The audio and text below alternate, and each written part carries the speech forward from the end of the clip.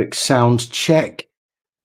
Hang on, why is there no picture coming up? And why can't... Oh, yeah, there we go. I can hear myself. Can you guys hear me okay? Let me know in the comments if you can hear me, please. I appreciate that. 5 by 5, lovely jubbly. I know we just done a sound check, but I just wanted to make sure that that was in StreamYard. I just wanted to make sure it was coming through on the tube as well.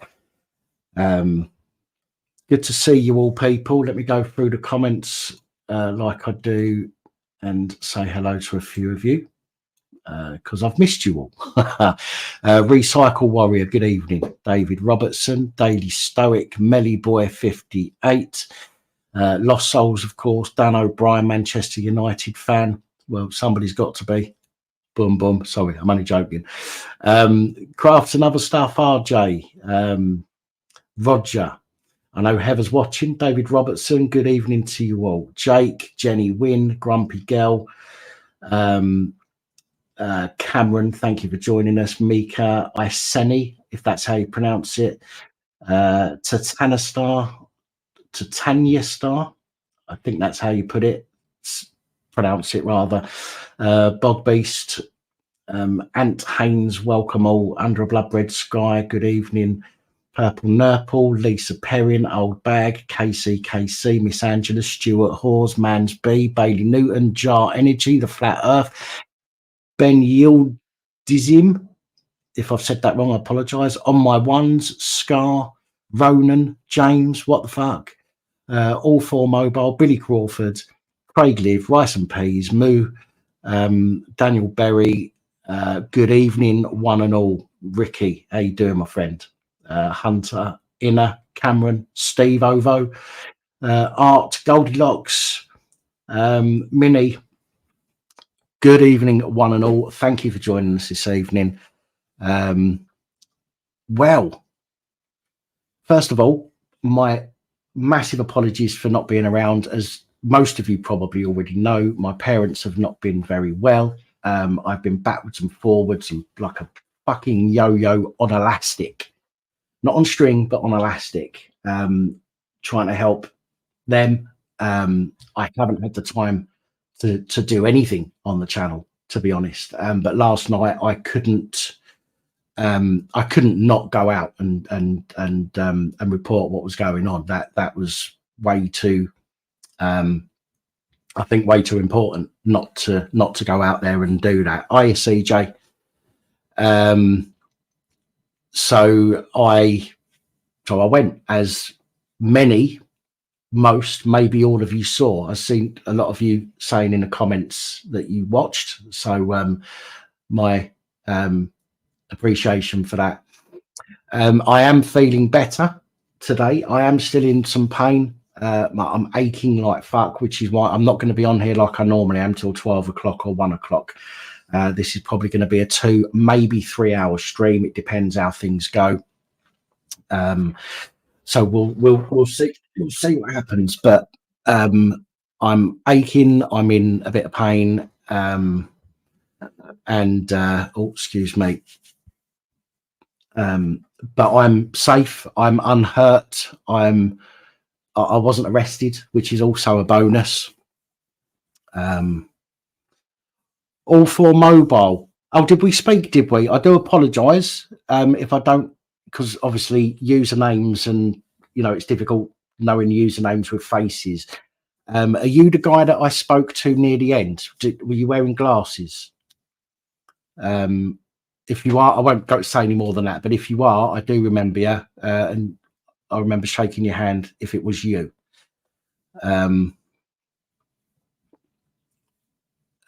If it wasn't you, then I apologise. I'm not sure, because I did meet a few people last night. There was definitely no Rohypnol in that water. Well, mind you, I did wake up with a achy ring piece. No, I didn't. I did not. Yeah, told me to go to the other side of Rice Lane. Yeah, you wear glasses. Yeah, I remember you. Yeah, thank you. It was nice to meet you too. Yeah, I mean, what the fuck? I mean, that was a mental one last night. I mean, I don't even know where to start. I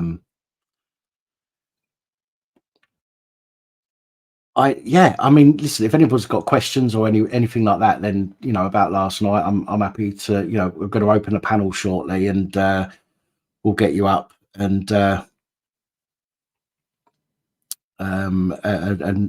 we'll talk, you know. But it was, yeah, I mean, that I got three times I thought I was going to get had over by the police.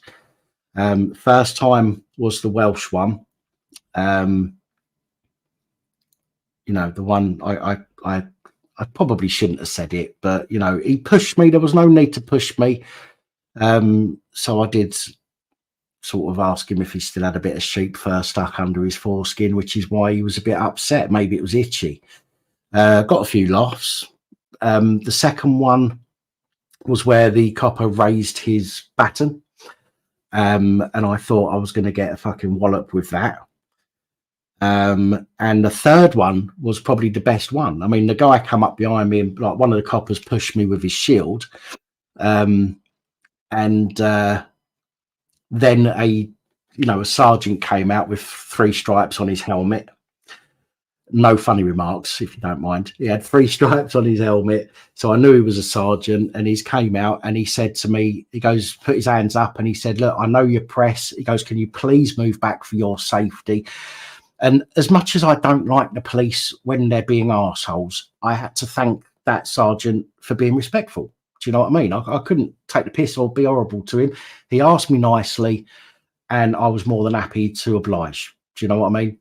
But when I'm standing there and I'm like, look, I'm not doing anything, I'm clearly just videoing, and get pushed around or threatened, that's when they're going to get some fucking shit back from me, you know? Yeah, that the library thing was unnecessary, completely unnecessary. The son of the guy who runs the library spoke out today to press and said that library is a place where a lot of the people that were protesting go. A lot of them go there. They have like I don't know, some like hobby clubs and shit like that. Do you know what I mean? And people burnt the place. I mean, thankfully, it didn't go completely up, but there's a few quid's worth of damage there. That's going to be closed for a while. So that was wrong. I certainly don't agree with that. And the absolute tit, who, if you heard me in the video, I said, "Lads, what are you doing with that? Is that going in the shop?" And he went, "Yeah." I went, "Don't be a dick. There's fucking kids up there." This was a lad who had a traffic cone, and he was dipping it into the fire that was burning in the road, trying to get some melted burning plastic on the end to take over and put in the shop. And just above the shop and to the left, there were children looking out the window with their parents. You know, I can't fucking abide by that. I can't. I wouldn't have anything ever to do with something like that. If that shop had have gone up, it's not just a case of rioting. Then you could be talking of you're talking of arson, you're talking of endangering life, you're talking potentially of murder. And as I said in the video, if I'd have seen flames in that shop when everybody moved away, I could not, in all conscience, walk away. I couldn't. I would have to try and put that out. I'm glad that it didn't go up, because I really wouldn't have wanted to do that, but I would have. There's no way I could have sat there and fucking, these people going, save our kids, whilst they're putting children in fucking danger. I mean, what is that about? The mentality of some people, not all, the mentality of some people is absolutely fucking ridiculous. Absolutely ridiculous. Yeah, I don't really know what else to say about that. My video's being shown in America. I didn't promote my video name enough. I didn't think of it. I wasn't there. I didn't go down there to be, oh, look at me, I'm reporting, come and check out my channel. Otherwise, I'd have said every 5 minutes, like, this, it's the Police Abuse and Powers channel. I knew other people would be streaming. I was just there to record what was happening, and you know, I got quite in the thick of it, I think, which was, and I couldn't say this 2 years ago, but now I can. It was quite hair raising at some points. But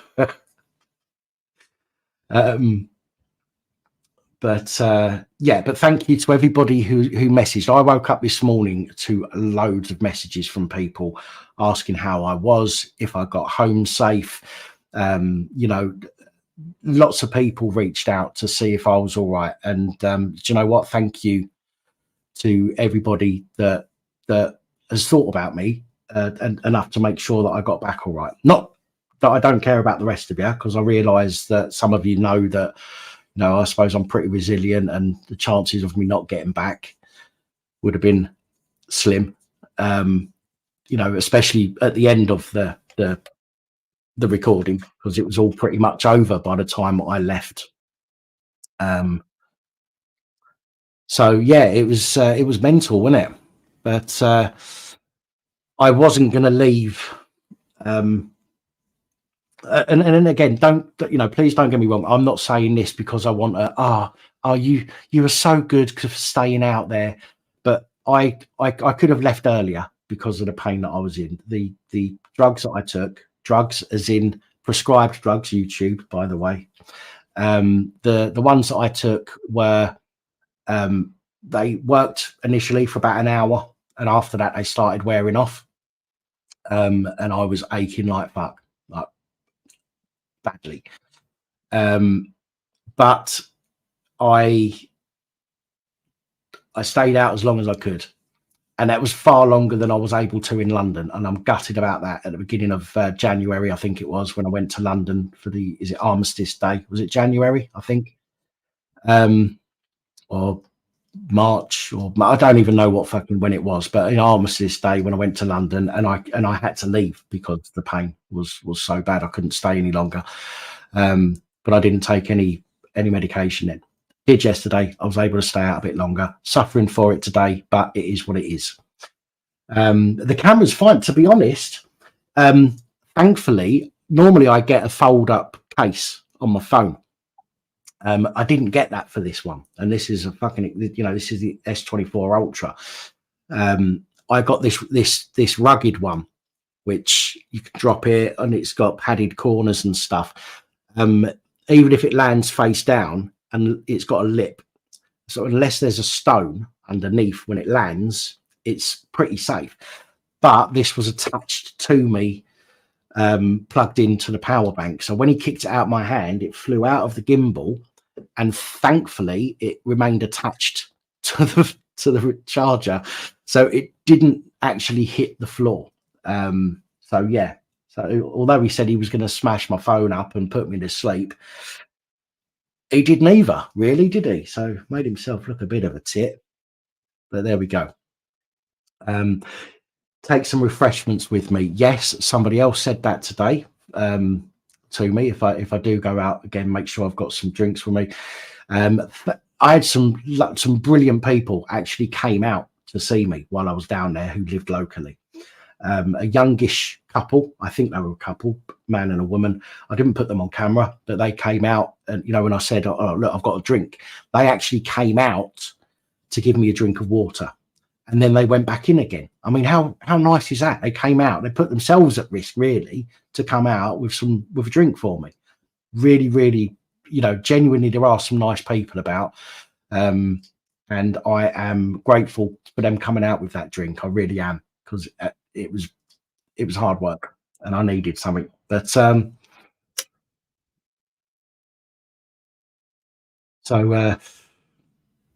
yes. Anyway, I am going to open a panel and get people on, because I'm sure people don't want to just hear me chatting with you know, nothing else. So if anybody wants to come on the panel, I don't know how many people do, but we'll try and rotate a little bit and get some people on. But I will get the link and copied and pop it in the chat. I do have, I think I said I've got 15 or 16 shorts that I've made from last night's video. They're all waiting for YouTube to decide whether to monetize them or not. And I've got two videos. Again, if you've watched the live, you'd have seen this anyway, but I've got 2 videos, the bit with the Welsh copper on his own, getting some abuse from me, and another one, which I will try and get up tomorrow. So people can see that. But anyway, let's get this link out there. Paste. I'll pin it to the top. There's the StreamYard link. Pin message. Right, so that's pinned. I do have Roger already in the back here. He's part of the furniture is Roger, so I'll bring Roger back up. And, good evening, mate. Welcome back. Thank you very much. Holly, are you coming up? Let us know if you are or not.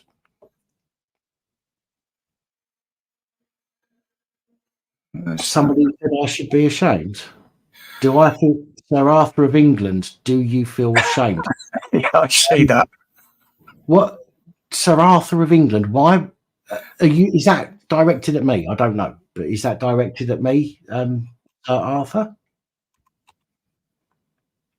The police are trying to do their jobs. You guys deciding to riot. I'm sorry. Excuse me, everybody. We've got 500 people watching. Did the 499 people of 499 of you see me rioting? Pretty sure I didn't. Maybe you should know what you're talking about before you come and try my people off, because you make yourself look a bit dumb. Okay, I'm just saying, you know.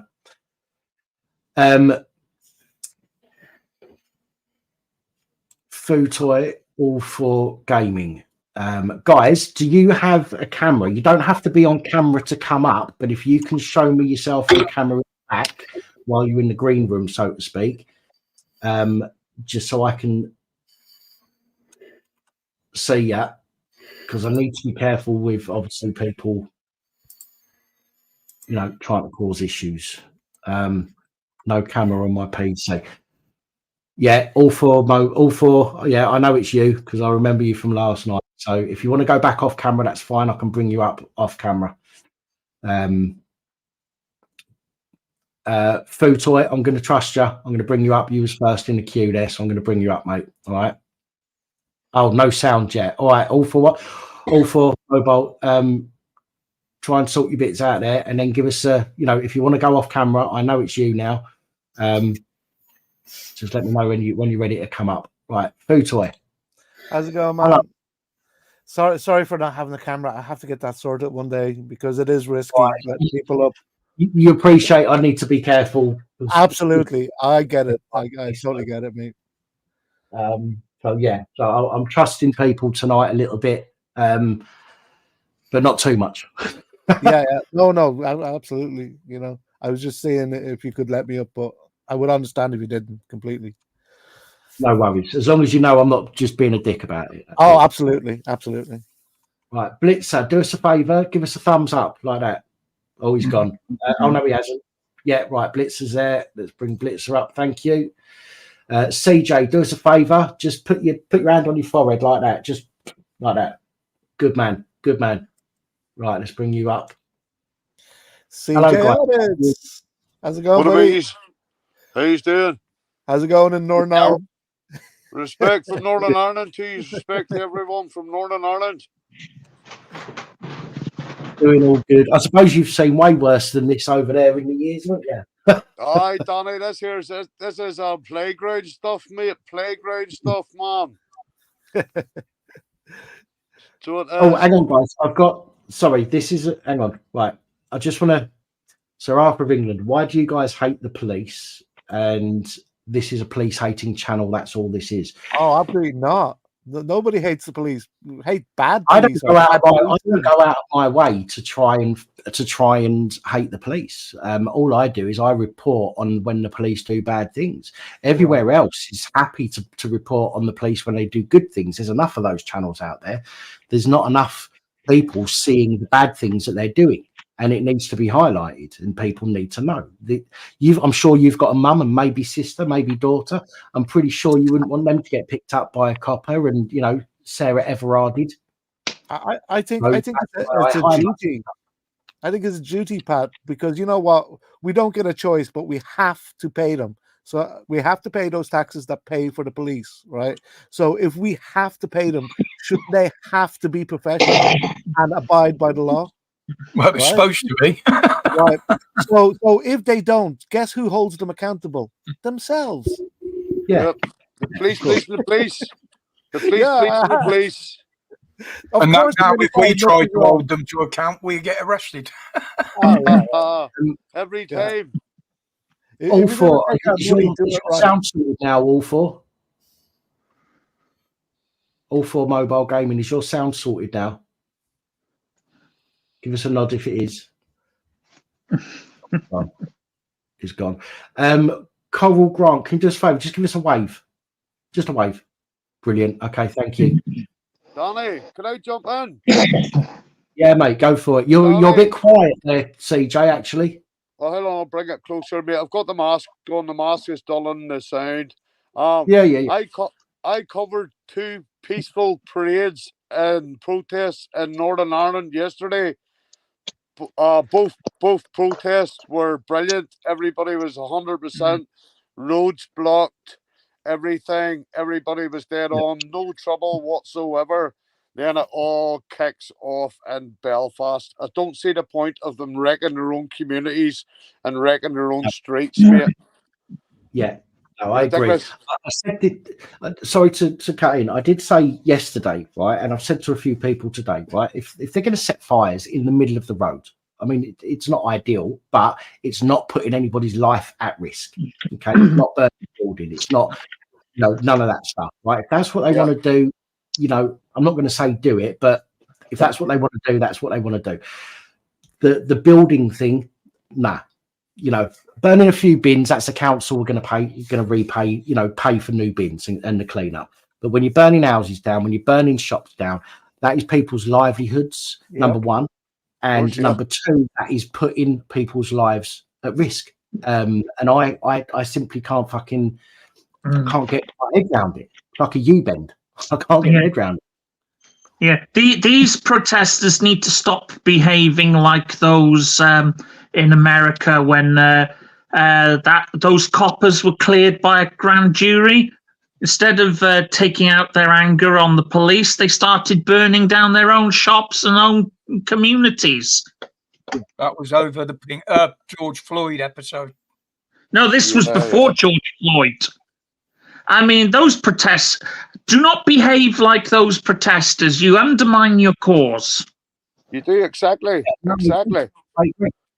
It takes. You on about the Rodney what's-her-name incident, the truck driver? It was Michael Brown or it was 10, 15 years ago, 10 years ago, I think. But you don't behave like that. I mean, even the protesters in Charlottesville didn't behave like those protesters and some of the protesters over here this past week. Well, I said when it kicked off in Southport, I can't remember who I said this to, but I told said to a few people, what that's doing is taking the attention away from what has happened to those poor little kids. Right? Exactly, Donny. It's overshadowing the actual what has fucking happened there. And that, to me, is out of order. Those kids need to be remembered. People don't want to be remembering. The parents don't want the death of their children to be remembered only because of the fucking riots and the fires and other people being hurt and stuff. Of course they don't want that. You wouldn't want that. You would want your children to be remembered rather than overshadowed by what's going on. I do get what a strange coincidence that when they were having a vigil in Southport that on Monday night, just after Keir Starmer left, that an ethnic minority man turned up with a blade. Right, let me clarify something, Blitzer. I said that on X, on Twitter, formerly known as Twitter. I put that out. I had a few people come to me and show me some information that says that it may not have been a ethnic minority man. Okay, it could. I've got a tan. I got asked last night if I was a Muslim, right? I mean, you know, my hair says I'm not a fucking Muslim, but I was asked if I was a Muslim. And I'm guessing that's because I'm quite dark at the moment. I've been spending a lot of time outside. The guy who turned up to the vigil with the knife, apparently, and I can't say 100% because I've not seen enough evidence, but I have seen enough evidence for me to say that I could be wrong about the guy being non-native. So I just want to put that out there. Fair enough. When the facts change, so should our opinions. But yeah, I just find it way too coincidental that anyone would turn up to a vigil for children who've been killed in a knife attack with a blade. It's almost as if it was a false flag operation. It seemed, well, it certainly kicked things off, didn't it? When people, all the media was saying it's the false information online that started this about the attacker being Muslim. No, it wasn't. It wasn't that started the riot in Southport. What started the riot in Southport was people hearing about somebody turning up with a knife and all assuming, like yourself, like me, so I've got to put my hands up to this, like many people, that he was a non-native. And I'll use that phrase for the moment anyway. But everybody assumed that was the case. I have to say, because I did say that publicly on X, I have to say that I've seen enough information for me to say I now cannot be 100% sure. Well, so that's the mainstream media. That's the mainstream media for us, as we know. Yeah. Also, Adam, do us a favour, Adam. Just touch your nose with your right hand for me.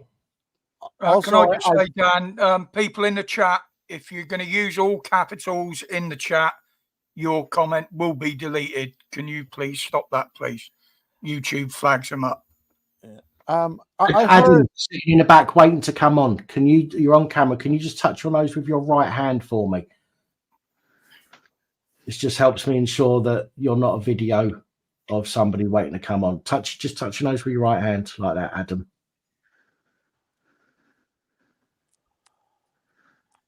No, okay. Moving on. I heard that the latest news is that he was born in England and he was Christian. But that's what's being spread about by the media and everything else. Again, I've also heard that the alleged killer, when he was in school, was carrying knives in and threatening to kill all the white students. And I also wonder about his parents, because they came from Rwanda.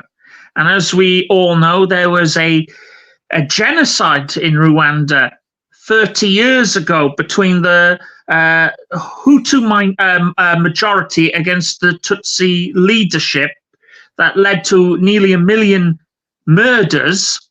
Did his parents have any involvement in the killing?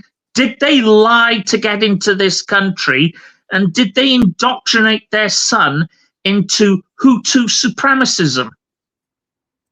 Well, that's an awful lot to chew on. As you know, things. That's an awful lot to digest. When I heard that the parents were Rwandan, I did think to myself, well, that's interesting. That's a bit of a coincidence, because Rwanda's supposed to be safe, isn't it? Rishi said Rwanda's safe and they're going to send people over there. And then all of a sudden, the Rwandan parents, a child of Rwandan people, is doing what he's doing, and I thought that was incredibly convenient. And notice how the media are posting pictures of him as a child, particularly one of him dressed up as Doctor Who when he was 11 years old, which is very ironic because the current Doctor Who is also a Rwandan refugee. They're doing it to try and push the mental health issue. Yeah, I said that. I said that as soon as they said that he had autism. Absolutely I said simple. that I know lots of people with autism, and I don't know a single one of them who's killed anyone, or even anywhere close to killing somebody. Like I'm going through a bit of a mental dilemma at the moment, like because I'm not racist. I'm not against anybody. I don't care what religion or whatever you are. I don't really care. I only care what you do, not what you are, right? So, but I'm going through a dilemma at the moment because when was the last time in England, France, or Ireland there was little girls stabbed, right? Not in my memory. But then this is the dilemma I'm going through, is that in France, a guy, they said he had mental issues, stabbed some kids in a playground, right? That's France. Mental issues, same situation. Then in Ireland, a school teacher with a couple of little girls was stabbed by a guy who was in Ireland for 20 years, right? Mental and now illegally in Ireland for 20 years. They said mental issues, yes. And now in England, girls, it's the same story. It's the same story repeated in 3 different countries, right? And this has not happened before in Europe. So I'm trying not to put to class people in a certain way. But why is it that it's people from immigrant origins that are doing this? It's as if that. It's as if I'm trying. But please hear me out. I'm trying not to be against anybody. You know what I mean? It's as if white children are being deliberately targeted to tip the demographic scales faster. Well, you know what? I need to be. What's the word they use? As impartial as I can be. Okay. Absolutely. You had, yes, children are being stabbed, but it's not just people from foreign places or have foreign heritage that are doing that. We still have people in this country, like, was it Ian Huntley? Is that his name? With the schoolgirls? Yeah. Well, there are white people, British people that are doing this stuff as well. So I've got to be, no question. Yeah. Fair enough. See, I'm trying to. But there does seem to be a spike at the moment in a certain demographic doing certain things. So, I have to say that much at least. Yeah. It ain't right. People are not going to put up with it. That's what the riots are about, right? Everybody has their theories, like it's a protest, and then there's some young lads who decided to turn it into a riot, whatever. There's those theories, but it doesn't matter. Everybody sees this as a national emergency, is on edge. It's the most horrendous thing that can happen, right? So of course people are going to be angry. So the government say it's mental health issues for all 3 situations, right? So we all know that the government don't have a good handle on mental health, on providing care for mental health, right? A lot of people most people complain about it, right? That it ain't good. So does that mean it's going to happen again on the mental health front because they're not really, able to cope with mental health issues?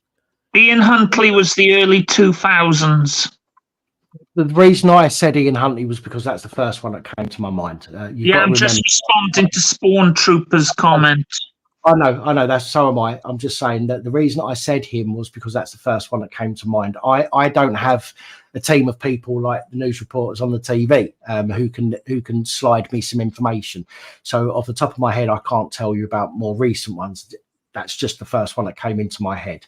But my point still remains. There are still people that are doing it who are British, white British citizens who are still doing things like that, is what because my point white British is still, for the moment anyway, the majority of the people in this country. So of course, white people are going to top those lists.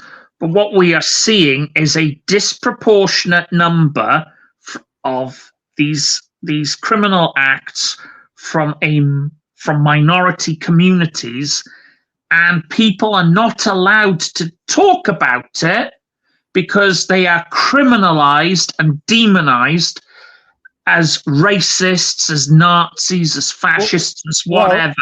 And what they are doing through this is they're actually stripping the concept of racism and fascism of its power to frighten and shock people. And they're actually counterproductively turning these into anti-establishment virtues. They're turning racists and fascists and Nazis into anti-heroes. That's what was so retarded about Keir Starmer's speech. And as for Yvette Cooper, I've seen the comparison of her denouncing what happened in Leeds and her denouncing what has happened recently. And in the second video, her voice is exaggerated, her facial features are exaggerated. It's as if she's putting on an act, a deliberate act that she didn't on the first one.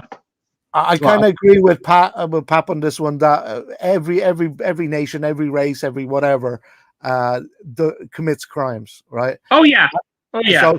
So you can't blame it on a certain. I'm not blaming it on exclusively on any ethnic group or any demographic. I'm just saying these are the patterns. These are the raw data. We should take notice of it. We shouldn't make it the be all and end all, but we shouldn't ignore it either.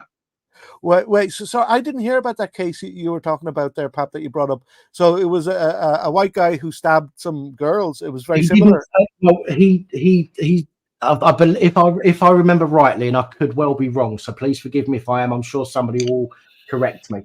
But I believe he worked at the school as a caretaker or something, janitor. Okay. And he kidnapped two. I think it was two young schoolgirls, and ended up killing them. I can't remember how he killed them. He may well have strangled them. I cannot remember, and I can't remember the girls' names either, which I wish I could. Holly and Jessica. Holly and Jessica. Right. Thank you. But my point was that there are people out there that are doing this. Maybe not stabbing other people as such. Like for example, people are saying at the moment this was a foreign person stabbing English people. There may be less English people stabbing foreign people. I don't know because I don't have the details. But my main point is that there is still people in this country. There are still white people who are killing other people and children. Yeah, of course. Yeah, no one's arguing that. Don't you see the similarities between France, Ireland, and England? Those three incidents. It's like. Can I just? I've got Mike in the back here. He said in a private chat, former officer. Now, I don't want people to start being, nasty or anything like that. Okay, we've all got a past. I want to hear Mike out. So I'm going to bring him up, and I want to hear Mike out if that's all right, guys. All right. Sure, absolutely. Wow. Yeah. Hello, Mike. Salute, gentlemen. I'm from the United States. So I was just listening in. You're an American officer. Yeah. Well, I'm Sicilian, but I grew up in New York City, and then now I live in Virginia. Which I was an officer in Virginia. Right. My family was NYPD, so I have a lot of police in my family, and it's a wild time right now. So any questions you have, I'm approaching 50, so I've been around for a while, but it's the things that are happening in United Kingdom. It's very sad to me because I love the British people. I do. I'm not saying this to kiss anybody's tail. It just, Virginia is very rich in British history, And, you can say ass on air, Mike. We don't give a fuck. I guess I have like more manners now. As I get older, I have more manners. But Mike, on behalf of King Charles III, I just want to remind you that there's a few taxes due. We haven't said long live the king in a long time. You guys had queens for a long time, bro. This is the first time I had a king like back before. What was it? Philip? Was it Philip that he gave up his crown? Who was it? I can't remember who it was. I'm not sure. I can't remember. Edward. Yeah. Edward. Is it? Apparently, King Charles God bless him, God save the king. Apparently he's got some health issues, so you might have William as the king soon. No, it'll be Harry. According to Nostradamus, it's going to be Harry. No. Harry's a moron. No, it would be William. It would be. Well, William. let's hope it's not Andrew. Andrew, yeah, the outcast, right? Yeah. Oh, he'll be the king of Nostradamus is. Yo, Epstein. Yo, Andrew will be the king of Epstein Island. That's who'll be the king. Yeah. Have a little crown with condoms on it. No, but working in law enforcement, it's different, and law enforcement, over in the UK, everybody here is in the UK except for me, right? Everybody's United Kingdom. Yeah, pretty much, yeah. So you have the unarmed police and you have the armed police. So you have the two versions, like MOD, and then you have the regular police. And I can tell you this, as a former police officer, I would never wear a badge without having a gun on me, ever, because you're a target. They're going to target you. They're going to come after you. You're the first line of defense. So when I worked as an officer, I worked back in the early and the mid 90s, almost into 2000. So there was no body cams. And there was no tasers. So you had a gun, you had pepper spray or mace. We had mace. And then you had your baton. Before that was the PR-24, which was the stick with the handle on it. And then you had these two fists. You had to use fists to fight. And I carried 2 pairs of cuffs. Some guys would carry 1 pair of cuffs. I always carried 2 because I always got into the shit. I always got into the fighting. Because I'm a bigger guy. So I'm skinnier now, but I'm 6'3". At the time, I'm 6'3", 240. A bigger guy, But people would try to fight us. It was the craziest thing I've ever seen. And it was just like why would you actually punch a cop in the face that's in full uniform that's twice your size? It's the craziest thing I've ever seen. And crazy people. It didn't go well for them. Let's just say that. What I see with the migrant crisis is that because I'm a migrant, I'm Sicilian, we're Italian, we're only second generation. So we come in and we vet ourselves, we get jobs, we work to open businesses, we work in corporations, but like the migrants coming in now, they're getting everything for free is what I'm trying to say. Like they come in, they're illegal and they get a free hotel room, right? They get prepaid cards with money on them. They're giving $5 grand to migrants over here in America. And we're trying to pay our rent, and they're not even working. So, Mike, it's exactly the same here. And this is why a lot of people, this what's going on over here at the moment with the riots and the disorder isn't just about what's happened to these poor children that got killed recently. This is a build-up of a lot of things. This is a build-up of the cost of living going through the roof. Corporations, as interest rates go down, corporations are keeping their prices high, for profit, and we're pissed off with that. We're pissed off with people who, as you've just rightly said, who are coming to a country. Not all of them, so I want to make that clear. But we're pissed off with a lot of people coming to a country simply to. The only real word I can think of is pillage, right? The resources of the country. That to me is what they're doing. They're coming over. They're being given money. They're being paid to come here. Ultimately, they're not being paid to live. They're being paid to come here. Is the way that I'm seeing it. Therefore, more people are going to come when they see that they can get all of this free stuff. It's like if there's a glitch on a web. Let's say there's a glitch on a website, okay, and you put something in your basket and there's a glitch. It says it's £100, but you're getting it for £1. Every fucker's going to go for it, and they're going to try and get it even if they don't need it. It's the same thing, right? Like this glitch going on over here where we're literally giving stuff away, and people want to abuse that. Not all people, because there are people that come over, as you've rightly said, Mike. You went to America as a migrant, I suppose, and it works. You've got a job. You're contributing to the society that you now live in, and that's good. I don't think people have got an issue with that generally. Okay, I certainly haven't, because if we had a problem with all of that, then we'd have our NHS would be on its knees, and we'd have many other industries that are on its knees. So people who are coming over, working, putting the time and effort into making a better life for themselves and the communities that they live in, fair play.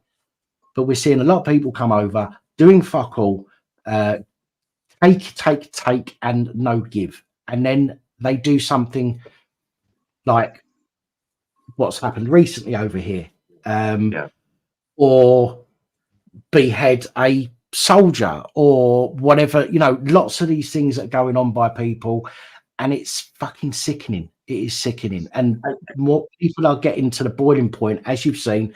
I don't even think this is it. I think this is simmer still. I think we're on simmer rather than boil at the moment.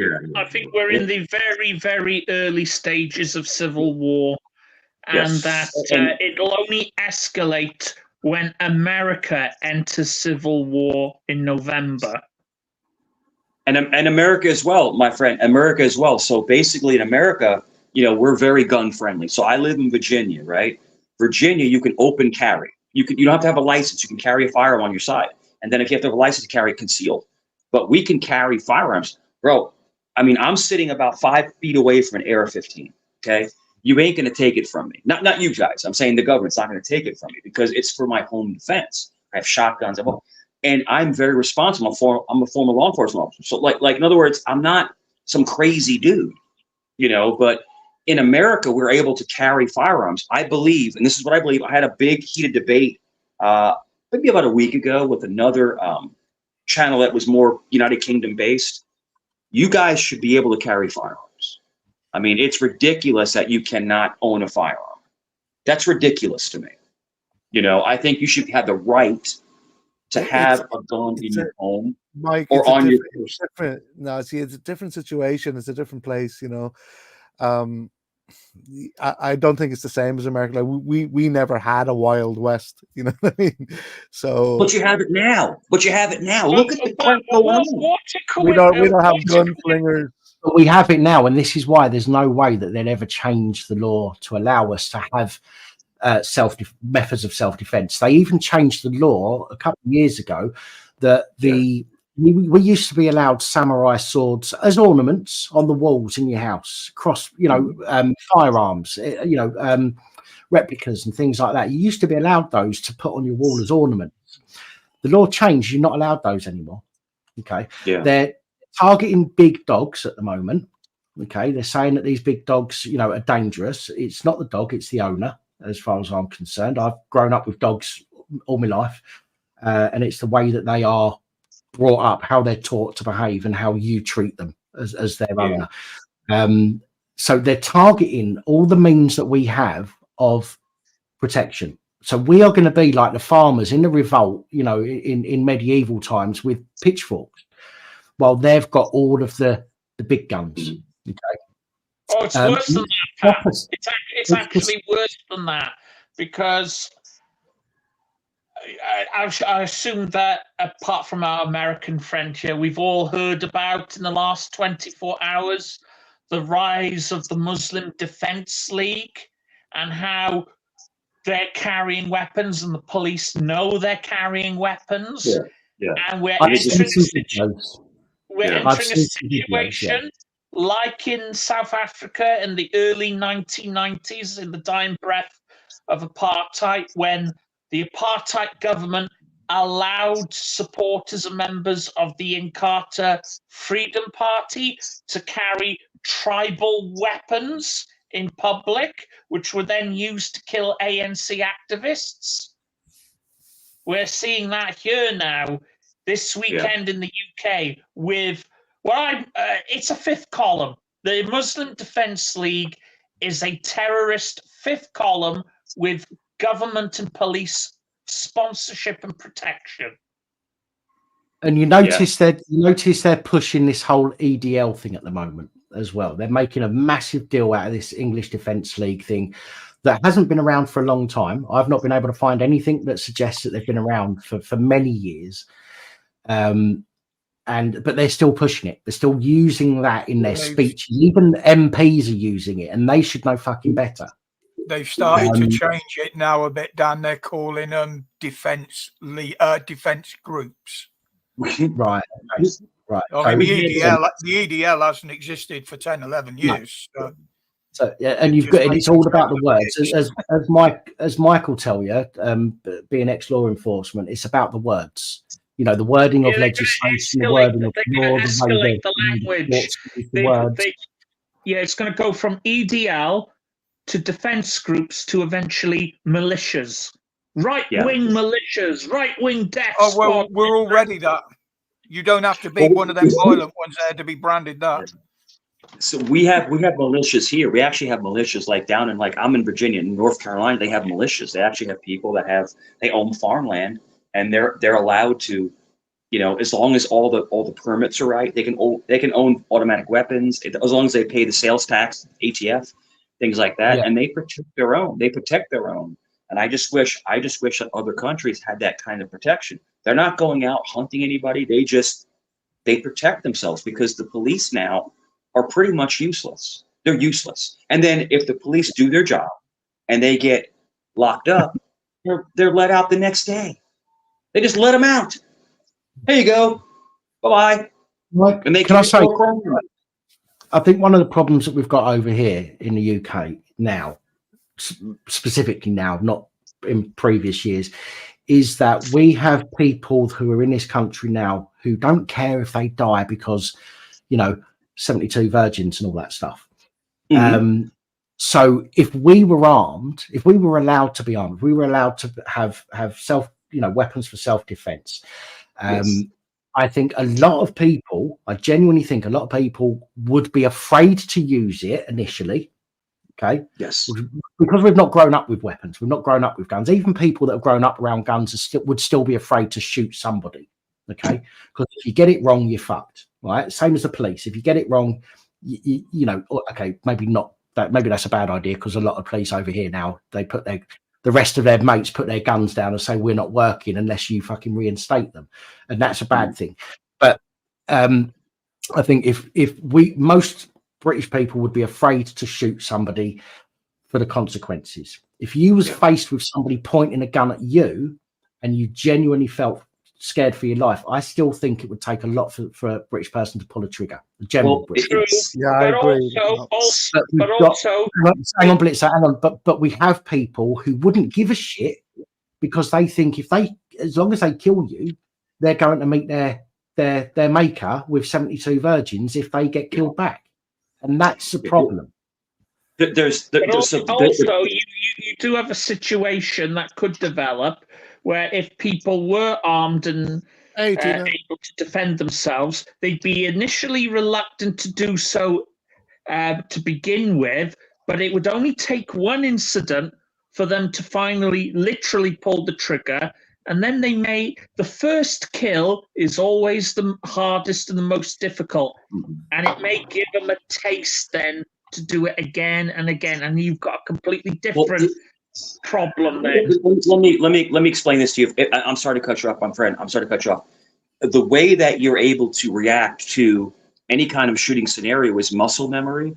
So in other words, and I've been in those situations, when you're in those situations, you're not thinking, you're just reacting. That makes sense to you.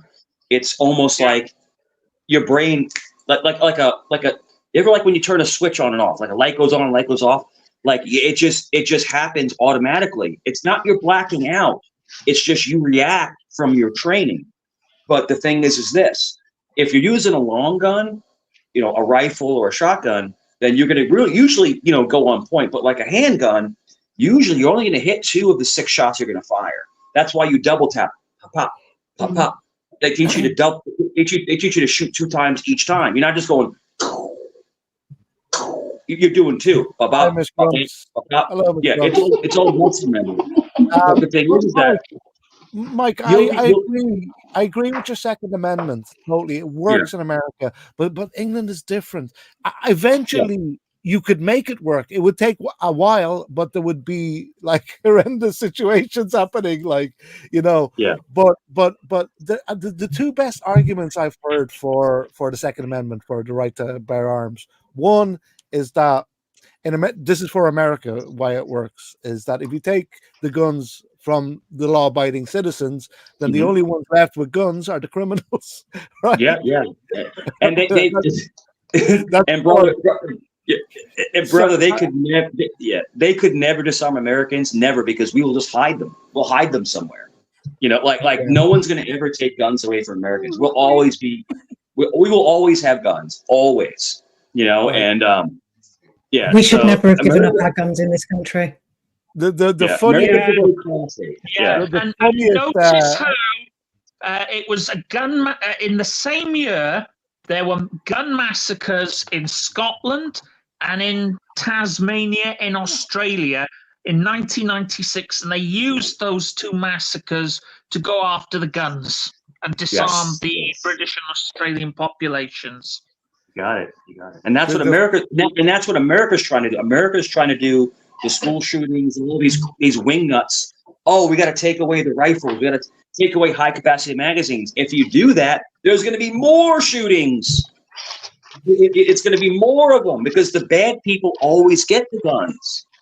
Yo, I can go right. Let me tell you something. So I was on the gun task force when I worked for the city. The gun task force. So in other words, I was younger and I grew a beard and I looked like some dirty guy from the street, right? And I would buy guns from guys. They would sell guns. They would sell all kinds of stolen guns, and then you would get them. So what I'm trying to say is this: if they take guns away from law-abiding people, the criminals are still going to get them illegally. That's all I'm trying to say. And ladies, Mike, I was on a panel once, an American panel, and somebody asked the guy. He says, "Why are you so adamant in owning guns, and having guns, and having the right to have guns?" And I swear to God, the guy was totally serious. He said to him, "How else can I shoot somebody who breaks into my house?" Yeah, he's got a fair point. So the criminals, somebody said it in the chat, criminals don't pay licensings for guns. Unreasonable. Absolutely. Whenever I hear the phrase gun control, I automatically think of that RoboCop mini-series 20 years ago where they had a zero fatality, no shooting policy, and then towards the end of the propaganda ad, they had a list of all the cops who had been killed, presumably by criminals with guns. And it's funny because the thing is that every state has different kind of stand your ground rules. You heard of stand your ground or two-party state. So in Virginia, it's a commonwealth. So a commonwealth is difficult. So a commonwealth can prosecute somebody without a victim. It's a weird paradigm, right? So in other words, if someone if someone came through my door right now, I'm just giving you a hypothetical situation, and I have my firearm, I have to give them a way to retreat. I can't just pop off at them. I can't just and drop them because I have to give them get out of here. Get out of here. I have to give them a way to retreat out. Even though they just broke in, even if they're armed, you have to give them a way to retreat. So but like places like Texas, you can just pop them on site. So the states have different regulations and rules. So you have to be careful. If you're a firearm owner, you have to be careful how you conduct what's going on. I only had someone break in my house one time, just once. This is before I was an officer. I was 19 years old. And, I had a shotgun because at that time you can't own a firearm, but at 18, you can own a shotgun. You're allowed to own a shotgun at 18. And the person did run out the door. They ran out the door. But if I would have K-worded somebody, I would have been in jail because I didn't give them a chance to escape. You have to give them so the law is anything monetary, like your car or like your TV, it's not justified to take a life. In other words, it's monetary. The only way you can take a life if somebody's adamantly trying to K-word you. So the law is very, very, very convoluted. That's what I'm trying to say. So, I can understand the confusion in the law, but I've seen cases, I've been in court, and I've seen people get dismissed over K-wording somebody, and I've seen people get 10 years. it's the craziest thing I've ever seen. So the justice system is. We had one over here, Mike. It was a very famous case. A guy caught two people breaking into his house. They were both armed with blades, I believe. Yeah. He feared for his life, so he took them out. Yeah. And he ended up in court, and I believe, if I remember right, he did some time in prison for it as well, for defending. Yeah, he did 2 time. It was, I think, reduced on appeal. Tony Martin, that was it. Yeah, and the saddest thing of all from that case was that this wasn't the first time that these pair of people had broken into his property. He'd contacted the police about it. Police didn't want to know, so he had to take matters into their own hands. Then the police were interested, but they were more interested in throwing the book at him. And when Tony Martin did come out of prison, he became a member of the British National Party. Yo, there was a story. This is years ago, right? I can't reference to give you the exact example, but there was a story years and years ago, probably back in like the early 2000s. A guy broke into a house and fell through a skylight. Up on top, and he injured himself and then sued the homeowner and won. What the fuck? That's like, happened what? over here as well, Mike. It's happened over here. Yeah. Good. Like glass or barbed wire, razor wire on top of your wall or anything like that. You can be sued for injuring the person that broke in. That's bloody ridiculous. Yeah, I heard a crazy thing like that. I heard that if you have a sign that says "Beware of dogs" and somebody breaks in, your dog attacks them, it proves that your dogs were vicious to begin with. Oh, wow, really? I don't know if it's really. I just heard it. I don't know how accurate it is, but do you know what? I wouldn't be surprised. I would not be surprised if it was true. Yo, the canine. So my friend, one of my person I work with had a canine, had a Belgian Manoir. Yo, that dog will rip your arm off. It's crazy. Like those dogs, even though they're only like 90, 100 pounds, that dog can drag you around the freaking room. Yo, those dogs are strong, and their grip, like bite onto your arm. I mean, you're done. You're done. But yeah, the canine officers are awesome, man. They're cool as hell, man. They really are, and they live with the dog. They take the dog home. The dog lives with them and stuff like that. But I was never canine, but my friend was canine, and the dog always liked me. He always liked me.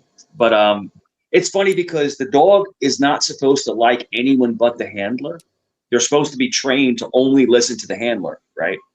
But the dog would always like come up to me and I pet him. He's like, stop messing with my dog, because it messes up their training. That's all it is. But yeah, those dogs are no joke, man. They let them loose. You ever see them pull people out of car windows? Yo. Yeah, that's cool. Can I speak?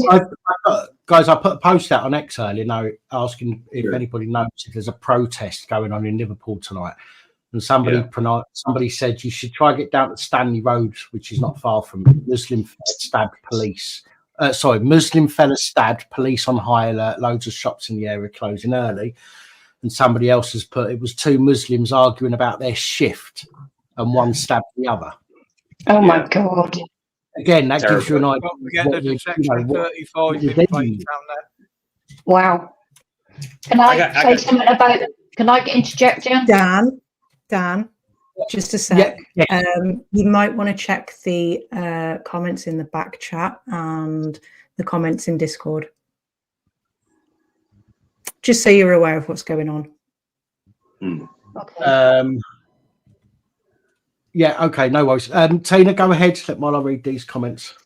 Gentlemen and ladies in the panel, I'm a Buddhist, so I don't believe in violence in that sense. However, the 10% of me being Buddhist, after that, 90% Buddhist, 10% bitch. If someone comes at me, I'm going to do whatever it takes to protect me, my family, my friends. That's how it's going to go. America has gun laws. Am I correct? A lot of gun laws to get a gun. You've got to get licenses, you've got to get checks done, etc. I would say 95% of Americans are responsible for their weapons. I don't see why they should try and take that right away. It's a big country. The police can't be there all the time. Not like England. We're tiny compared to the United States. We're compacted. There are 68 million people living in the United Kingdom, and we're a tiny little island the size of Illinois, I think it is. So the gun laws here. Sorry, no, it's 68. The gun laws here was basically withdrawn after the massive shooting of a children's school in Dunblane. That is why they changed the laws. It doesn't stop you getting a gun. You can apply for it. You have to have a mental health check, a GP sign off. You have to have a police check, a background check, and you have to keep the gun safe at a gun shooting gallery or whatever. Never keep it in your house. Those are the rules. And there are a lot of gun owners in the UK, especially farmers. Yeah, farmers have the right to shoot a dog that's annoying their flock. They have the right to shoot it. Yeah. So that's what the gun laws were for. But to have what I think is going on, it's political. I think race is being pushed against race. The problem we have, there's a lot of people coming here that are not British, that are not coming here through the legal path. It's causing conflict. I think governments have a lot to do with this. They're winding people up. They're winding people up to a pitch. Take up arms, take up arms. They want us to shoot each other. They want us to stab each other because they don't have to do it. It's a way of control in sorting out that type of person. I respect everyone who apply. I used to have guns myself.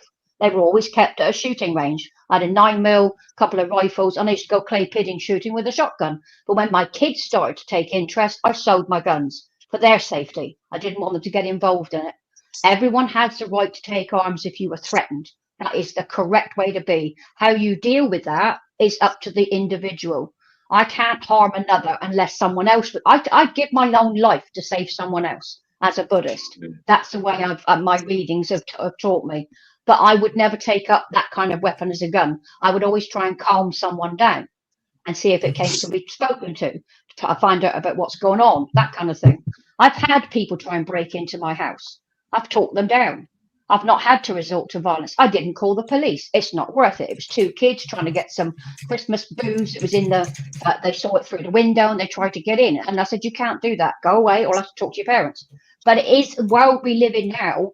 I think politics has a large play in this. They are making people go against each other. They don't care if we kill ourselves. They really don't. And that's what they want. So if you have gun rights in your country, fight for it. I just need to make two comments. First of all, you talk about 9mm. I've heard Simon, God bless the UK, has a 9mm. 10 when he's excited. I've done 10. That's quick. That's quick. And the other one. So. Secondly, Trooper. If you are still watching, I did just put a comment into Discord, but I think you've left. Lost Souls Paranormal was not saying that you were a weirdo. She was saying that me have to be cautious letting people on who can't activate their camera, because I myself cannot confirm if they're a real person or a weirdo, for which we've had many who wants to come on and try and destroy the channel by porn bombing or gore bombing. So it's not Holly, and Holly wasn't calling you a weird, and I'm not speaking for you, by the way, Holly, I'm just saying she wasn't calling you a weirdo. She was just saying that you could be one of the kind of weirdos that try and take our channel down, and I cannot clarify or confirm that you're a real person if you can't put your camera on. So my choice, not hers. She's just doing what I've asked her to do. So I apologize if you're upset about that, but that's the long and short of it. And if it's any consolation, I'm a weirdo. We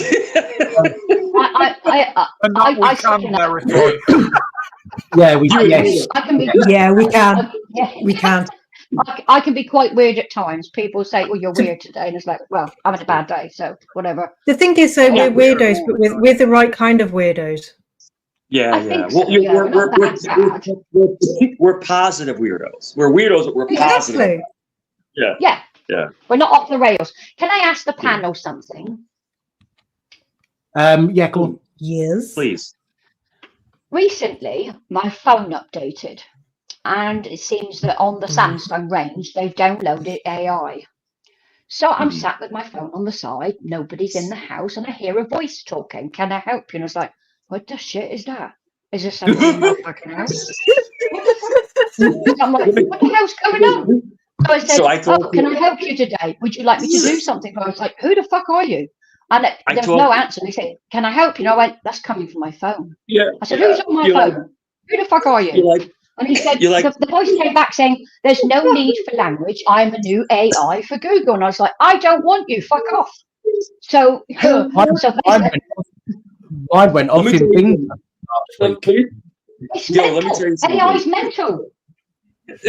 I'm telling you this right now. My son, one of my sons is active duty, and he's high up. He's special operations, and he's like, Dad. He's like, and he's a grown man. He's like 25 years old. He's like, because I'm old, and he's like, this AI stuff is crazy, Dad. It's crazy. It's like it'll just start talking out of nowhere. It's like, what is this? It's like, it just comes out of nowhere, and it's like, and Elon Musk warned us. He warned us about AI. AI is going to be the downfall of human communication. If you can understand what I'm trying to say, is like when we so if we, like all of us on panel, if we communicate, we talk, we commiserate, we goods and bads and so. But like AI is going to be basically going to push out human interaction, and that's what Elon Musk was saying. And it's about removing emotions. There's no emotion. AI learns from what it's given. Okay, so it gets information to learn from. If AI is fed all far left stuff, it will be fucking terrible. If it's fed all far right stuff, it will be fucking terrible. They will not give it equal amount of stuff to learn from. It is already on the left side of the spectrum that it's learning from. And that's, you have to have something that's gonna become part of everyday life. You have to have something that can understand both sides, not just one side. I live in Virginia Beach, which is a very wealthy area. I live near the oceanfront. Nice. It was the first time I actually saw a cyber truck. You know what I'm talking about? The Tesla cyber truck. We've got a live one. We've got a live one. I actually saw one. I've never seen a cyber truck in person. The looks of a tank, and it's like bulletproof. I've never seen one, and I'm like, holy crap! It looked like a tank, but yeah, I saw a Tesla Cybertruck. I was like, whoa, yeah. Sorry guys, I just Trooper. Can you just do us a favour on your camera? I don't need to see your face. Okay, just put your hand in front of your camera and give me a two. Yeah, well, I was going to say 2-finger salute, but a finger salute. Yeah, okay. I'm going to bring you up. Can I turn my camera off now? You can turn your camera off now, yeah. Right. First of all, I'd just like to reverse the statement. Being called weirdo, actually, thinking about it, that's actually quite a compliment. So, hugs to you. Yep. Just to Mike, thanks for your service, big man. I'm former Armed Forces Reserves, and I just want to point something out. You have to remember that the United States and UK have two complete different lifestyles.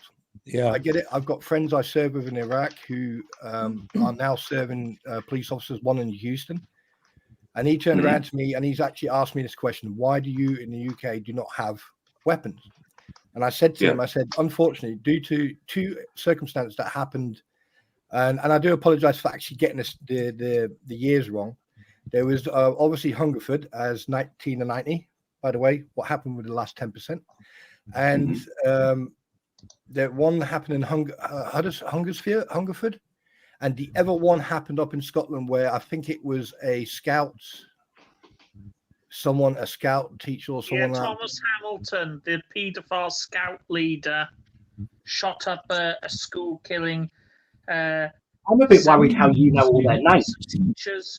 It was Andy Murray's primary school as well. Yeah, and basically that was the reason why the UK then government then said, right, That's it. No more weapons. And now you need a Section 5 firearms certificate. You need to go through certain psychological tests, and obviously they need to do a background check on you. And that's just to get a shotgun, because there is a ground law in this country where every single individual person is entitled to have a shotgun. However, you still need to go through that what do you call it, that background check and everything. It's quite harsh. The evaluation. So when I went through, I'm sorry to cut you off, brother. When I went through, you actually had 2 psych tests. You had one in the beginning and you had one after they interviewed. So in other words, when I went through in the 90s, they would actually come out and they would interview your family. They would interview your neighbors. They would interview your ex jobs you worked. They would, in other words, they're trying to gauge, is this person okay with this authority? Now, brother, now with police, they don't do any of that. They just give you a blood test, one psych test, and then here's your badge. Right. So it's sorry. No, sorry. It's the water. You're good. It's making it a little bit laggy, so you crack on. And in New York City, and then like when my father, like in New York City, you have to, like, to be a police officer in New York City, you have to have a 2-year degree in college. Like, you have to be vetted. You have to be, you have to do. And so what I'm trying to say is that policing now, like the standards, because it's so hard to get people to want to be cops now, the standards have dropped. And that's why you see so many overweight, fat. Bro, when I was a cop, bro, I was like Adonis, bro. I'm like 6'3", 235, football player. Like no one's messing with me. You know what I'm saying? I'm like, look at this dude. You know what I'm saying? And but no, like now it's just like the standards have dropped so low. But I do think.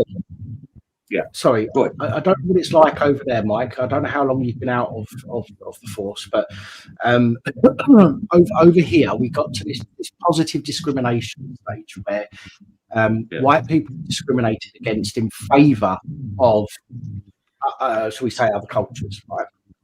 Now I've got no issue. I've got no issue with other cultures doing jobs. That's doing jobs. That's great. Right? If you can do the job, then fine. If you are capable of doing the job that you've applied for or been given, then absolutely no problem with that whatsoever. But the positive discrimination over here means that in some cases the fitness test has been relaxed for certain people. So the fitness test, there's no single bar anymore that you have to pass. There's one for us, there's one for other people.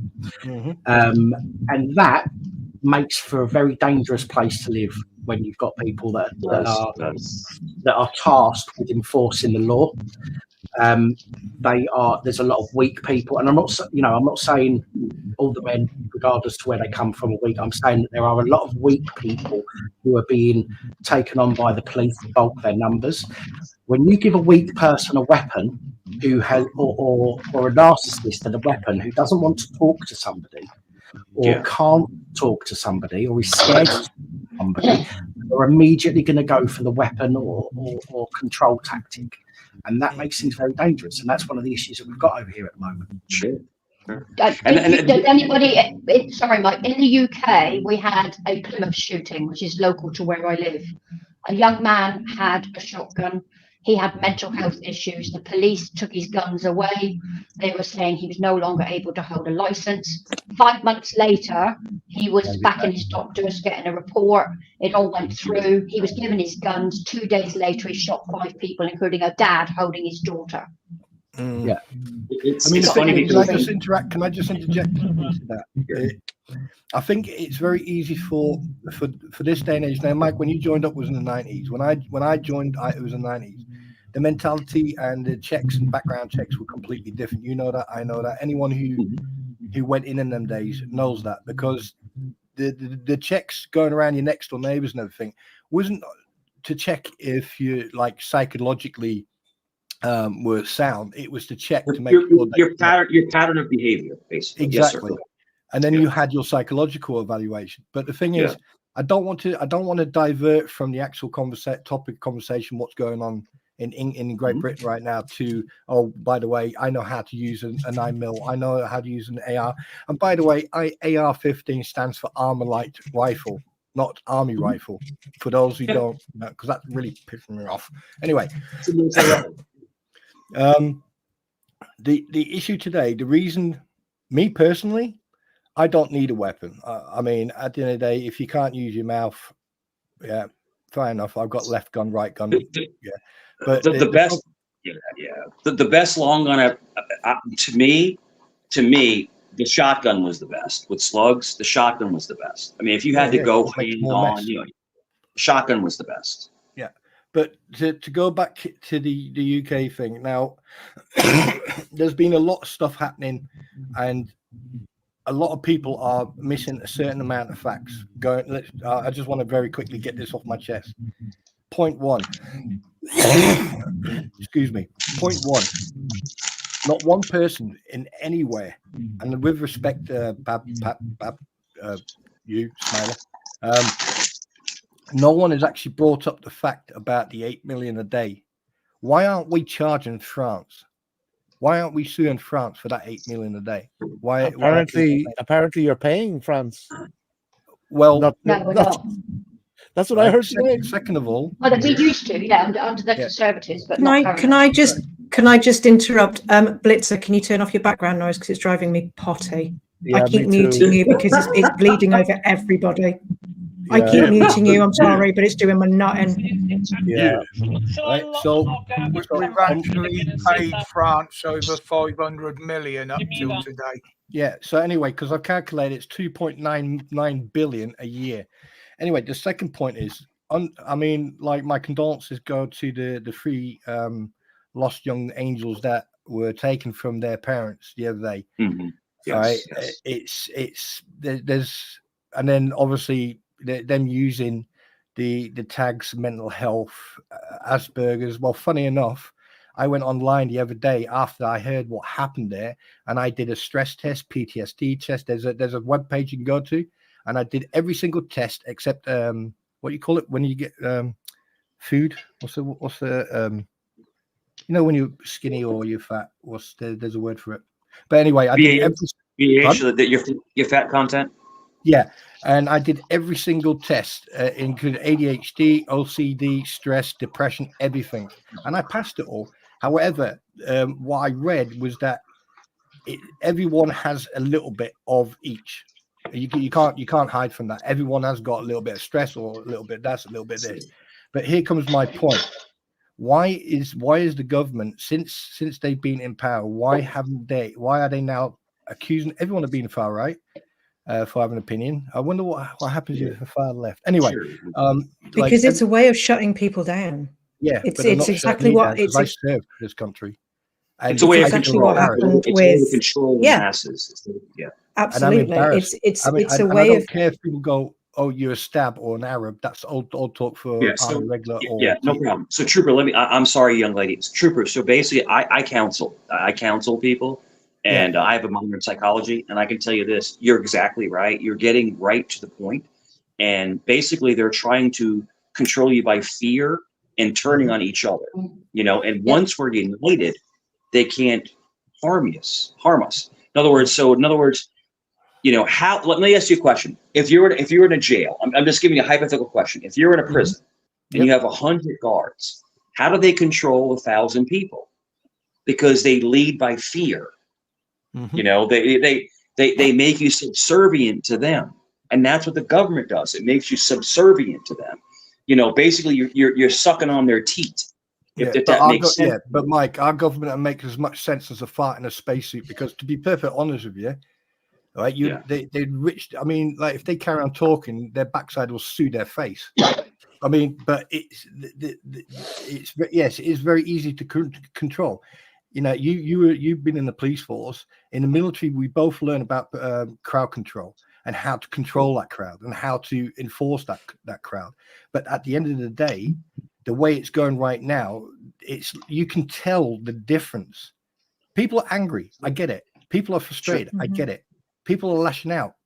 That's a natural response. But what I can't understand, you can see it like if it's black and white, pardon the expression. Hope no one's offended, right? You can see the it like biggest black and white. Okay, you've got one type of treatment on one side and another treatment on the other side. And it's now because obviously this day and age, you've got video recorders, you've got mobile phones and everything. All that stuff's coming online, and you're actually seeing the raw truth. And then you hear that numbnut say something that makes no sense. Let me ask you a question. Sorry. Let's just say it earlier on. We're going to end up in a civil war. Okay? We already are.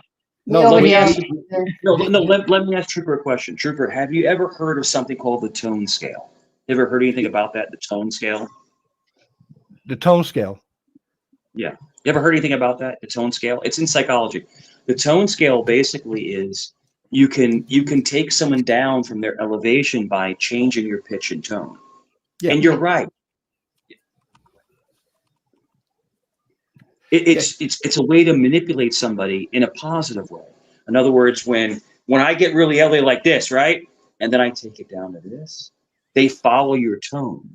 So it's almost like when the sheepdog leads the sheep into the pen. It's a strange analogy, but what I'm trying to say is that if there are more positive people that can take people down from their aggression, then people will calm down. They'll calm down. But the thing now is that with like media and everything on the internet, they want to make everybody elevate. They want to make everybody pissed off. They want to make everybody angry, you know, because chaos sells, right? Doesn't chaos sell?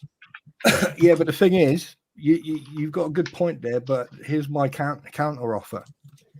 When you poke and poke and poke and poke and poke, and everyone can see, everyone who can do something about it can do something, stop it, but the poking carries on, and then suddenly something like what happened in Stockport happens.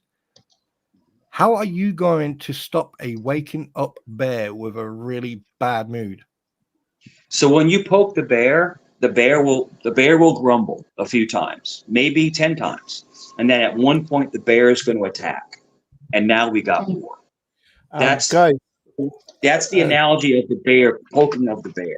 The bear will only put up, the bear will only put up so much. Yeah. Just to get in on this, a while back, right, they started building supersized prisons in England, and I was like, wait, first of all, they built 4 at a time. I don't know, I can't remember what number they ended up on. It was like 7 or 9. 6, was it? So I was thinking to myself back then, why are they building all these, like, okay, 1 or 2 super prisons, but now they're building this many? Are they expecting something to come? And now I'm wondering that again. Are they expecting this? Was this forecast that there would be an almost a civil war? They've been writing reports. Why do you think it's happening? Why do you think they're doing this? Why? And just for the record, just very quickly, sorry if I'm loud, right? I mean, I just saw a comment in chat, and I like to respond to that. Okay, need army in Stoke urgently, right? Here's one thing you need to be very, very concerned of. If they put the army on the roads, on the streets when those terrorist attacks happened in London, if they put the army on the streets of this country, then it's done. Then that's it, because martial law will be declared, and then that's it. If the military, so check this out. A couple years ago, right? They did with all the COVID stuff. They were saying like no one can come out of their house at a certain time. They were like trying to do like martial law over the COVID shit, and it's like what? I'll go where I want. I'm talking about riot lockdowns here in the UK. Whatever that means. Yes, brother. You got it. You know what this is? Mike, can I ask you a question? That's 49. I like that guy. Of course. Can I ask you a question, Mike? Please do. I've seen a lot of YouTube channels recently, especially from Los Angeles, Texas, Kansas, about military trains being pulled in on trains into the USA. What's going on with that? So basically what's happening is that, so in Virginia, like I said this earlier, Virginia is very, very, very military friendly. In other words, we have the largest East Coast naval base, Norfolk, Virginia. We have the largest Navy base with all the F-18s. We have all the secret bases down there by North Carolina, Virginia border. Yo, there's so much going on. But no, there's a lot of stuff going on. There's a lot of stuff going on. It's just that they've been started delivering all these vehicles into the USA, and this one came in July 2024. A guy was walking his dog, and he saw this huge train track with tanks on it. I'm driving down 64 in Williamsburg. I look over, there's a train to my left with like 50 fighting vehicles on it. What the hell is going on? Like Civil War. Yeah, it's crazy. It's the craziest thing I've ever seen. And then you'll go down 64 and you'll see like Humvees with 50 caliber machine guns on top, and like, what the hell? Like, it's like, so it seems like a prelude for what's coming. What's going to. I don't know, but I think something's coming. Yeah, something is definitely coming. Hey, can I just ask a quick question to the panel, to the jury, my ladies and gentlemen of the jury? What do you think is used more these days in terminology? Is it racist or is it discrimination? Racist. I don't like using the word racist. I like using the word discrimination, because discrimination covers all of it. Yeah. Whereas people use racist as if to say that discrimination can only be racism, and it's not. There's discrimination against disabled and everything else. So I prefer to use the word discrimination. Same as me, discrimination. Can you remember the demonstrations a few years ago? I can't remember when it was, but for some reason, one of my mates, he went, "Oh, come and have a look at this." And I looked at the video, and there was a police officer talking to one of the demonstrators. And I think it was just before, I can't remember, before the 7/7, or I can't remember. But the person said to the police officer said, it got taken out of context. Once you saw the whole video, then you knew exactly what was being said. The demonstrator said something to the police officer, and the police officer turned around in a natural response, and it wasn't racist, it wasn't discriminating. He turned around and he said, "Well, if you don't like it, you don't have to live here." Yeah. If you ever get pulled over or have an interaction with an officer, just be cool, just be chill, whether they're right or wrong. Yeah. Just be chill. Just be chill with them. I got pulled over. I'll give you a quick story. I got pulled over about 2 years ago. I was going 16 miles over the speed limit. I was in a hurry to get to an appointment. And the cop says to me, he goes, why do you think I pulled you over? I said, "Because I'm going too fast." And he started laughing. He goes, "People don't usually say that." And he goes, "I'll be right back." And I haven't had a speeding ticket in 18 years. 18 years. No, right. Perfect driving record. So he comes back and he goes, and these are the motorcycle cops, like the CHIPS guys, like the motorcycle cops. Yeah. And he goes, "Well, here's your citation." I'm like, I all I said was "motherfucker." Like, I didn't mean to say it. Like, I just said it at a reaction. And he started laughing. Anyway, we went to court. God, I fucking love that guy. And it was 16 miles over. And the cop said to the judge, he was very respectful. He hasn't had a ticket all this time. He was very, he didn't any kind of problem. He took it to 5 miles over, which is no points, and a very, very low. It was like $120. That's it. But the more that's an issue we've got. That would not happen over here. The jobs with here, they would. Yeah. Not only would they do you for speeding, okay, they would then literally go through your car or over your car with a fine-tooth comb looking for something else. But they're good. But the moral of the story is that just be respectful, be chill, and usually they just want to move on to the next thing. It's not easy. It's not easy here, Mike. It's not easy here, Mike. I got pulled over with my brother for, what do they call it on the road? License and insurance check. They stop you. They want your license, your insurance, your MOT, blah, blah, blah. I was a passenger. My brother's dealing with the police officer, talking to him. He's got all of his documents. Then one comes to my window. He said, roll down the window. And I said, it's rolled down. He said, roll down it a bit more. Why? Can't you hear me? Do you need to turn your hearing aid up? That's when I get nervous. That's what my 10% bitch is, trooper, okay? I'm 90% Buddhist, 10% bitch. Trouble is, Mike, over here, most of the drivers know more about the fucking law than the idiots that are pulling us over. I mean, I got stopped. He then says to me, oh, can you get out the car? No. I want you to get out of the car. It's a traffic stop. Why do I need to get out of the car? I said, tell you what, go get your sergeant or somebody higher than you. I don't want to talk to you. Go away from the window. Guy comes over. He said, I'm a sergeant. He said, he wants me to get out of the car. I'm a passenger. I said, why? Asked him. He's being an idiot. I'm not getting out of the car. I'm sorry. I want to welcome Paz. I want to welcome Paz up on the panel. Everybody. Salute. If you get pulled over, use your charm, because I'm telling you, if you charm no, it doesn't work on British police officers. I can assure you that.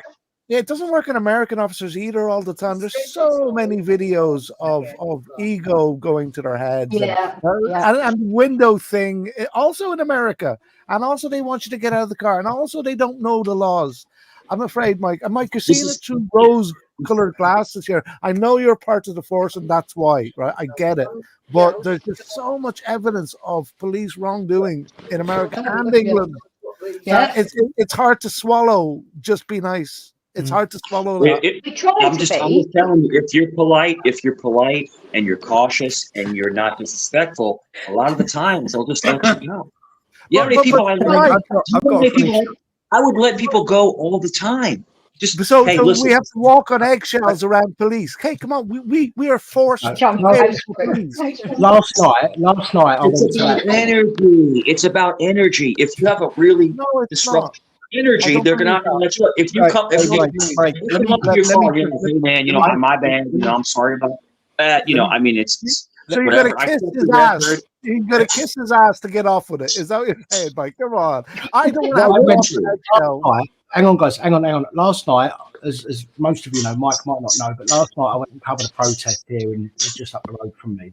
That was pretty. Why wouldn't you? Why wouldn't you kiss a guy's butt to get off of a ticket? Why not? Because I paid for his wages. I pay his wages, but no choice. Wouldn't get off. The only time the police here will let. Hang on, Fuso. The only time the police will let you off here is if they're trying their luck. They've got no evidence of you actually doing anything, and you question them. That's the only time that you'll get away with it. Otherwise, they will take it as far as they can. Okay, that's the problem we've got over here. That's why I do this channel. But last night I went to cover this protest. Now I got pushed around a couple of times by police being dicks. The third time. Copper pushed me with his riot shield, and I turned around to have a go at him. And then this sergeant got out of the van and came over, and he said to me, he put his hands up like this to show that he was he wasn't no threat to me or anything. All right, Paz, no worries, sorry, mate.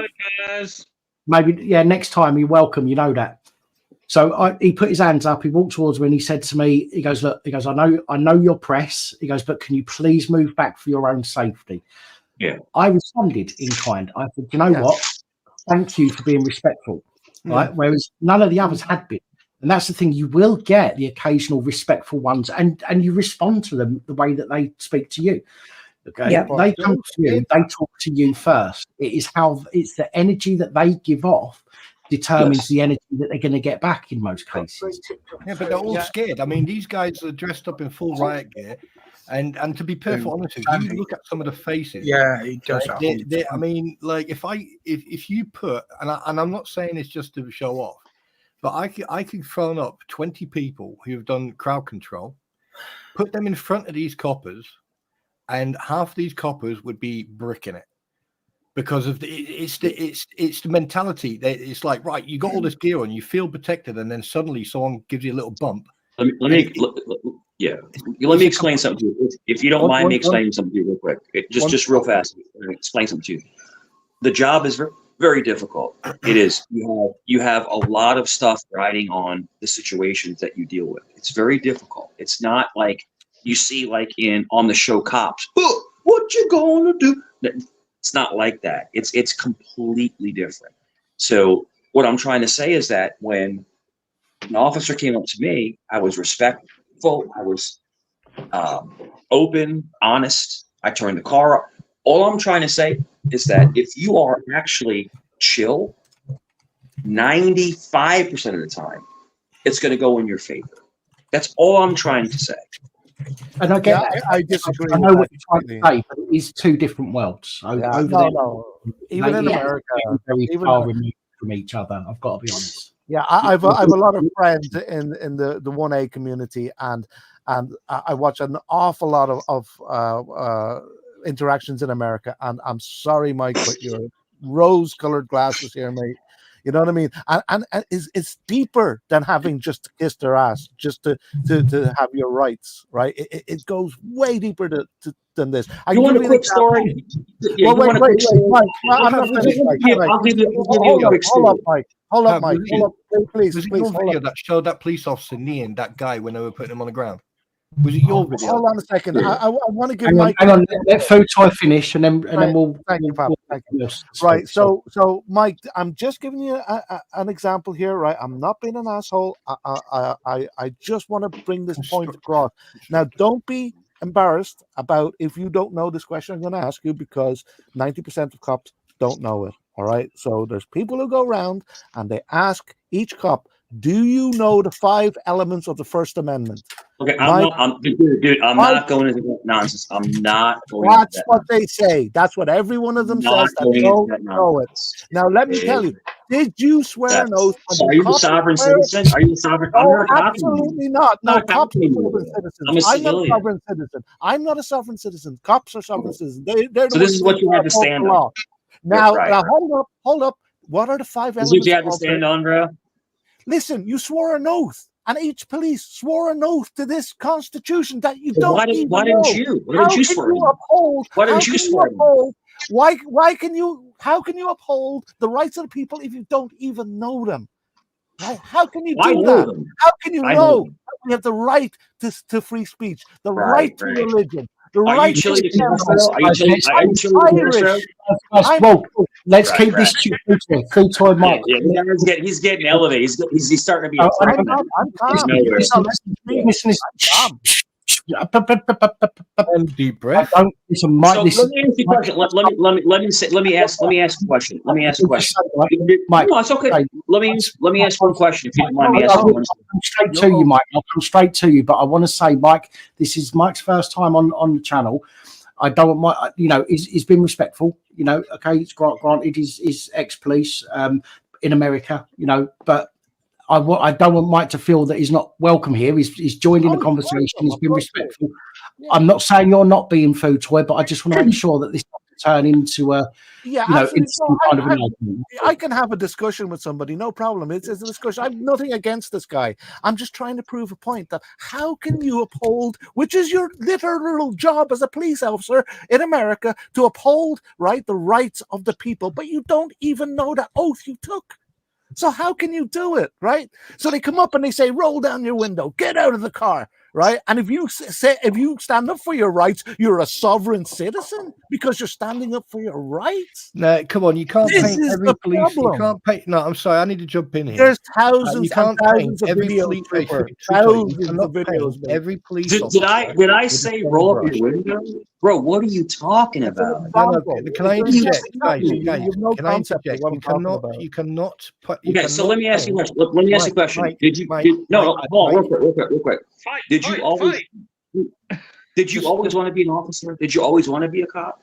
Who, me? Who are you talking to? I don't know who you're talking to. You. I'm talking to you. Did you always want to be an officer? I never wanted to be an officer, and I never wanted to be a cop, and I never wanted to be a sovereign citizen. You really kind of are obsessed with police officers. That's what it seems like. No. I'm obsessed with police officers who take our rights for granted, who don't do their job, who are oath breakers, right, and abuse the people. That's what I'm against. I love good cops, but the worst enemy of a good cop, guess what it is?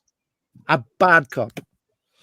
Right. Yeah. So if you get a cop who knows our rights, number one, who respects our rights, number one, and treats us with courtesy, no matter what we do, because it's his job. Because he's paid to do that job. We're not paid to be nice to the cop or kiss his ass or walk on eggshell. Fotoy, listen, mate. Listen, we've all got opinions, okay? And I get what you're saying. Let me finish. Hear me out now. I get what you're saying. Okay. Yes, Mike was a cop. Wow. But the thing is, no, hear me out. You had your chance now. Hear me out. I'm trying to slow this down. Right. The issue is you cannot paint every single police officer with the same brush. Because the minute you do that, you are alienating them. Every cop is a human being in uniform.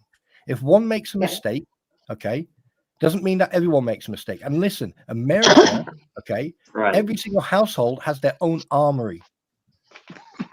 Yeah. So you need to look at this in a backpedal. So you say outrageous things, but when you backpedal back, that's what you do. I didn't do it. You backpedal. You always wanted to be a cop. I can tell you, you're a typical cop hater that always wanted to be a cop. I'm not a cop hater. I don't hate cops. I hate any tyrant who will abuse the people. No, not just cops. I mean, there's some good cops. There's some great cops, in fact. Trooper, let me answer what you put to me. You're backpedaling. So there's a hell of a lot of people, and all they do on YouTube and TikTok and all that, all they do is they go around and ask cops, what's the 5 elements of the First Amendment? And you know what? Only 1% of these thousands of cops get some of it right. Okay, I've never seen one that gets all 5 right, and that's their job. Can I put something to you? That's their job. In the army, in the British Army, we have 3 levels. We have the core values, we have the standards, we have the service test, but also as an NCO, you then need to learn about leadership. Okay, leadership values. I can remember the core values. I can remember the standards. I can remember the service test. I was an NCO. Do you think I can remember leadership? Every single letter in leaders had a meaning. Do you think I can remember it? The only thing I can remember is L, lead by example. And God bless the RAF. The best Air Force how come I know the 5? I'm Irish. I'm not even American. How do I know the 5 elements of the First Amendment? How do I know that? Why do I know that? Because the thing is, you're talking about cops who've been in service for years. They're going to forget. That's their job. That's their job, Trooper. They swore an oath to protect the people's 5 elements. Their rights. That's their job. They don't have any other job. But what's happening in America and what's causing a huge gap between the people and the police is they're becoming ticket givers. They're becoming money makers, right? So they're going to arrest people. What they say in America is you can beat the crime, but you won't beat the ride. So they're going to arrest you for whatever, and they're going to take you in, right? And then from that arrest, the police gets paid, the lawyers get paid, the judge gets paid, the whole system gets paid. Even if you're guilty or innocent, it doesn't matter. Right? Have you ever been to it's a serious problem in the US. Real quick. Have you ever been to America? Of course I have. Hello, can I speak? Can I speak a minute, please, gentlemen? Take it down. Okay. In my lifetime, I'm 63. The police force I had as a kid were absolutely on par with their training. They were perfect. They were respectful. They taught us what we needed to know, what was legal, what was illegal. I was a little shit when I was a teenager, but the police still showed me respect.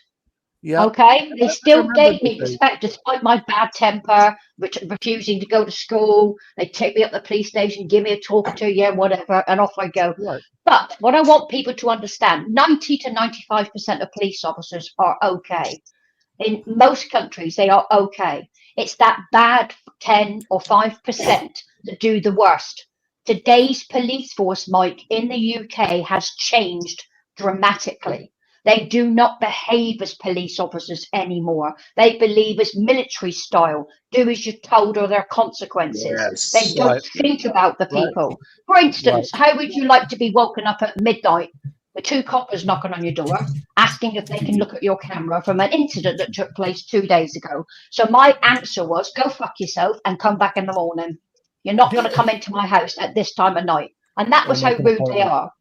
You know, exactly. But I respect the police in what they try to do. I have seen officers rescue a child from a pool when they pulled him out and did CPR. He didn't survive. He was 4. The trauma they went through after that. I've seen policemen run into a burning house and come out with their arms on fire in my lifetime as a child. I did. I ran to a burning home. Yes, I did. They will do anything they can. The good police people will do anything to protect you and your family. The trouble is with politics now, politics has pushed itself into the police force in America and in this country. And they are using that as a baton to stop peaceful protests. People wanted to do, like when that woman was killed, Sarah Everard, they arrested all the protesters doing a walk, a peaceful walk, and they arrested them. It's ridiculous what they're doing. It's politically based now, the police. And most of the United Kingdom's police now have been taught, go in hard, deal with whatever comes after.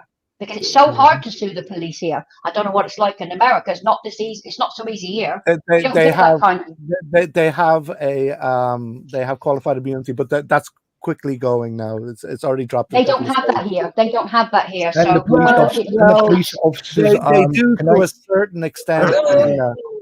But listen, just before Karen, let me say, Mike, listen, I'm just passionate. I'm not arguing with you. I'm just giving my point of view. But I know I come across very loud or whatever. But I'm just passionate about my rights. That's my most valuable possession.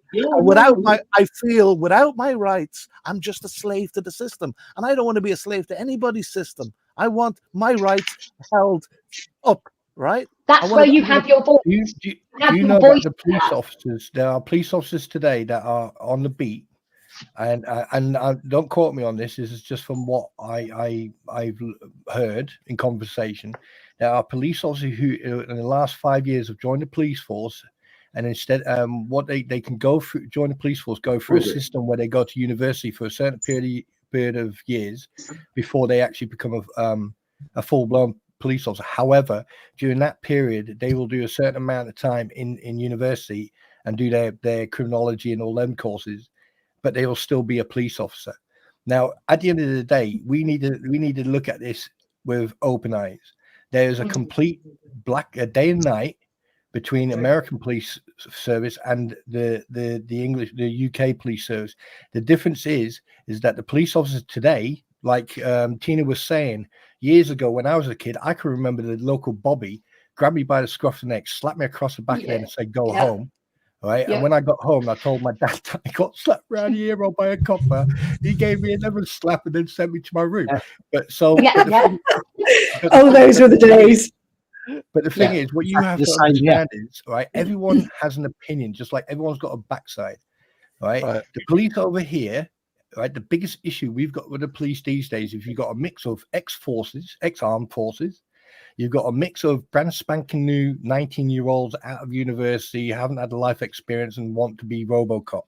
Then you've got police officers who've been in 10, 13, 20 years, are still a PC, still walking the beat, and they are pissed off. Okay. Now you combine all that into one little mix of right on the streets of the UK, you're going to get an absolute foobar. There's nothing you can do or say about it. Yes, Futo, you're very passionate.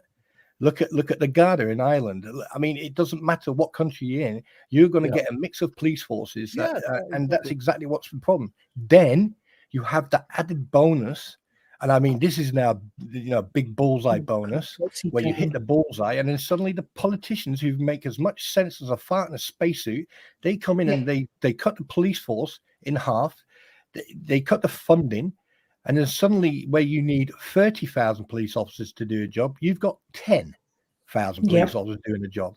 You suddenly then have plastic sheriffs walking around. I mean, my bad, PCSOs they've got as much legal force as a civilian. Citizens arrest, that's all they can do. What are you doing, Daniel? He's broke his system. I'm playing with stuff. And I've been watching him. You can see the panic in his eyes. He's like, "Oh shit, I broke it. Oh dear." Trooper, I agree with you wholeheartedly. It has changed immensely. What they've taken away from our police force is the university training. They don't do that anymore. They're trying to bring it back. They are. Not down in Devon. In Devon, they have not. We have a huge college here. We're in special measures already because it's run so badly. They're not teaching them anything. All they're teaching them is fighting skills a little bit of the law, then chucking them out after 12 months on the streets. And there's another thing, Trooper, I'm not sure if it's coming true yet. They want to give all PSOs tasers. Yeah, no, they've already. From what I understand, I've got a friend. I'm not going to go into it. You ever been tased? You ever been tased before? Yes, I have. No, I don't want to. From what I understand, they're giving the British Transport Police PCSOs handcuffs. Yeah, and I think so I carry one. I carry handcuffs are not deadly. The problem with the taser in the wrong hands. In the wrong hands, a taser is deadly. Tina, I carry PCSOs. I've had handcuffs loads of times. If you carry one, wait. Let me see if I have mine over here. Wait. The plan I've been looking at is they want to bring tasers in. Now, my understanding, which I thought was right in the UK, I'm not sure. I'm sure you'll tell me if it's wrong, Trooper. That you have to get permission to fire a taser from someone higher.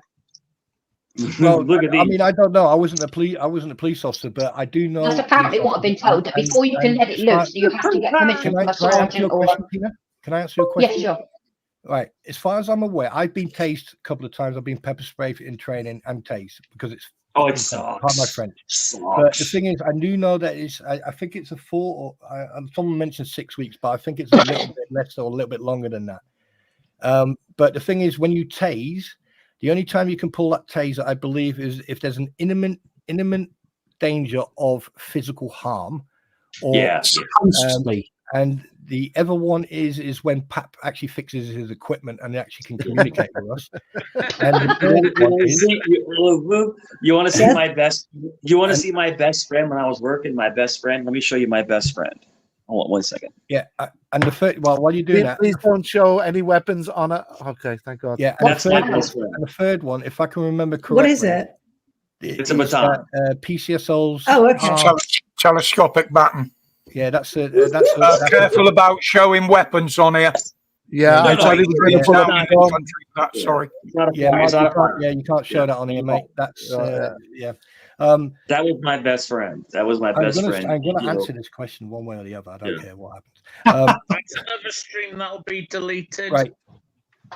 As far as I'm aware, and I don't know, you'd have to do a bit of research. You'd have to go to auditors or to people who actually do film the police in their interaction with the public. Is what I would is look for evidence of PCS, because I have seen personally BTP, British Transport Police, PCSOs with tasers and CS. I've also then seen some with handcuffs. But the thing is, you have to remember, these guys do get protective training technique. I just said training twice, didn't I? Yeah.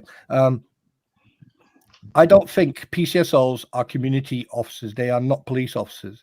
The community officers get trained up to a certain level for protective techniques, and they get and the law.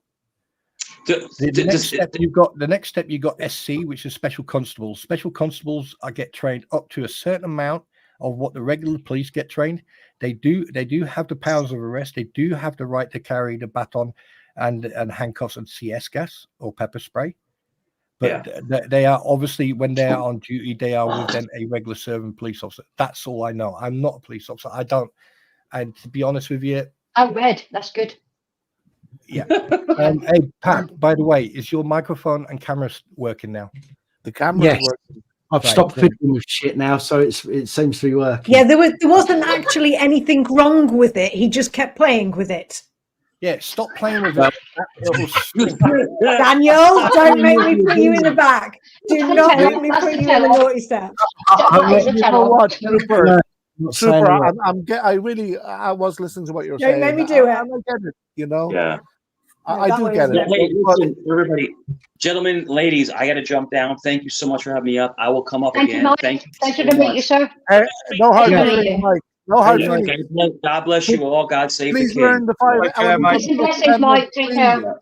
You take care of yourself, Mike. Be good. Thank you for having me up, brother. Mike, thank you for jumping. God save the king. Yo, one thing before I leave. One thing I love watching is the King's Lifeguard, like the where they film the horses on the King's Lifeguard. Oh, yeah, they're great. Yeah, the donkey wallopers, as we used to call them. Sorry. I love those videos. Fantastic.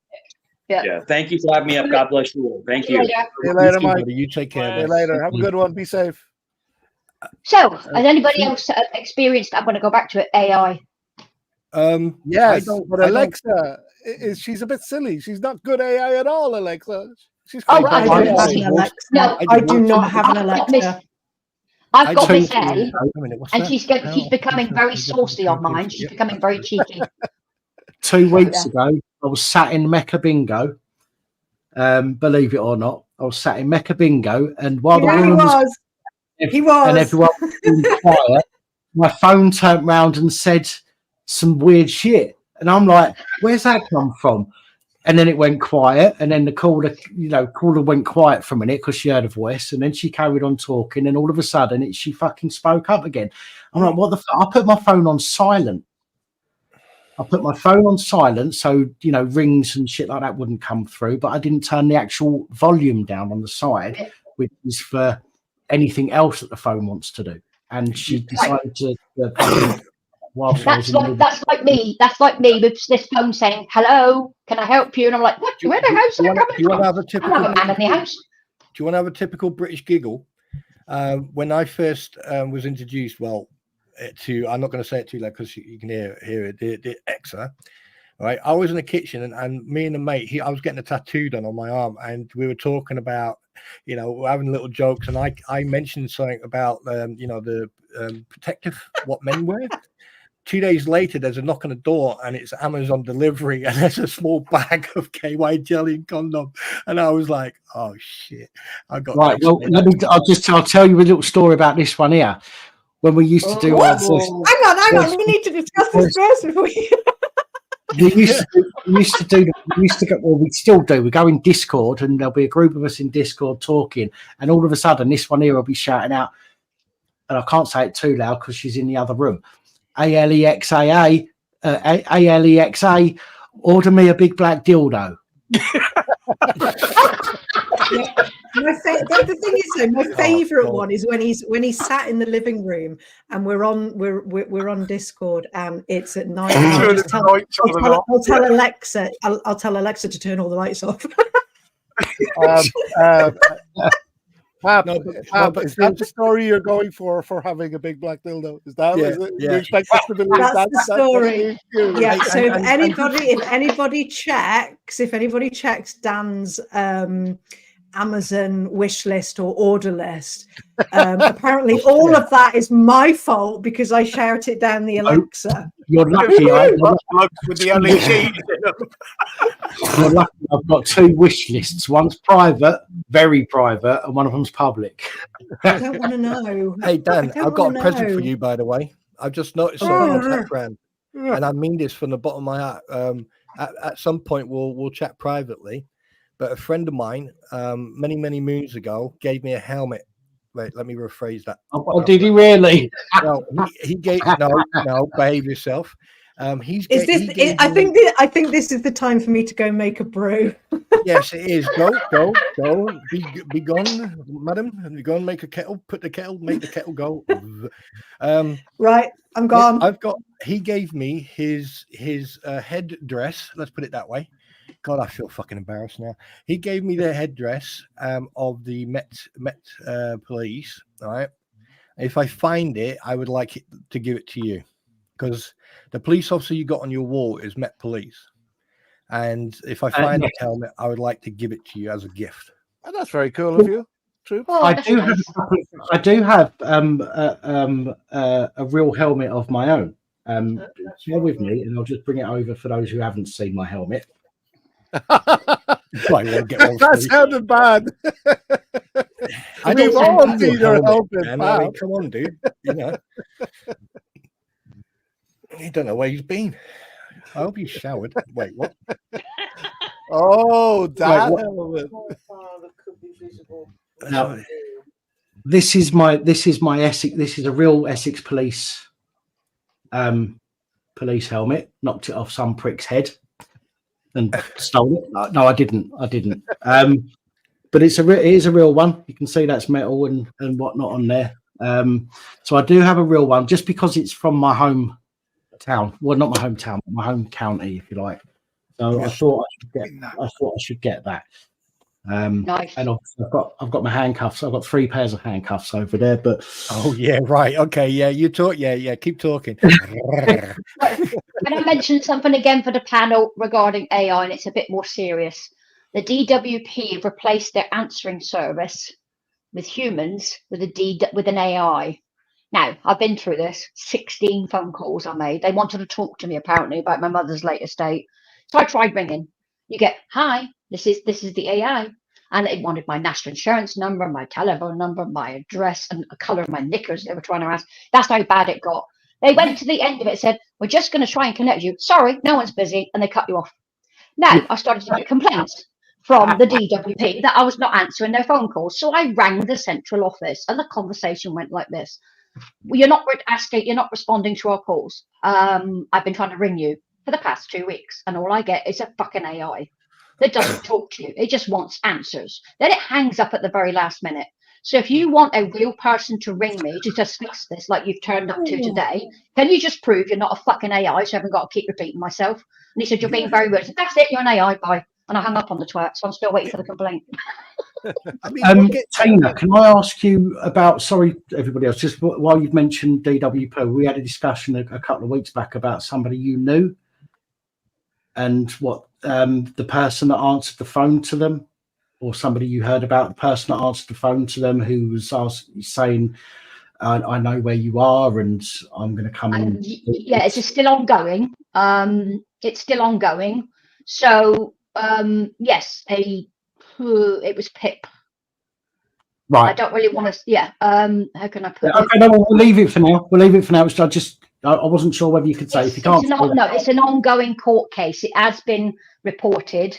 All I can say is the call handler became extremely abusive, sexually orientated towards a poor woman who was trying to claim for Pip, and then said, "I will find you because I've now got your address." What's and your email. DWP?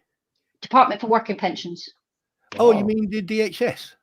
Yes, the DWP, not DHS. Yeah. DHS is from years ago, but this was the PIP phone call where you have to talk to a person just to get the form. Right, okay, I got you. You have to get the form. So to get the form, you got to answer a load of questions, which they did, but it turned nasty, and I'm talking threats. So I'll let everybody know when it's done. Dan, I'll let you know first if it's going to go through legally, but they have reported it to the police. And luckily, they took my advice and recorded the whole telephone call. I can't express that enough. If you ever have to call a government department, be it a council or DWP or PIP, you must get yourself a recorder or a second phone with a voice recorder. Turn your phone on to speakerphone. You must record these people. I agree. So it's just very scary what this person did to this disabled person on the phone. Can I just speaking of scary things? Just a quick question about AI. Now, I don't know if this is true or not. I mean, I'll ask my mate again, but he says that if you make a phone call to a governmental body, okay, that sounded wrong considering the conversation we just had. If you make a phone call to like the Labour Exchange or to any other governmental body like that, you can, if you get AI. And they turn around to you and they say, "Oh, well, you've been ignoring us. You haven't called us for a certain period of time." Can you use your what's it called, your phone bill, to prove that you've called them? Yes. So right. And when you make a call from a mobile or your landline, it stores it. But the mobile's better because it does store each call going out, each call coming in. So what I'm waiting for is for their person there's somebody higher up's going to call me about this call. So they're going to call about my complaint, and I'm going to basically record them. But I'm going to send them the details of my phone logs to show that this AI thing just kept cutting me off. And it was seconds after I finished telling them, because they want your national insurance number, and it was seconds. Nobody's available, off. And it's like, what the hell? That was 16 times in one day. You know what, Tina? I'm a bit. But can you imagine, like, you phone up, you end up talking to AI, then you dial another number, get AI, and just let them two argue? I think that would be good. I've heard about that. Is that like when you phone up 2 takeaways? You phone up one and you say, yes, I've seen that video. Yes, I've seen that video. One up. Yeah. So now going back to the what you guys were talking about earlier on about these demonstrations and stuff like this, and about the Labour basically ignoring everything. Let me put this on the table and let's see how fast I get shot down. Okay, and I can take it. I'm ready. Go. Right. With all this, like all these hotels and everything else, and then put in these migrants. Now there are like you got asylum seekers, you got economic migrants, you got people just coming over here with knowing full well they can commit crime and stuff like that. Why, instead of actually flapping his gums like the way he did, Sir Keir Starmer, you muppet, right? Why are they not going, right, okay, we're going to lock down the borders, we're going to contact France. Every time the France allow to put people's lives in danger, because under the Article 2 of the Human Rights Act? Yeah, anyway, so they basically, France are responsible for the safety of those people. So why are they allowing them to come across the channel? Because we're not stopping them. There's a reason we're not stopping them. It's a trade. It's the trade laws that prevent it. It's all about money. Yeah, because we have a massive trade deal with the European Union. These boats come across. Once they're inside that 12-mile barrier before they get to the UK, we have to pick them up under international law. Okay, the United Nations would kick our ass if we didn't. However, here's the ironic side. Power in the UN. The UN can do F all because of our right. No. What my question is, why is this government not holding? I get what you're saying, Tina, and Blesno. I get what you're saying, but why is this government not holding France monetarily and legally responsible for the lives they are putting in danger by sending them over here? Because of money. I'm telling you, this is all to do with trade. But we take a lot. They take a lot of goods from us, which is money for them. We get goods from them. If we interrupt that, European trade, we're going to lose a lot of money in this country. So goods are going to become more expensive. Governments don't want to rock the boat. They don't want to rock that boat. I don't think the government are putting them on dinghies and sending them out. Are you saying that it's dangerous for them to come on dinghies? No. What I'm saying is the fact that look. What I'm saying, I'm trying to be politically correct here, right? And it's very fucking hard. What I am trying to say, and Tina, I understand what you're saying, but my argument is this. Bless you, my dear. All right, my argument is this: France, these people, they say that criminal gangs are sending them over, right? So what you're telling me is that the French police or the police over there, they see these people getting into dinghies and off they go, and basically turn blind eye. Now here's my question. So what you're saying is basically all the Irish and the British farmers who bring us all different types of produce, we take that, we put it in a box, we send it to France, and then in the box it'll say, yes, we like 16 Syrians, 5 Afghanis, 2 Africans, and 1 French person, please. Sorry to say it like that, but that's what it sounds like. I understand what you're saying. So think about that. Go back to what was he called? Boris Johnson. It's so long ago since I've seen his face. So Boris Johnson basically suggested we bring over migrants. Now, in this law, in this country, there is a national minimum wage. So if you are allowing people to bring over migrants to go on to farm work that are paid 2/3 less than a British person would get, that's slave trade. They allowed that for years. Conservatives, Labours, all of them have allowed that. Cheap labour. You put an English person, they're not going to accept £7 an hour to do farm work. They want the £14 an hour, £10. It's hard labour, but it's always been done this way. How much does each government value a human? I can tell you it's zero. If they can but you're talking about legal immigrants coming in there, Tina. They're legal immigrants. They were allowed in. The legal ones, yes, but the ones that are coming across now, I have an issue with. France does not care if they make it or if they drown. That's how little they think of those people. Tina, that is my whole point. The point I'm trying to make is that, I mean, if as a human being and as someone with a little bit of experience, right, and not a little bit of knowledge, well, I consider myself above average when it comes to knowing stuff. I know a little about a lot. If I say, for example, I'm in France, okay, No, let's change it. If I was in Mexico, all right, and I decided to go over border because the Mexican-American border is open as a fucking anyway, I don't want to go in there, all right? And I enter into America, all right, and I ask for a political asylum, and they say, why? Where are you from? The United Kingdom. Why are you asking for political asylum? Because all the politicians are fucking idiots, right? Okay. Now, when you've got over in France, that means these people travel through Europe. They cover multiple countries. Yes, Yeah. They come to France. They come to a specific area of France. Yes. Okay, because they've been misled or whatever. They then get onto a dinghy or a type of vessel that can be easily capsized with the channel what we got anyway. They come to this country illegally. Right, and then they're getting put into hotels, and then the taxpayer has to pay $8 million a day. So I understand where you're coming from. Here's my question: why are not the European countries who are allowing this to happen, especially France, why are they not being held accountable? Our government won't. There are many reasons why they won't, and a big part of that is money. It's all down to money. Well, can they have the ability? Don't want them. I have the ability them to hold come them all the way accountable. through because they know damn well as soon as they get to the fucking French coast, the bastards will be sent over here by smugglers. I'll give you a word. Have you heard of this word, the Schengen Agreement? There were two words, Schengen Agreement. Yes, it's a new Schengen Agreement, right? Wherever you land following conflict, if you are fleeing from a conflict, is the place you apply for asylum.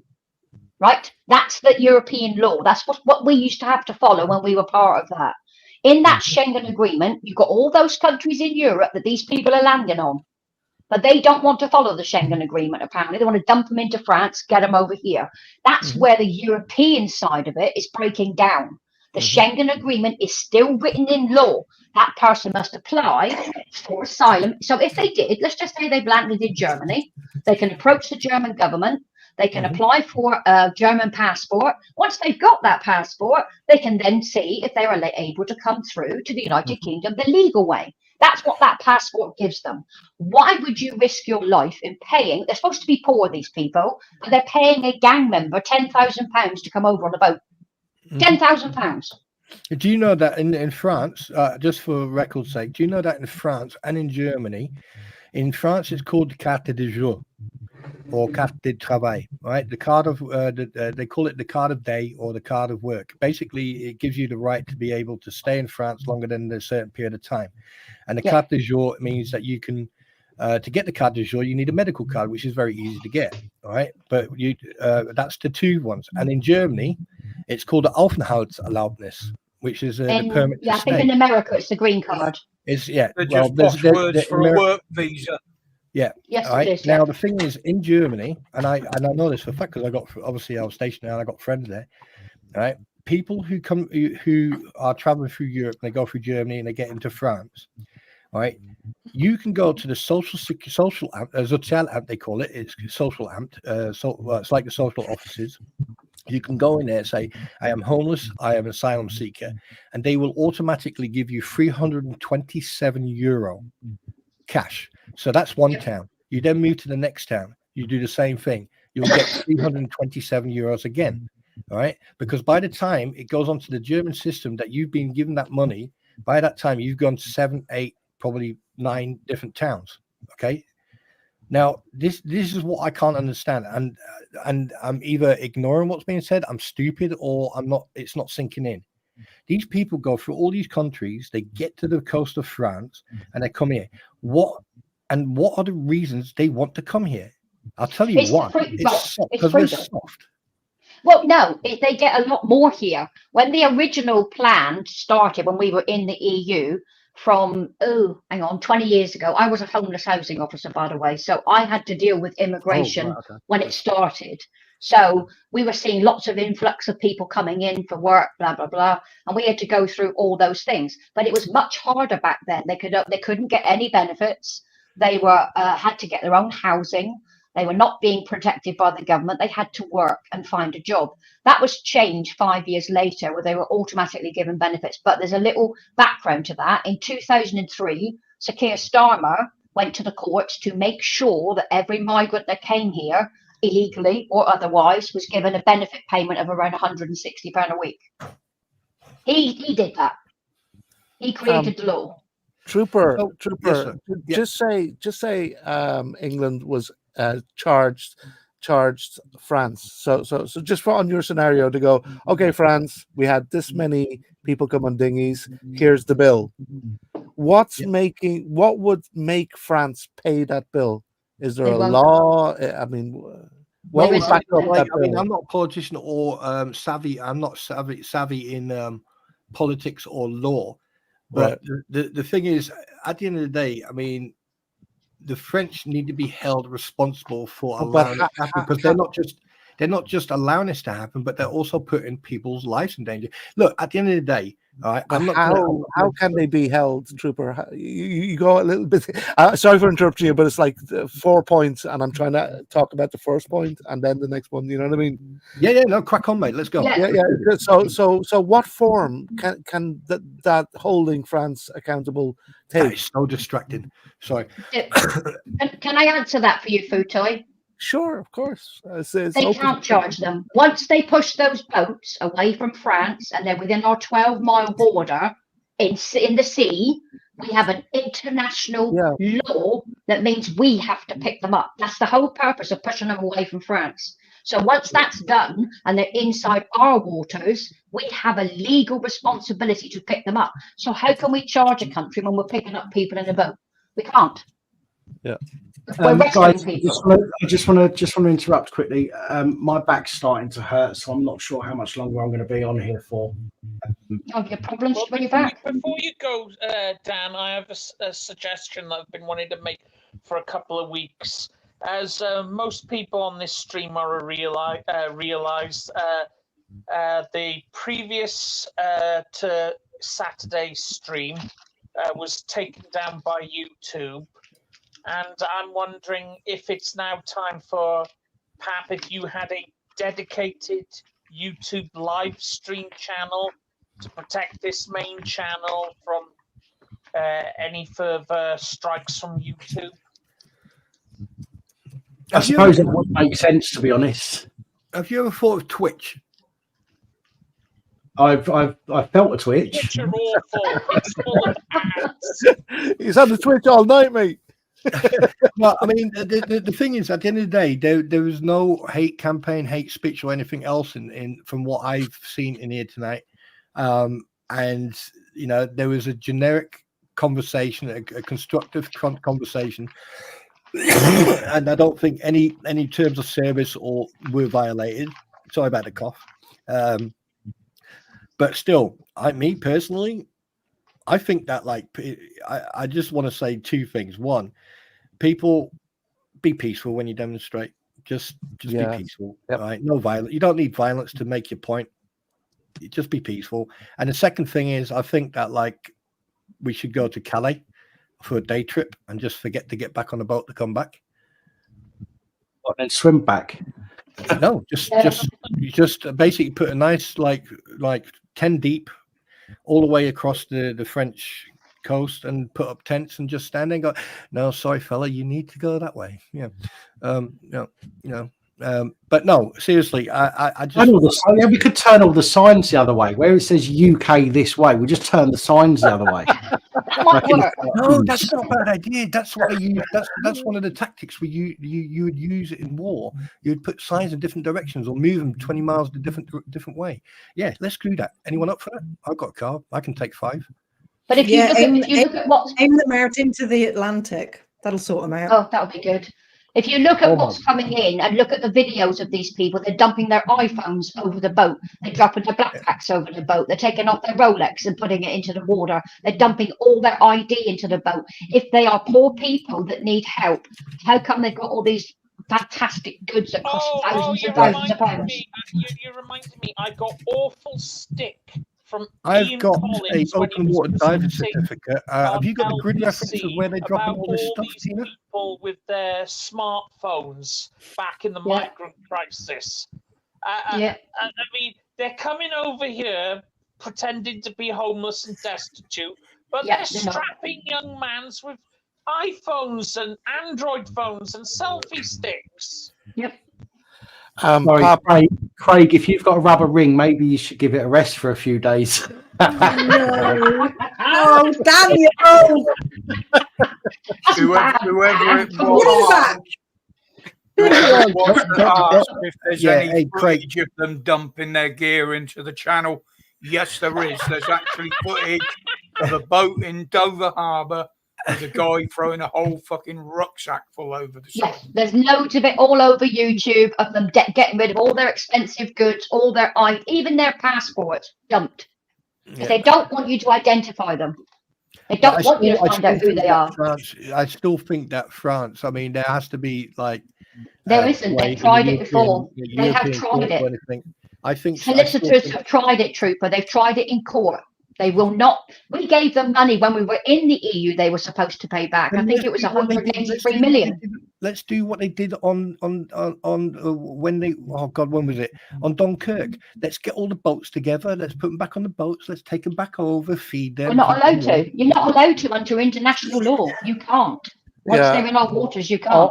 Also, the Geneva Convention says that you have to accept refugees, unfortunately. But the thing is, I'm not racist. Yeah, I don't discriminate against anyone. I hate everyone equally. Blitz, that sound was back, mate. It's terrible. Just for the record, yeah. I mean, it's. I mean, I like to crack jokes and all that, and you know, some people in politics. Seriously, they're too dangerous to open their eyes in the morning when they wake up, let alone fucking turn on the light switch. But the fact of the matter is if the government don't start listening and the police don't start treating everyone equally, i.e., like if they, you know, this is only going to get worse. And like my wife goes into the city, and every time she goes in, I get worried. And I'm a type of person, if I find out that there's anything close to it, I will get into my car and I will go and stand outside her workplace. And I don't care what comes towards me. I think that, like, at the end of the day, if you've got multiple thousands of fighting-aged males coming to this country, no families, no children, but fighting-aged males, that should send red flags across the board. And I can't concentrate because Dan keeps on putting up these little tags. I will remove your privileges. I can't concentrate how he does it. Last time it was Donald Trump for wish.com. I mean, really? Trooper. I'm sorry, that is actually me. I've got privileges behind StreamYard. I can change everybody's name and I keep changing Dan's. Keep going, Holly. Oh my God. Every time I keep on looking up, I'd see that and I'm like, he's losing the plot. It's me. You know what, Trooper? You know, I'm hearing what you're saying here, and you're kind of right. But I'm thinking to myself, right? If you remove a whole load of people of fighting age that can stand up to whatever their problem is in their country, and you take them away, aren't you encouraging that problem in their country to carry on? No, because the thing is, at the end of the day, why are they coming? Listen. If people are leaving their country for one reason or the other, because you don't know the truth, okay? Now, if you allow the people to come into this country, they have to adapt and integrate into the cultures in this country, because there's multiple cultures, there's multiple ideologies, there's multiple different types of walks of life. If this country goes to war, hypothetically speaking, okay, if this country goes to war, it can only be on a defensive level, not on an offensive. So I'm not sure if you're understanding what I said to you. If there's a country and the government is bad, right, is tyrannical, so all these people are coming over as refugees because they're being oppressed or whatever, right? Who is left there then to change the issue in that country? You've taken all the people who are fighting age away from that country, so they cannot change it. So when you take them away, I'm not saying you're in favor of this. I'm just bringing up a point like that. Yes, I understand your point, True Toy. I do understand that. But these are not coming from a war-torn country. These are Algerians. There is no issue in that country. Right, yeah. There's different types of immigrants, that's sure. But hold on, let me just finish. Let me get this out, please. And then I'll be quiet, I promise. I've got a counter argument to that. Okay, yeah, fair enough. But just my second part, and then I'm good. All right. It's what if, right, the European governments try to deal with the issues in these people's countries instead of bringing these people to this country, which is helping really nobody, right? Which is causing riots and causing uproar and causing probably poverty with the amount of money it's going to cost our countries, right? So why don't they deal with the issue over there? Why don't they? I can answer that question to you. I can answer that question to you, Futoy. Sorry, Trooper. They don't want to for a reason. What was the one thing we did to the EU that really upset them? Left. Exactly. Yeah. Exactly. This is why they treat us like crap now. They didn't like the fact that we left. Well, I don't either because now I love Amazon.uk, right? And now because you've left, anything I buy over £100, I have to pay taxes on. Well, import duty. Right, Futoy, here comes my counter argument. So please rejoin the EU for me. Yeah. Please No. Futoy, on a serious note, here comes my counter argument. Okay. Can't even read that, Daniel. Iraq war and Afghan war, regardless if people agree with it or not. What about the interpreters? Wow! Yay! Nice. Well done, Dan. Nice. That just came through. Congratulations. Fantastic. You deserve it. You deserve it. Nice. But we have to fight to get them up to 100,000. Right. Oh yeah. Going back to my counter argument here. Iraq and Afghan war. What about so we've got economic page actually says what about 56.6K. What about all the interpreters who risk their lives day in, day out to interpreting for the British and American troops who were then left behind? All right. What about them? What about getting them into UK? Now, I'd rather see them come to the UK than someone who says that they are a political migrant or they seek asylum because they're being hunted in their own country. What about the people we used and then left?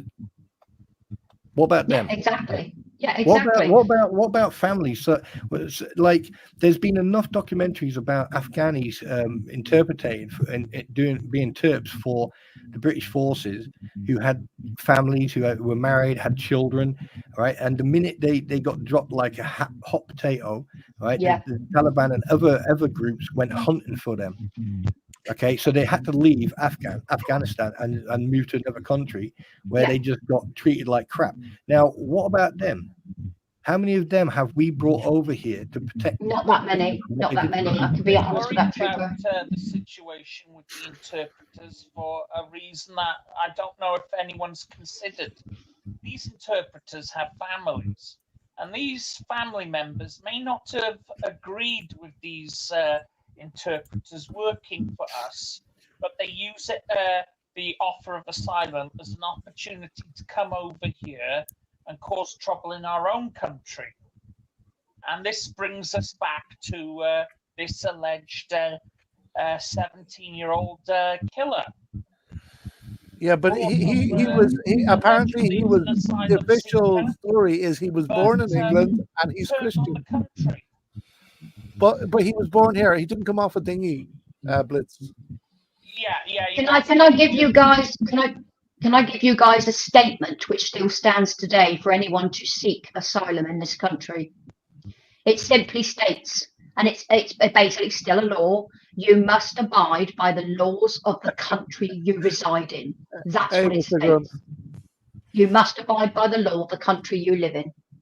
So when you want to apply to come look here, at a channel called Mission Impossible, they've just been over to France and they've been round the migrant camps. They've been down on the beaches. They've talked to the migrants. They've talked to the French police, and they've actually got a leaflet that they're given to tell them what to say and how to say it when they get here. A lot of them are coming from Germany. Nobby's got rail tickets. He's got the credit card numbers they've been using and everything. They've offered it to the British authorities and they don't want to know fuck all about it. I know. And what's the irony of that, ladies and gentlemen? Our MPs are now so scared of these people, they want us to pay for security guards for every MP.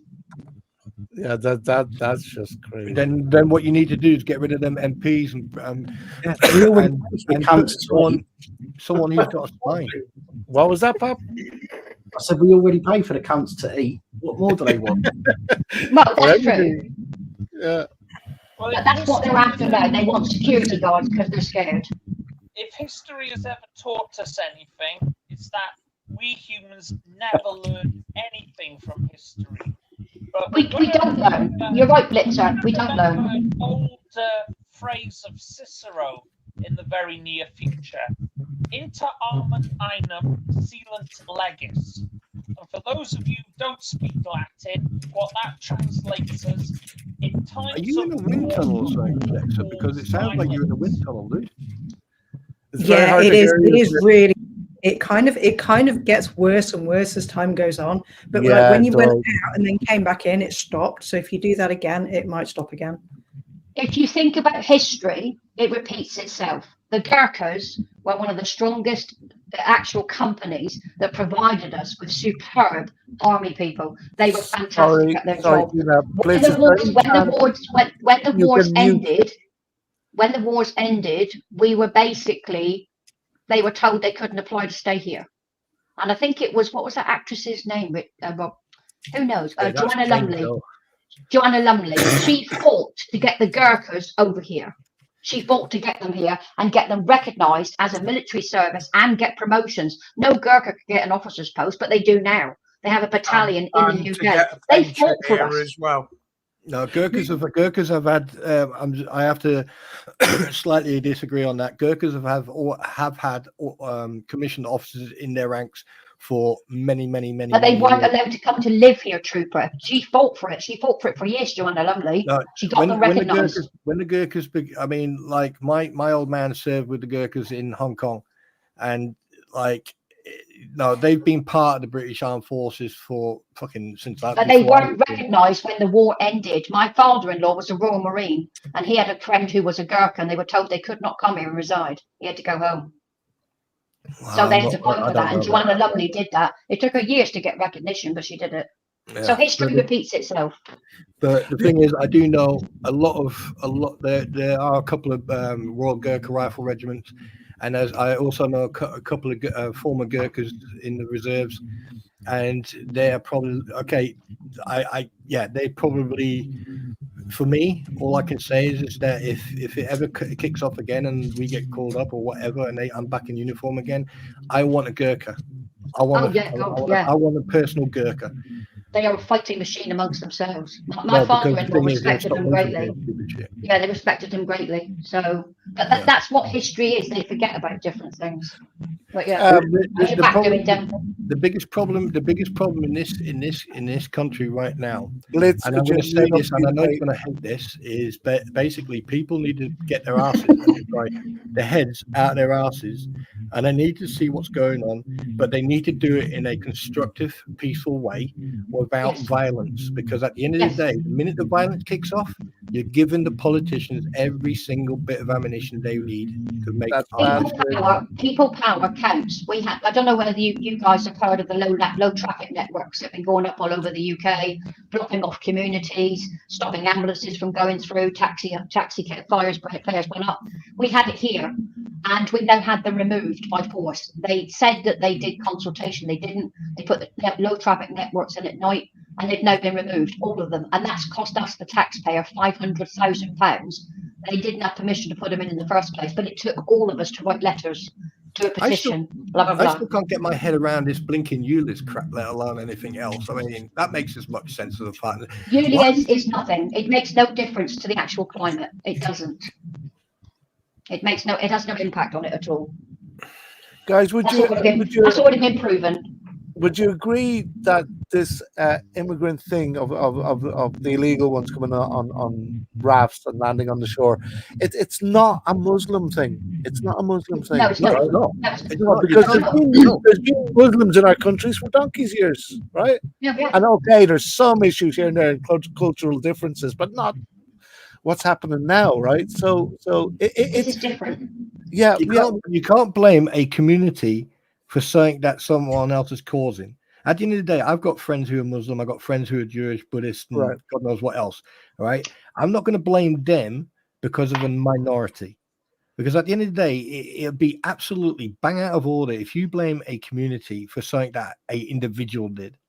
Right. The individual, at the end of the day, actions speak louder than words. Your actions have repercussions. Now, if one individual does something, it's irrelevant what ideology, what gender, what anything, political viewpoint, right? It's the fact that that individual did something. You can't blame everyone else for it. As simple as that. Because that will just make us as worse as each other. That is true.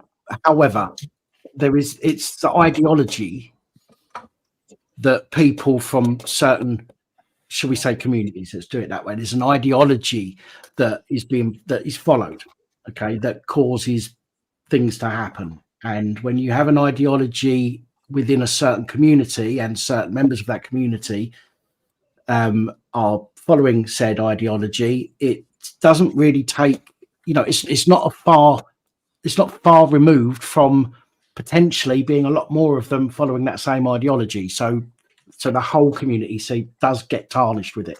Same with LGBT. Okay, there's a lot of shit about the LGBT and how they indoctrinate and all the kind of stuff that goes out there. I know that not everybody's like that. I know that. I've got some friends who are LGBT. I've got some trans friends, believe it or not. I've not the cross dressers, but trans friends. And gay people I know, lesbians, and they don't follow who you hang with. Sorry, I said, what they say, you are who you hang with. I'm sorry, I've had sugar. I'm really sorry. But I got the zoomies. But I know that they're not all like it, and everybody knows that not everybody within a particular group is the same. Right. When especially when there's something dangerous happening, it's easy to say that group rather than saying, oh, that person from that group and that person over there from that group. It's easier to say that group of people rather than those who follow that ideology who are within that group. Do you see what I'm saying? So well, apparently I'm talking shit of what I just said. So basically Dan, or whatever your name is, Darren Whitecross, are you saying that we should blame the whole community for the actions of one person? Is that what you're telling me? Because not you, Dan. No, not you, Dan. It's Darren. Yeah. Some guy in chat, but he was having to go at everybody in chat. Yeah, right. I wouldn't pay too much. I mean, I'm just saying that, Darren. Anyway, I'll take that under advisement. You're a lizard. Carry on as you would. Right, I'll give you an example of different cultures doing different things. We all have these images which have been put into our minds by the government. Racism, the word racist has come from government. It's to separate. It's to separate society. Like right. We have a Muslim mosque in our city, okay? We had a beautiful hotel called the Royal Clarence and it caught fire. And it was a dreadful thing that happened. Old municipal buildings got destroyed in the main area of the town centre. Luckily, nobody got hurt. But that Muslim church got their people together. They built food vans and tea and coffee and whatever they wanted for 10 days and 10 nights to feed for free the firemen, the police, and all the gas engineers that were there trying to turn the gas pipes off before there was a big explosion. And they saved the high street and thousands of shops and people living in flats nearby. They didn't have to do that, but they're part of the community. Everybody works together.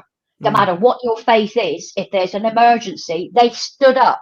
And I was horrified by the remarks against this church, this group, in their beliefs with what they did. And I put a rant on Facebook. Nobody else came to their aid, but they were there night and day. They stayed there for 10 nights, 10 days, feeding these people while they were trying to save the city centre. And I think that's an amazing thing. Communities of different faiths come together when there's a problem. I find Dan, I'm going to knock it on the head, mate. My eyes are starting to go here. Old age, mate. Always a pleasure to chat with you, Roger. You're muted, Dan. Hey, Roger, can I ask you a question? Yeah.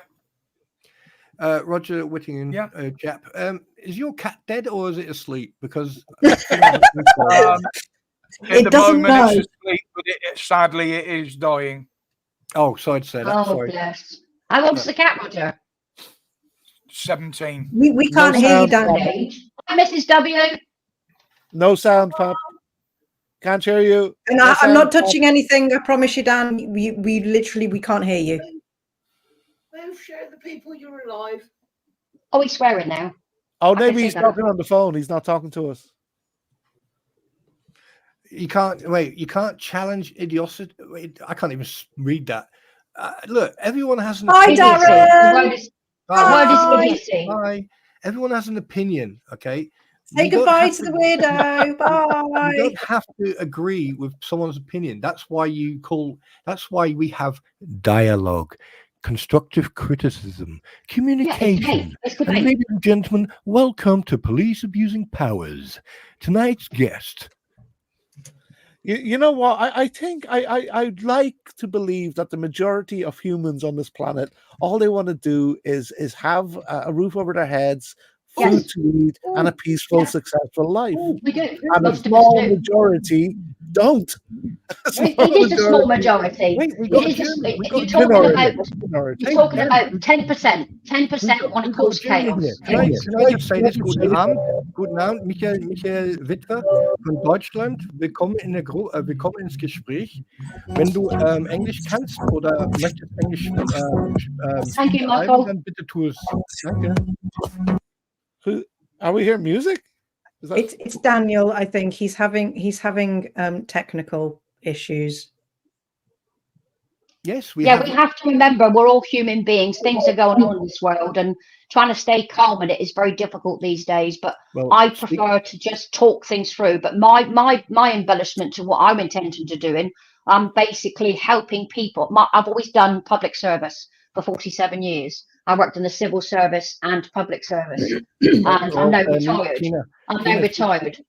Tina, speak for yourself in the human part. My parents told me that I was created, so I'm joking. Well, yeah, my parents weren't part of my life for quite a long time. So you had a bad child. My father was a DV perp, and I was his favourite punching bag as I was a middle child. So I got the worst of it. But then I was 15 and a half when he tried to put my mum's arm over a hot pan of boiling water. So I flat-packed him and knocked his 2 front teeth out. And I got kicked out. So I was independent from 15 and a half years old, living in my own flat. Right. Michael Witwer doesn't speak English. Wait 1 second. Michael, du kannst ruhig in Deutsch schreiben. Ich werde das dann in Englisch übersetzen. I just said that if he or she writes in German, I can translate it into English. Well, I can't hear him. No, who, me? No, Dan, Pap. no, I can hear you, Trooper. Yeah. Sorry, you guys call him Dan. Sorry about that. Calling them Pap all the time. Told you, Dan. You shouldn't have played with them bloody boys earlier. The German visitor is asking us what's the topic. Der Thema ist das Problem mit Illegale, die in kleinen Booten nach Großbritannien kommen von Frankreich. I just basically stated that we're talking about the illegal immigrants coming over on dinghies. Yeah, I kind of guessed that you said that just from the words you were using. They were very. The Germans, if you think about certain words, it's very close. I mean, the German. Nein, der hat keinen Link. Und zwar, das Gespräch geht hier vor. Und ja, generell reden wir auch über diese Probleme, dass wir in den letzten paar Tagen hier in Großbritannien gehabt haben, mit der Probleme mit der Polizei und Linksradikale und Rechtsradikale. Let me guess. Right now, I'm sitting on my chair and I'm wearing a little red. No, no. Basically, I said that, we're talking about the troubles that are going on in Great Britain over here, and also about the left and the right and everything else. Und auch mit der Politik, das hier momentan verrückt ist, and about the politics that's crazy here. Hey, Matt Walker. There is a sweeping move here in my area, which is Devon, just to let you know. We've had 16 hotels sell up because of certain people needing accommodation. And basically what they're doing is they're turning these hotels into retirement homes. I think it's so cool. Yeah, and something else I've noticed as well. What about the tourism? Do you know what? It's only just fucking dawned on me. with all this crap that's going on, what about the tourism in for London and that? What about it's dropped a lot, and like major cities like Liverpool, Manchester, Birmingham, my county of Devon, the capital is Exeter. You cannot go into the city centre now without somebody else with you through fear of being stabbed or robbed. No, it's terrible. That's how bad it is. All right. Can I drop a bombshell of a question?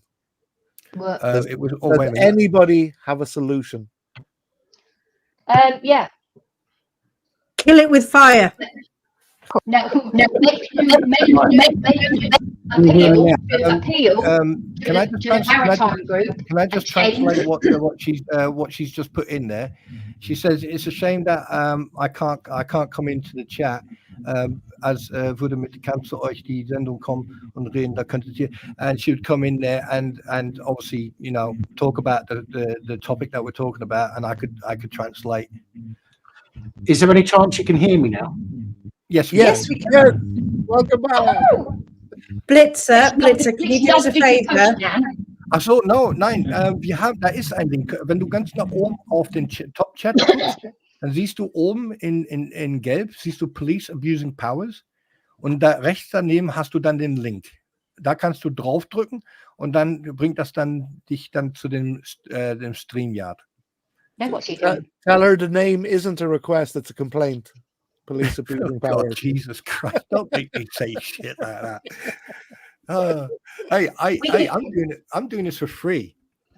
Hey, Keir Starmer, if you ever need a translator, let me know. You could get paid loads for that, mate, translation, especially in the courts. But essentially, the only way we can change it is if the laws regarding picking up people in a dinghy in trouble, is if the laws of the sea are changed. It has to come from the maritime group, because they've got a boundary of our 12 miles, and we have to pick people up. Here's the irony. Does everybody know what the Royal National Lifeboat Institute is? Yeah, it's a voluntary service. Yeah. Did you know that if they pick up a dinghy group comes across, they're sinking, if they go and rescue them, which is what their job is, they will be taken to court by the government for picking up migrants. They'll be charged with trafficking, apparently. Oh, Jesus Christ. What about the Coast Guard then? Same thing. Well, Sharon, they are being paid to come here, aren't they? We know they're being paid to come here. And as lots of people have said, and I've said this myself, these are majority working. Let's say working age men rather than fighting age men, because you know that way I can't be accused of anything nasty. Not that I give a shit, so fuck it. These fighting age men that are coming over here, okay, being paid to come over here, literally, right? They've got to come over here, allegedly paying themselves. Where are they getting 5 grand, 6 grand, 10 grand from? I don't know. But if they've got that kind of money and they're spending it on a dinghy where they could die on the way over, you know, and they get here, and as soon as they get here, they're being paid to live here. And there are tens of dozens of them being put in hotels in every fucking town you imagine. Okay. Now, if you've got 300, let's say people like the MDL, the Muslim Defence League, if you've got 200 or 300 people like that in each town, they are going to cause fucking havoc if they decide that the shit they want to kick off, right? And we have no way to defend ourselves. These people are getting their fucking swords and machetes and everything, and knives and everything else, and the majority of us want to be law abiding, although it's, you know, we don't want to go to prison. So we try and do the right thing, and we have all the, you know, tens of thousands of people in this country now who don't give 2 fucks, and they're being paid to come here. And if the shit hits the fan, if one of them, if they're all extreme Islamists, should we say, and they decide that today's the day, we're all fucked. But they are being paid to come over here, and I do wonder why, what the reason is. If they were coming over with kids, I would say, do you know what? Okay, fine. You've got your kids, you've got your wife, you're escaping persecution. Let's try and sort something out. Fighting age men turning up on your doorstep, literally saying, "Oh, give us somewhere to live and some fucking, you know, some money." And they go, "Yeah, come on in. Fuck it. Come on in." You know, that's bad fucking news. You wouldn't let people like that turn up at your doorstep, people that you know don't like you, turn up at your doorstep and give them a fucking room. You don't do that shit. Well, the irony of politicians. You've got Michael in the back. I don't know if it's Michael or if it's pronounced Michael. I can't remember. He's in the back. The irony of this government. Yeah, the irony of this government is clear. So, as Dan says, they bring these people over, they get money straight away. The new government now want to introduce the new retirement age. It's going to be 71. Right? What? They've also now got a target against anybody on PIP. They're trying to change PIP from the cash that you get into voucher schemes. But they're also going to force disabled people to go back to work. That's the irony where we are. The people who are actually here are going to be targeted. So basically, you're not going to see your pension. And you won't, no. I want to go back to what Dan was saying earlier on. Dan, I don't know if you remember this. But in end of 1990, early 2000. Michael, einen Moment bitte. Ich komme, warte, lass mich jetzt mal ausreden, dann können wir reden, ne? Yep. Around 1990, 2000, when the West German, East German border went down, just prior to that, basically people in Germany were asked, are you willing to take people who've escaped from East Germany and put them up? What we will do, we'll pay you 3,000 Deutschmark a month per person. So if you took a family in, you would get 3,000 Deutschmark, which is probably now 1,500 euros, all right, per person per month. And people were raking it in. They actually just moved into a hotel, let these people stay in their homes, and they were making like 10, 15,000 a month. Could they be trafficked, Pap? Instead of paid to come here, could they be being preyed on? Will the criminals will say, we'll get you to England, we'll get you there, and then for 10 years you owe us blah blah a month. Yeah, some of them might be. Some of them might be. So there's always criminals looking to exploit a situation. Okay, yes, so some of them may well be exploited. I don't believe for a second that the thousands that are coming over are all being exploited. Right, they're coming over on a boat. I cannot believe that every single one of them are being exploited by so-called criminal gangs. I just don't. It's a big jackpot, though. It's a big. Why would you go? But still, why go over on your own? Yeah. But how would they get here? They've no money. They're being prosecuted, or sorry, not prosecuted. They're being, what's the word? Persecuted, or they're coming for war. Now, how are they getting the money to travel across 5 countries? They need to eat. That's the point. Somebody's bringing them, right? Somebody's they're not poor. These people. Years ago, you saw women and children in these boats. There was a death of a few women and children that drowned, but you haven't seen that women and children coming across in nearly 2 years. It's only men on their own. Because in this country, under the law, once they're here and they settle, shall we say, for 2 years, they're able to apply for a permanent place here. That's when they bring their families over. And that's another confusing. But that's another confusing thing. So they're coming from a situation of war or whatever, persecution, but they're going to leave their wife and kids to deal with the brunt of the war or the. The ones that are coming here now are not fleeing any kind of war. They're not at war. Can I just, Michael, kannst du mich hören? Ja, natürlich, klar und deutlich. Okay, also du kannst kein Deutsch, Entschuldigung, du kannst ja kannst du Englisch oder verstehen? Nee. Verstehen geht, so bin eher altes DDR-Kind. Okay, right. Oh, fucking awesome. This is perfect. Basically, Michael is former East Germany. He was born and brought up in East Germany. Also lebst du noch in ehemaliger Ostdeutschland oder bist du jetzt hier? Ja, warte.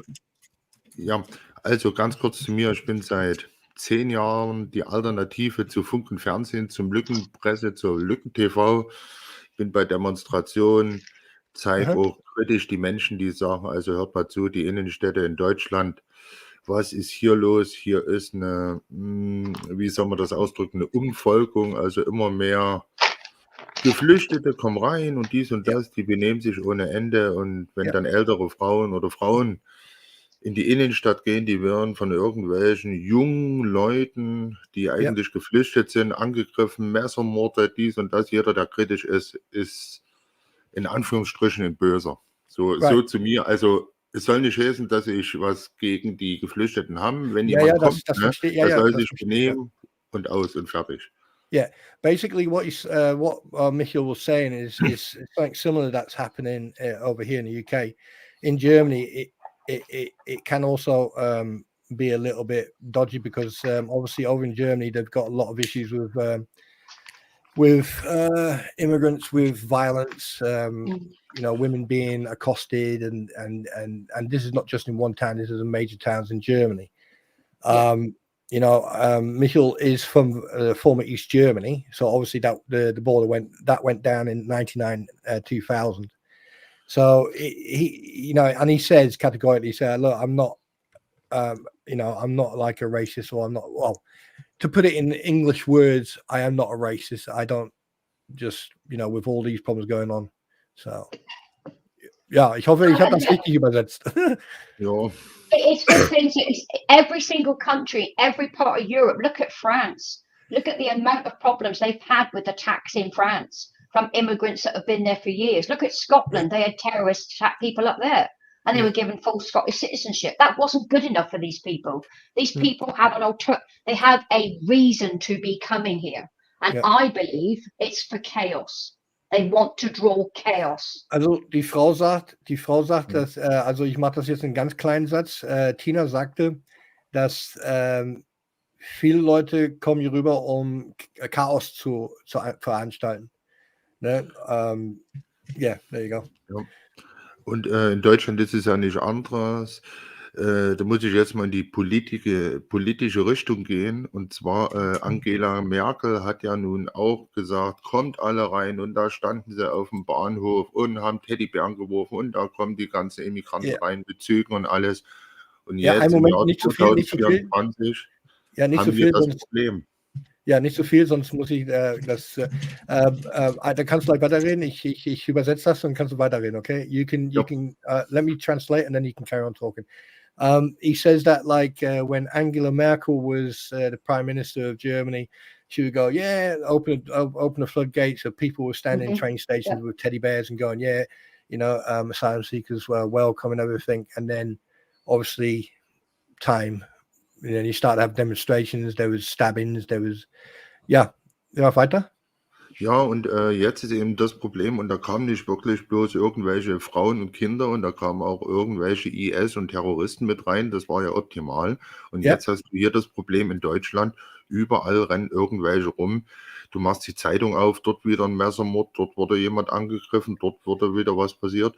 Und wenn du dann als Deutscher etwas sagst, bist du der böse Nazi, weil Deutschland ist ja Schuldkult, aber das hat nicht mit Nazi zu tun. Ich bin Patriot, ich stehe für mein Land, und wenn ich jetzt zum Beispiel bei mir am Fenster eine Deutschlandfahne hissen würde, heißt es sofort, oh, da wohnt ein böser Nazi. Das ist einfach mal krank. Patriotismus ist was anderes.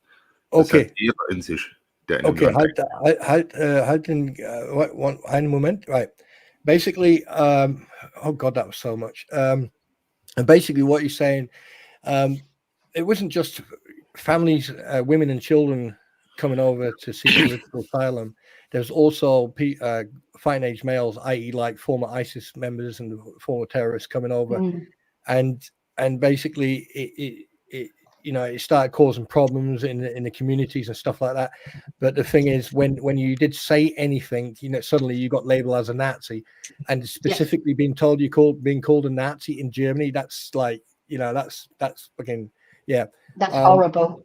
Over here, where people are being called far right. Can you tell them that we experience the same issue? Ja, also die Stimme, die du gerade hörtest, kam von Frutoy. Er sagte, in Deutschland wird man Nazi an den Kopf geschmissen. Hier in Großbritannien momentan werden wir Rechtsradikale angeschmissen, also far right, Rechtsradikale. Also das ist genau dasselbe hier drüben. Ne?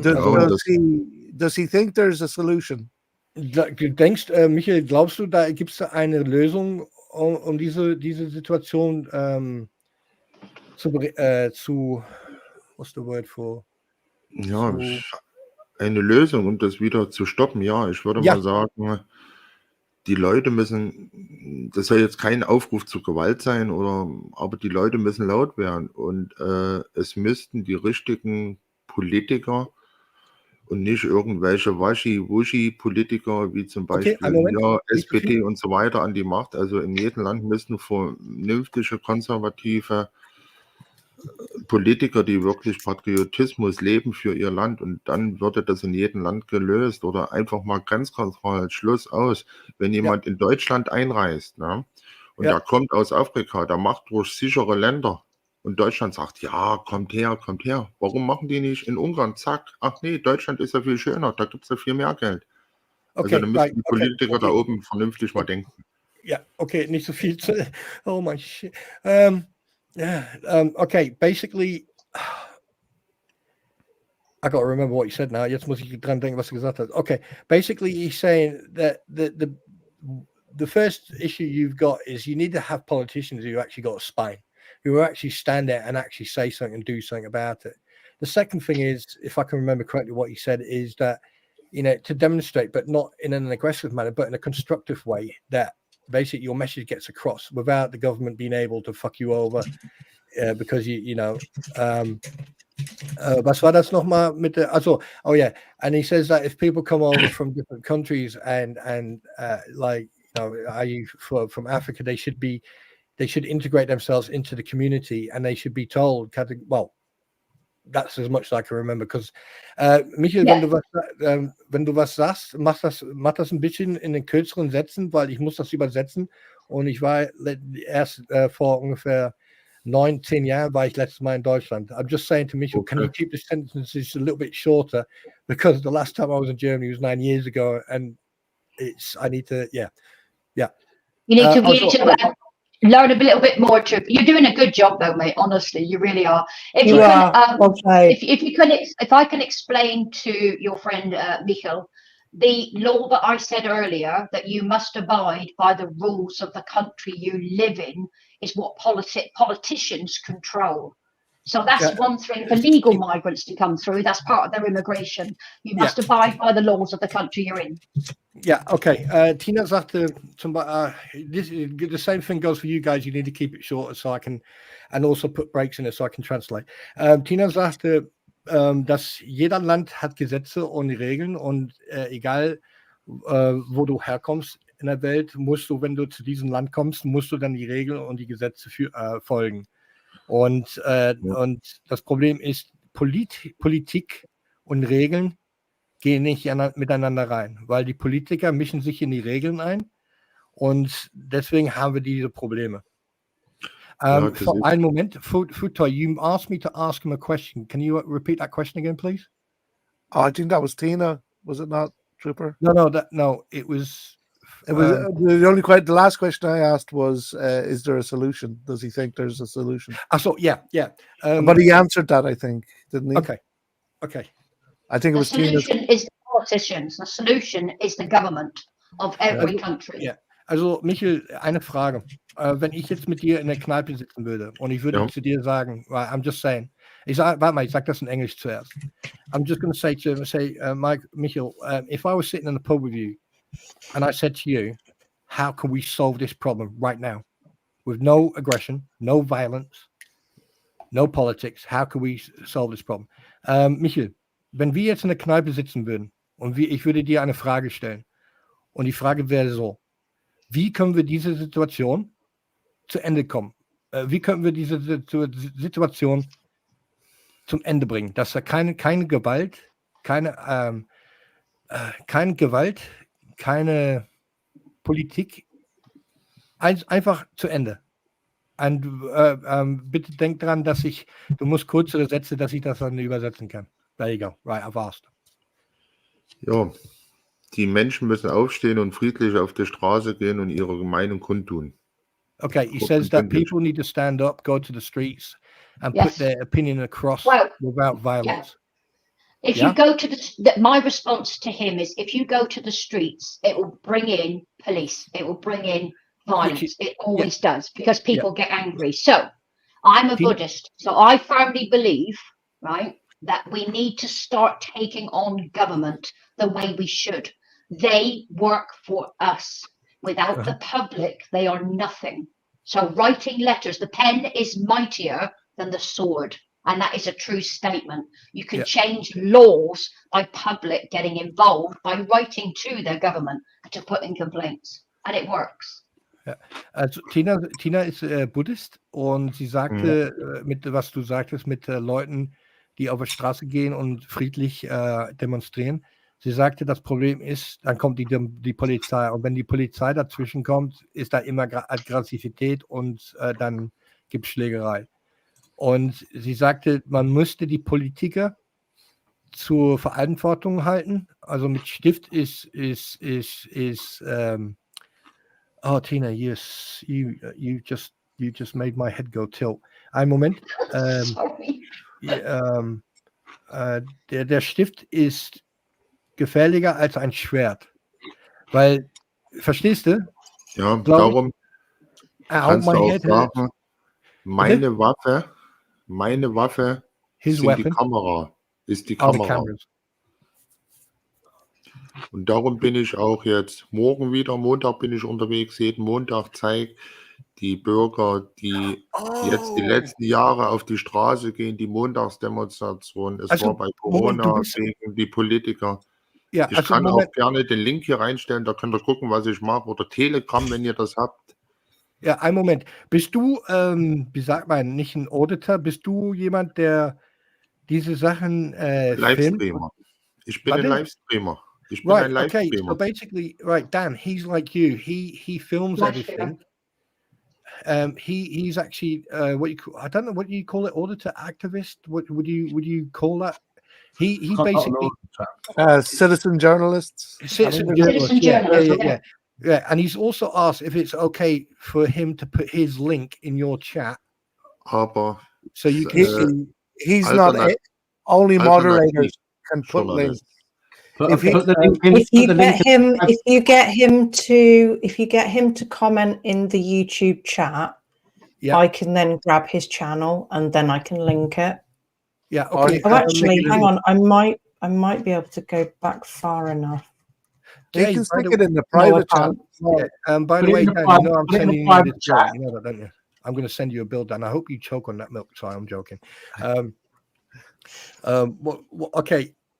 Put it in the private chat. Can't hear you. Can't hear you, Dan. Can't hear you, mate. You're muted. Again? Oh, for God's sake. No. You're right now. No. If you like, Trooper, if you can explain. Yeah, I'm gonna explain that. Jesus Christ! You can explain. Right. Okay. Okay, guys. So basically, just so you know, you need to give me like a break in your sentences because obviously. Okay, I understand. Okay, Michael, du kannst deinen Link in den Chat reintun oder tust das hier drinnen in Privat beim StreamYard, kannst das reintun und dann werden die das dann da reintun. Also, the only thing, Michael, how are we going to understand you? Er sagte, Michael, das Problem ist, wie werden wir dich dann verstehen? Right, I can answer that. See, the thing is, what you do on YouTube, if it's YouTube, it will have subtitles. He's put a Telegram link in there. Oh, hast du nicht Telegram? Hast du YouTube? Ich habe insgesamt 24 Plattformen, weil die Bilder, das Problem ist bei mir, ich bin ja nun die Alternative zu den Staatsmedien und ständig wird, entweder gibt es eine Abmahnung von YouTube oder irgendwas wird gelöscht und darum streame ich, wenn ich auf der Straße bin, bei YouTube, bei Getter, bei Facebook, bei Twitch.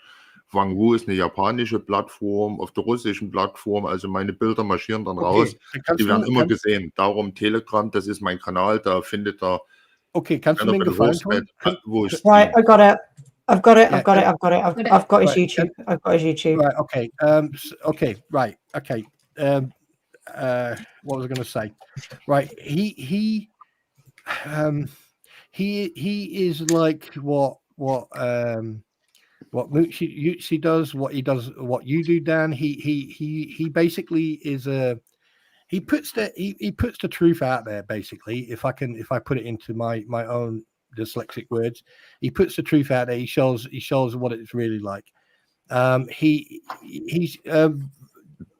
He's got 24 different profiles, because the thing is, when he puts stuff up, that obviously you get the snowflakes and people who can't handle the truth. When he puts stuff up, obviously some of the stuff over in Germany, they got different laws than we have here in the UK. So when he puts stuff up, it does get flagged by YouTube. They delete it or whatever. So that's why he's got 24 different platforms where he puts the truth out. Okay, can you do me a favor, Trooper? Can you explain to him that because it's a Telegram link? Yeah. No, Dan, I've already got it. I've already got his YouTube channel. I've put it in the. No, I know that. I just don't want him to think that because he's put a link in the private chat. I just want him to understand that because it's a Telegram link, and if it's all in German, no offense to him, obviously, but I have to be careful what links I put out. I need to be able to see and understand what's on there a bit at least before I put it out on to other followers. And it's not against him. This is with anybody that asks me to put a link out. And we have turned people down before that I do know. It's not a personal thing. To tell him Pap turned down my OnlyFans link. So don't.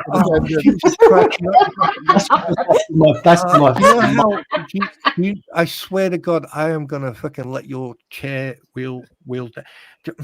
I'm right, Michael. I'm moment. Dan, 1 second. I need to remember what you said, and then translate into German.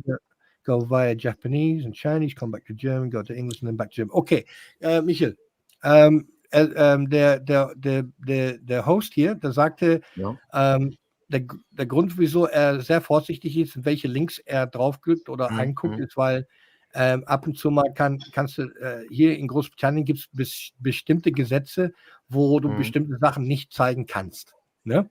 Und zum Beispiel Telegram ist ein Plattform, wo man vorsichtig sein muss. Und deswegen hat er von dir den YouTube-Link reingetan und nicht den Telegram-Link, okay? Ja, das heißt kann nicht, auch die amerikanische Plattform reinnehmen, Getter. Das ist zensursichere Plattform, weil da gibt es keine Zensur, da kann ich wirklich meine Bilder zeigen, egal was die Leute dort sagen, oder auch Musik gibt es keine Probleme. Bei YouTube ist immer so die Zensur. Darum, he says that there's certain platforms like an American platform where he puts stuff on because the censorship is not as understood. As dictatorship. The only thing I can say is we've put Holly's put his YouTube link in there. If he can get people to go to his Telegram from his channel, then that's no problem. I totally understand. I know what you're saying. Michael, sagte, also du musst dran denken, es gibt bestimmte Gesetze über jedes Land. Und wenn Leute von deinem YouTube dann zu deinem Telekom-Link gehen, dann ist es deren Situation. Ne? Aber du musst auch dran denken, dass in Deutschland die Sprache und Übersetzung und alles, was ich jetzt hier im Moment tue, ist auch für mich schwer, weil ich schon lange nicht Deutsch rede. Aber du musst dran denken, dass es gibt bestimmte Gesetze, wie du sagst, YouTube zensuriert bestimmte Sachen. Und und deswegen kann er deinen Link da hier nicht reintun, aber er kann dein YouTube reintun, weil YouTube ist zensuriert, ne? Und das passt das sehen die Leute und auch wenn die Demos, sag ich jetzt, die Sprache nicht verstehen, ich denke mal, die Emotionen, die sehen, die Videos bei den Live-Videos oder was da drin ist, die wissen genau, um was es geht. He says that basically when people watch the videos and they see and they can't understand because obviously it's German or German language, it's just like French or any other language. But the thing is, they'll understand what's going on just by the emotions and the face and the expressions on people's faces and their conduct. Do you know who do I charge for this tonight? By the way, I do appreciate it, by the way. I'll give you 10p. Sorry, that's all I got in my pocket.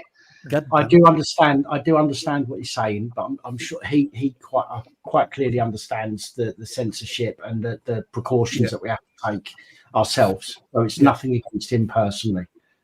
Ja, also er sagte gerade, dass er 100% es versteht, was du damit meinst mit Zensur und so. Und er versteht das und da ist kein Stress. Ja, es ist ja auch das Problem in Deutschland, wenn wir jetzt die Integration nehmen, die wollen sich ja gar nicht integrieren. Also ich kenne Geschichten von welchen, da muss man sich vorstellen, ist eine Klasse von 20 Mann und 15 Mann sind Integrationskinder und die anderen 5 sind Deutsche. So. Und die kommen einfach nicht mit dem Schulstoff. Ja, und dann die deutschen Kinder bleiben auf der Strecke. Das ist auch wieder so eine Politik. Da sollen die Politiker gefälligst eigene Klassen aufmachen und fertig. Yeah, it's just he's just saying about classes like there's 20 people in there and 15 are non-German, and basically the 15 get taken and and the last 5 who are German are treated completely different. Yeah, it sounds like a mirror image of some of the situations that we've had here in the UK over the last years. And it doesn't matter. I mean, from einen Moment, Michael, ich erkläre das gerade. Ich auch meine persönliche. I think that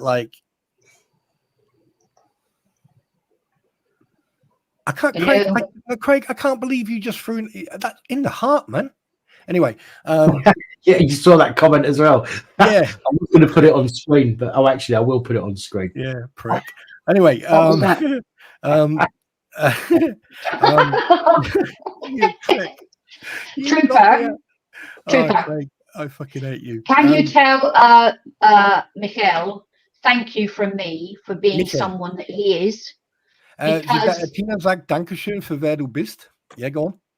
Because it's a dangerous thing that we, like Dan and him and other groups are doing. It's dangerous. It is. Sie sagte es, was du und andere Leute tun, um die Wahrheit die Wahrheit herauszubringen, ist eine gefährliche Sache, weil Leute haben ja eine Meinung.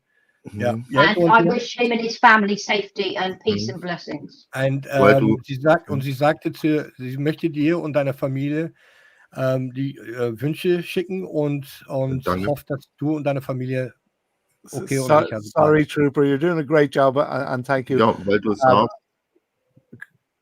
Did he have something to say? Same to you, Tina. I wanted to ask him, seeing that he is similar to Pap, right, and we have probably similar audiences, that's why you wanted to share the link. Does he think that his audience would like to see what it's like for an English equivalent Pap? Okay. Would he share Pap's link with his audience? Also der Futoy hier, der Pirate Palais, hat eine Frage gestellt, und zwar würdest einen Moment bitte. Okay, let's press play again. Er sagte, würdest du den Link von Pap, würdest du das bei dir weitergeben, dass andere Leute in Deutschland zum Beispiel sehen kann oder miterfahren können, was hier in Großbritannien passiert? Ja, natürlich. Sofort würde ich zu 100%ig unterschreiben, weil die deutschen 100%. Medien, das sind Staatsmedien, die zeigen das nicht. Genau, wo ich in Prag war, da waren Großdemonstrationen, hier erfährst du überhaupt nichts. Wir sind die Alternative zu den Scheiß Fuck you GEZ-Medien, entschuldigt meine Worte. Okay. Wir sind die Alternative, kein Problem, zu 100%. Yeah, he says, absolutely. He says, it's good that, putting stuff out like that, the truth, instead of having the general media, try to, bamboozle people and accuse people of being far right just because they talk about this situation. So, 100%, he'll be more than happy to show the equivalent of what happens in here in the UK. Sorry, Pap, I hope I didn't overstep my bounds with that one. No, it's fine. I'm going to ask a personal question because I was over in Germany. I don't be a veteran. I don't know if you were stationed in Germany. Michael, meine Frage ist das hier. Wo ich in Deutschland stationiert war, wie du hören kannst, kann ich Deutsch. Ja. Ich habe mir selber Deutsch beigebracht, beziehungsweise ich habe von mehreren Leuten und von den Fräuleins habe ich Deutsch gelernt. Und meine Frage ist das hier. Die Leute, zum Beispiel 1954 sind von der Türkei 152.000 Türken nach Deutschland gekommen, um in Deutschland zu arbeiten. Die Mentalität war anders. Und jetzt die Frage ist, glaubst du, dass in den 80er und 90er Jahre die Mentalität anders war als heute? Und wenn jetzt Deutschland sagen würde, ja, 152.000 heute, glaubst du, die würden Deutschland respektieren wie die Leute in 52? Weil, Moment, ich tue das jetzt in Englisch übersetzen. I asked Michael a question. When I was stationed in Germany, I learned German. I taught German myself. I learned it from going to the pub and from the Fräuleins. But the one thing I learned about Germany is that in 1952, in the 1950s, 152,000 Germans, 1,000 Turks and foreigners were invited to come to Germany to work in Germany and to build a life in Germany.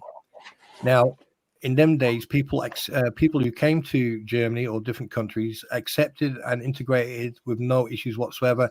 And there's generations of people from that generation who lived there.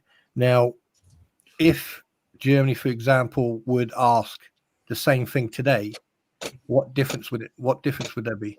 So, ich habe das jetzt in Englisch übersetzt. Was würde jetzt der Unterschied sein zwischen 1950 und 2024?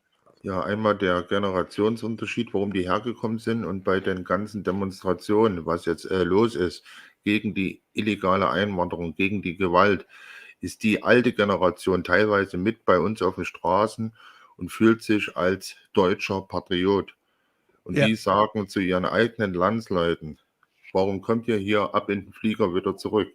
Ja. Die werden nicht als Nazi beschimpft. Aber wenn ich das als deutscher Staatsbürger sage, bitte wieder in den Flieger ab zurück, dann bin ich ein Nazi. Yeah. So würde ich das sagen. Right.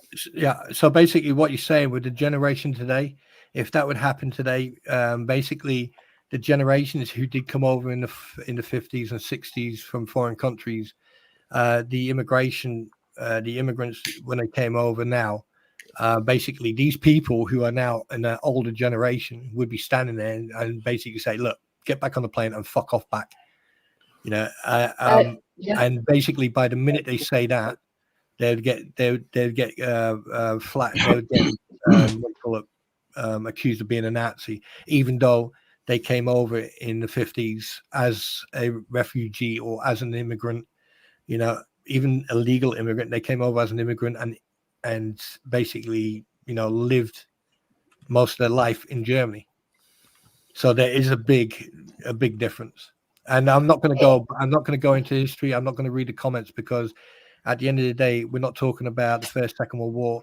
We're talking about, you know, in the last 30, 40 years, as well as the UK, Germany has changed. A lot of people who came to Germany in the 50s and the 60s, who integrated into the communities, who have become a pinnacle part of the communities, right, are now disrespected by the today's youth culture, so to speak, and obviously the illegal immigration, and it's also causing a problem.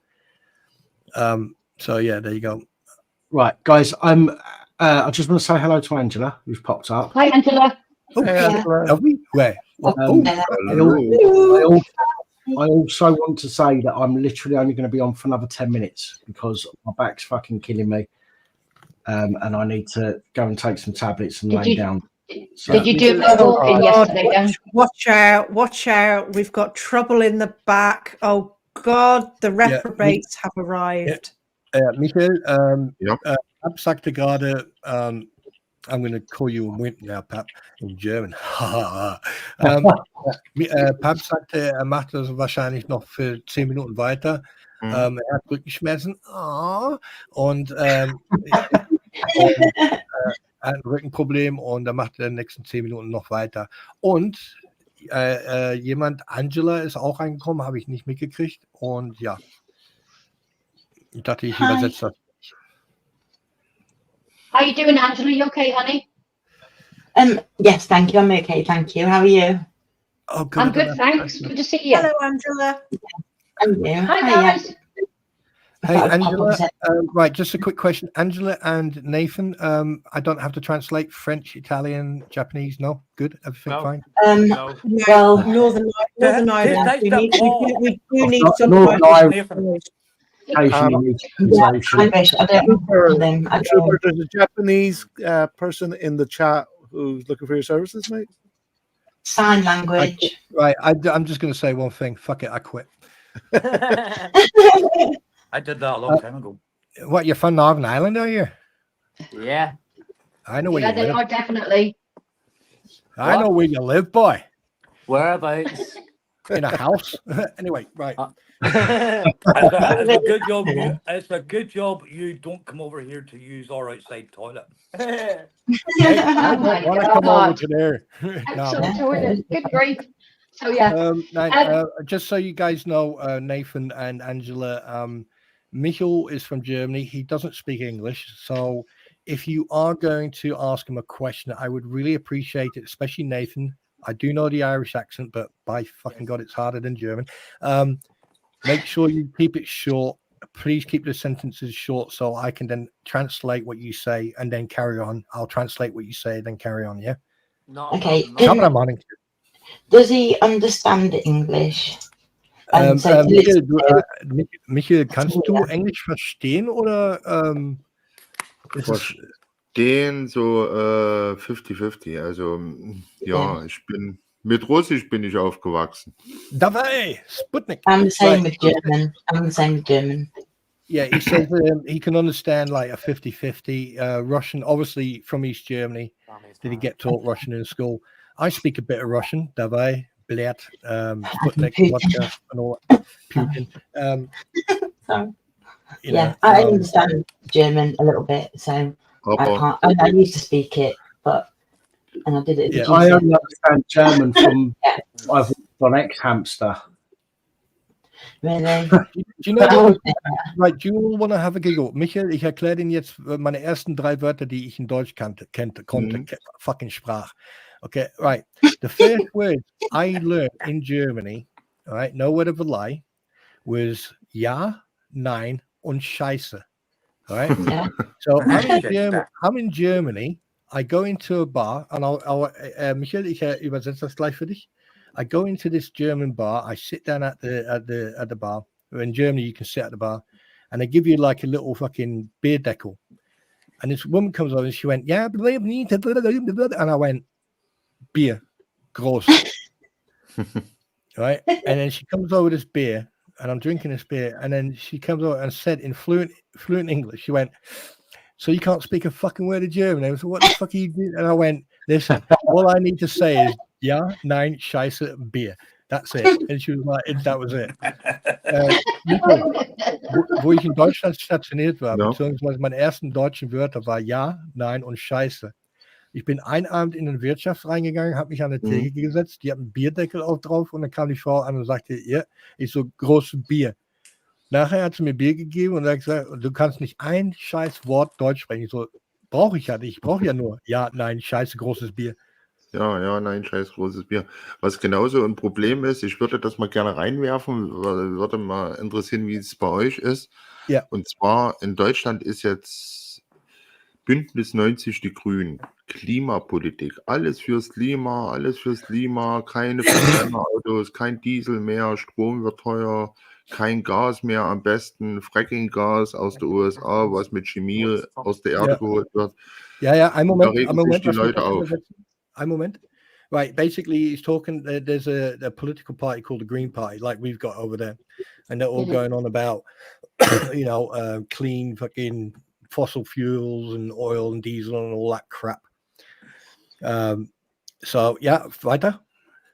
Ja, wie ist das in England? And he says, what's it like here over here in the UK? I can fucking answer that without asking. Also hier drüben labern die so generell aus dem Arsch raus. Over here, they usually talk out of their ass anyway. Die fangen jetzt schon an mit Diesel und I'll be back in a minute. Say again? She's talking to me. Oh, I swear to God, if Dennis, if you're fucking Dutch and you come on here and expect me to translate Dutch, I will sue you the fuck. No, anyway.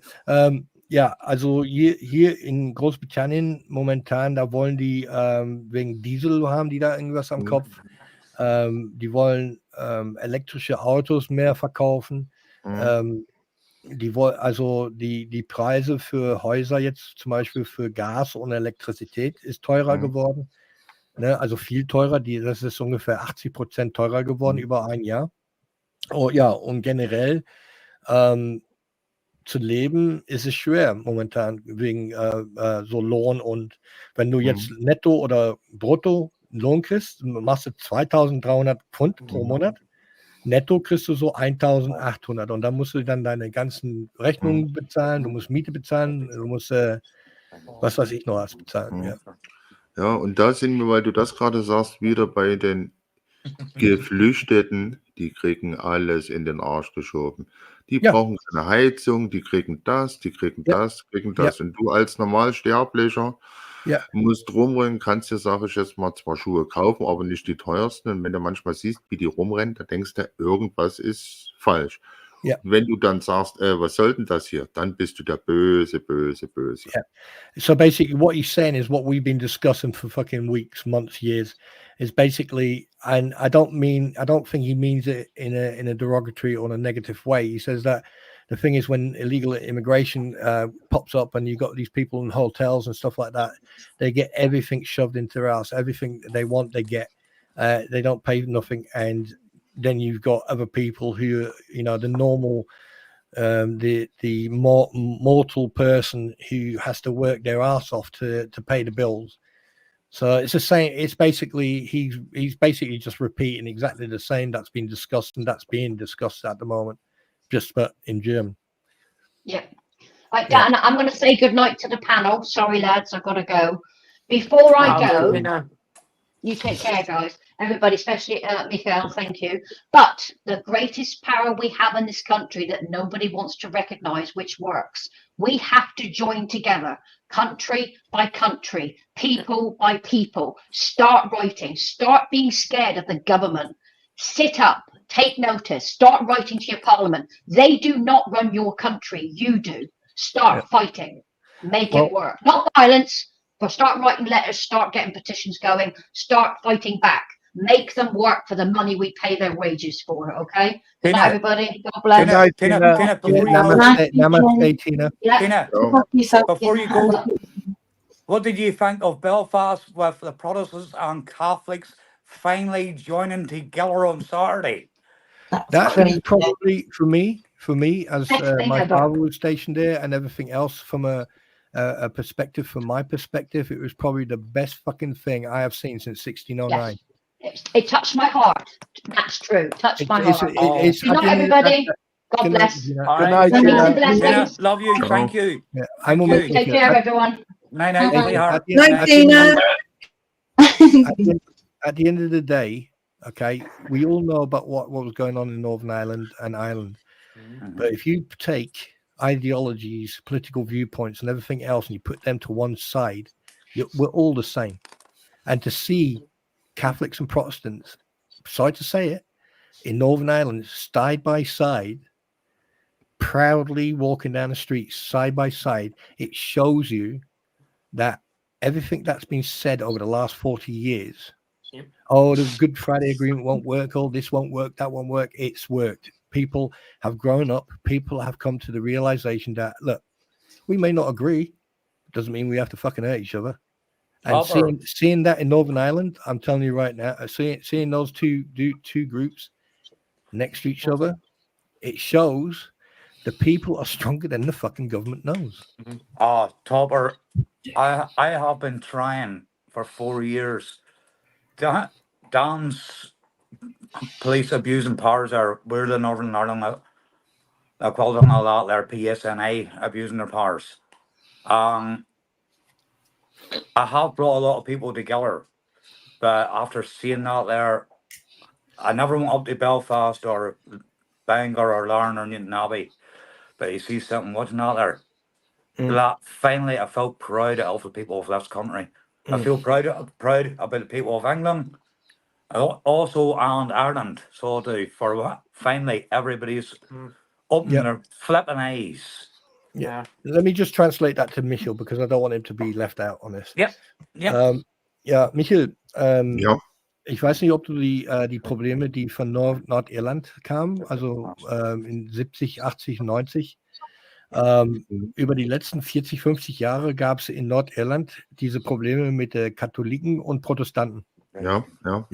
Und heute war zum ersten Mal in nordirländischer Historie, wo beide Protestant und Katholiken zusammen gegen diese Probleme demonstriert haben. Und das ist jetzt das erste Mal, dass das passiert ist.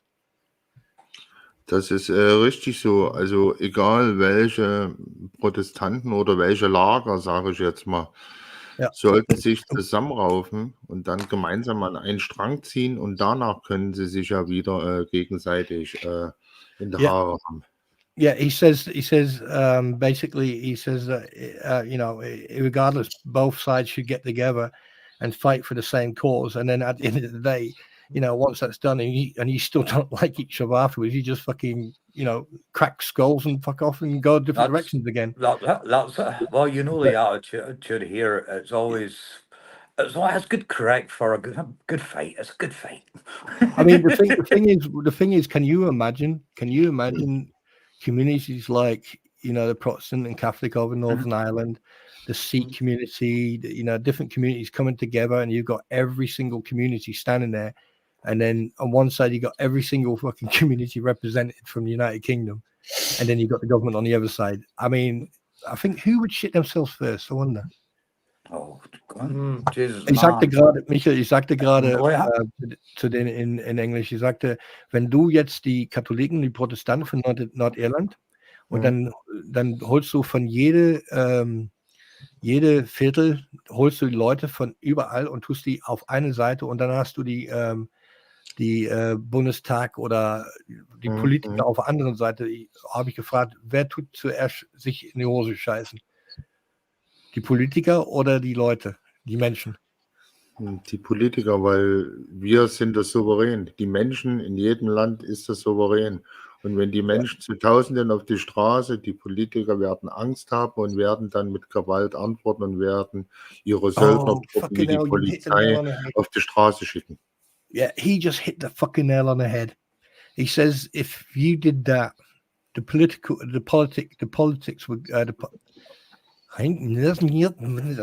politicians would shit themselves first and then answer with violence. Yeah. Lots ways you see there. Like Clampett as Prime Minister here at the moment. Everybody's far right. Really? No. Everybody here all just wants a life. I've already explained to him. Und Michiel, in Chat hat gerade Kenzie Kusch zu dir gesagt, Michiel aus Deutschland, Gott segne dich, mein Freund. Dankeschön. God bless you, my friend. From someone in Chat. Ja, das ist, sag mal, man merkt es ja auch bei den Demonstranten hier in Deutschland, bei den Demos, es sind ja nun auch Ältere dabei. Aber da gibt es immer so ein paar Jungs, ich sage jetzt mal, wo ich mal jünger war, habe ich so einen Mist auch mal gemacht. Ja. So die Sportfreunde der dritten Halbzeit. Ne?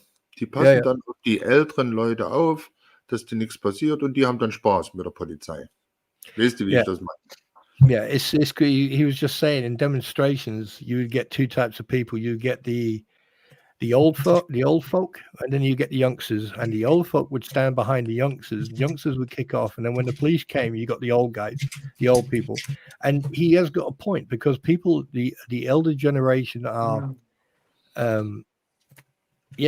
mean, but then again, looking at the fucking video footage the other night, I don't know if it was from Pap or someone else. This 73-year-old who had a pacemaker got arrested.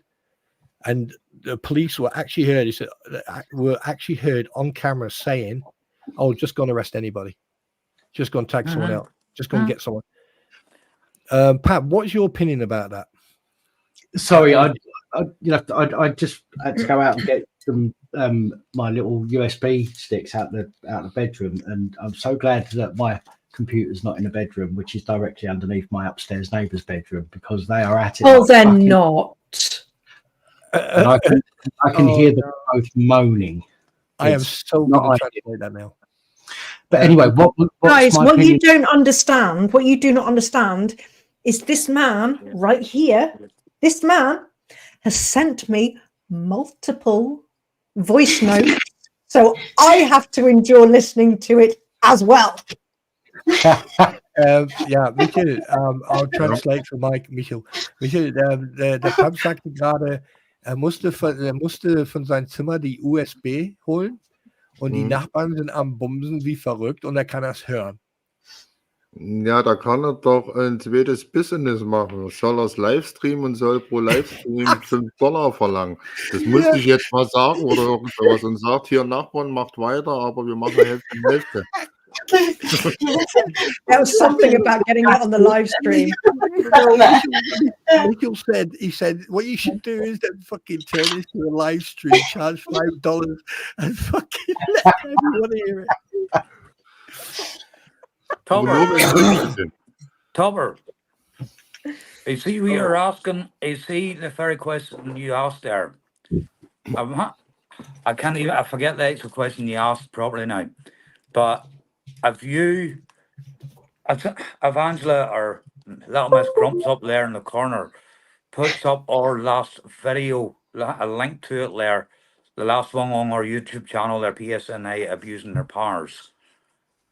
That there, go in and watch that there for what happened to us a fortnight ago when we go to the police ombudsman's office, sit down to have a smoke just before we go in, and we're attacked by police.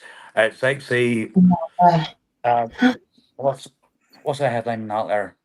Is it PSNI attack a disabled man outside the police ombudsman's office? And this is the disabled man right here, young lad, because he's had 7 brain operations since he was born. He's actually, I'm just going to translate it for Sorry, because the poor sod's left out. Like, Sorry. Michael, die Nathan Linus, die 2 Jungs, die du sehen kannst, der mit der Mütze, die wurden von der Polizei heftig verhaftet und die Bullen haben den ganz schön angetan. Ne? Und derjenige, der mit der Mütze, der hat mehrere Operationen gehabt und den haben sie dann also der Link ist in der Chat rein, ne? Wenn du den Link siehst, Lost Souls Paranormal hat das da reingetan.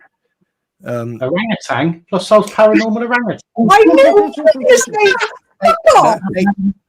Hey, don't you fucking start twisting my words, madam. Get in the basement.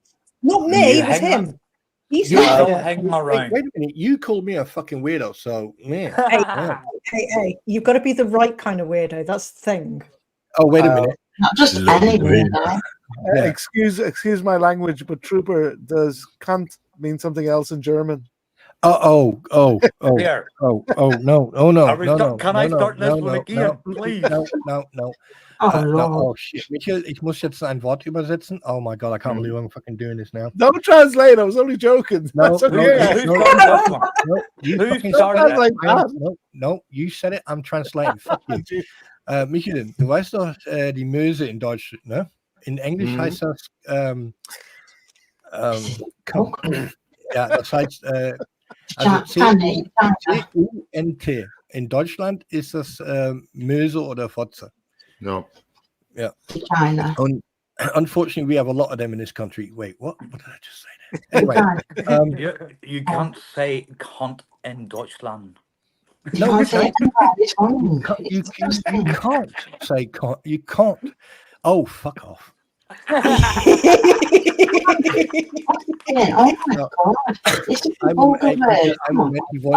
Sorry, translate. That's cool, Mr. Grumpy. Translate, please. Oh God, no. And it was actually it was this one here that bought me this cup. Very cool. Can I just ask a quick question? Right, I'm going to say this for the world to hear, and anyone from the government watching this video, let me make this absolutely fucking clear. I'm here on my own free will, and I'm a type of person like Michael, for example, is from Germany, and I will translate for him. Absolutely not a problem. But let me translate this for anyone who's listening to this, watching this, and in the future. Stop being a fucking idiot. Just be a cunt. You just gone ruined it for me. You just gone ruined it for me because you know what? Cunts like you make pricks like me stand to attention.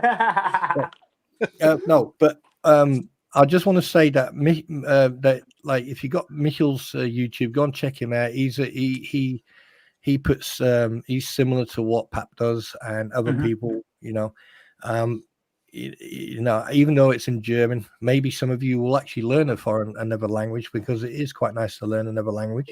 I mean, Irish is fucking hard. Top of the morning to you, sir.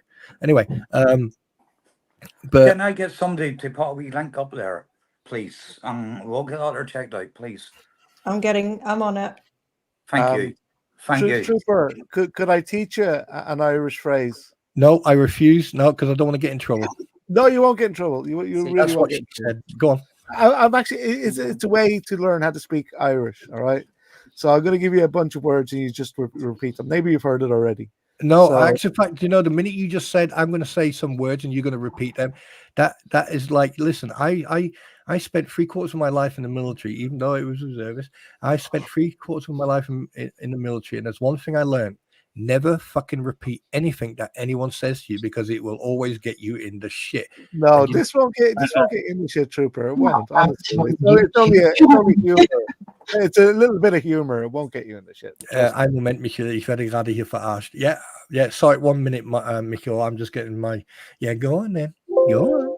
All right. So the words are whale, oil, beef, and hooked. All right, so say the word whale, beef, and I know this one. Whale, oil, beef, oil, hook. Whale, oil, beef, fuck. Well, I'll be fucked. Well, I'll be fucked. Where do we fuck there, no so? Okay, oil, beef, fucked. Right, well, I've got one for you. Fuck off. Anyway. No, but on a serious note now, but it's like Craig, I hate you for putting that in there earlier on, you bastard. Anyway, Michael, sorry, not Michael. I meant oh fucking hell, no wonder translators fucking throw their head against the window. Pap, is there anything you want to say to Michael?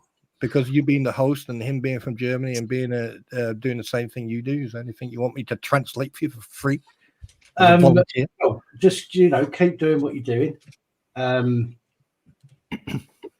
Thank you for coming on to the channel tonight. Although there's been a bit of a language barrier, thankfully we've had you to fix that. I think I think all of this was planned. It was planned by both of them. They've never been here before, neither of them, and then all of a sudden they both show up. I know. If I get a strike tomorrow for arranging acts of terrorism, you look at that, Craig. I swear to God, I'm telling you right now, Craig. This is an official message. This is the beat. No, fuck them. This is an official message. Craig Live, you are now no longer, and I repeat, no fucking longer on a Christmas list for your Christmas card. You'll still get your present. The card, fucking forget it. Anyway, Michael, der Lord Pap ist der ihm gehört dieser Kanal und er sagte, er möchte dir vom Herzen wirklich bedanken, dass du hier bist und er sagte auch mit der Sprachenproblem, also mit Verstehen und alles, er möchte sich bei dir dann ganz herzlich bedanken, dass du hier bist und dass du hier mitmachst, ne? Ja, ich bedanke mich auch. Ich werde jetzt schlafen gehen, weil morgen 6:15 Uhr klingelt der Wecker. Ich muss meinen Sohn in die Schule schaffen. Okay. Und ich würde sagen, wenn wir das hinkriegen, können wir gerne mal bei ihm auf dem Kanal oder bei mir auf dem Kanal irgendeine Themensendung machen, natürlich mit Übersetzung und ruhig ein bisschen kritisch. Also kritische Themen. Yeah, okay. Ich übersetze das ganz schnell. Right. Basically, his response is, Craig, shut the fuck up. I'm trying to translate him. Stop bullying me. I'm being bullied. I need my safe space. Anyway, basically, Michel said, look, the next time, if you like, the next time you do a live stream, then is invite him, and then basically you can do a collab, or vice versa. He'll do a live stream, and you can go and join him. I'll come in and then translate and stuff like that. So well, definitely going to need a translator, I think. Oh, but no, I appreciate that. It's very kind of him. I appreciate that. I'm sure we can sort something out at some point. Okay, sagte, ja, das ist sein Vergnügen, und sagte, wenn wir können irgendwann in der Zukunft das besprechen und dann versuchen, ne? Jupp, ich habe hier im Privatchat ich meine E-Mail-Adresse reingeschrieben. Yeah. He's put his email address in private chat. Okay. Dan. Cool. Because basically he needs to get up in the morning, he needs to take his little one to school and everything. So I think he's going to be calling it a night. Ja, Michael, ich habe das jetzt übersetzt, ja, und er hat dein E-Mail gesehen. Okay, ich gehe da mal schlafen. Danke, dass ich da sein durfte, und bis zum nächsten Mal. Tschüssi. He says thanks very much for your hospitality. He says he'll be seeing you again, and he's going to shoot off. No worries. Good night. Good night. Ciao. Good night. Wait, you speak English? Nice to meet you, Michael. I know. Oh, that was different. Good night. Good night. Good night. I did my German oral exam. I was meant to say I played the piano. I ended up saying I played the wardrobe.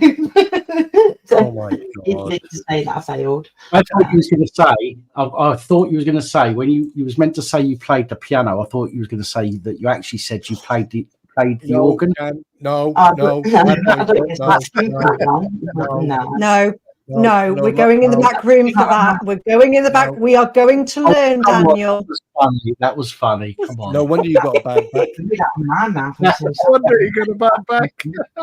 Yeah. No wonder you got a bad back. No, I'll tell you one thing, right? That Michael was genuinely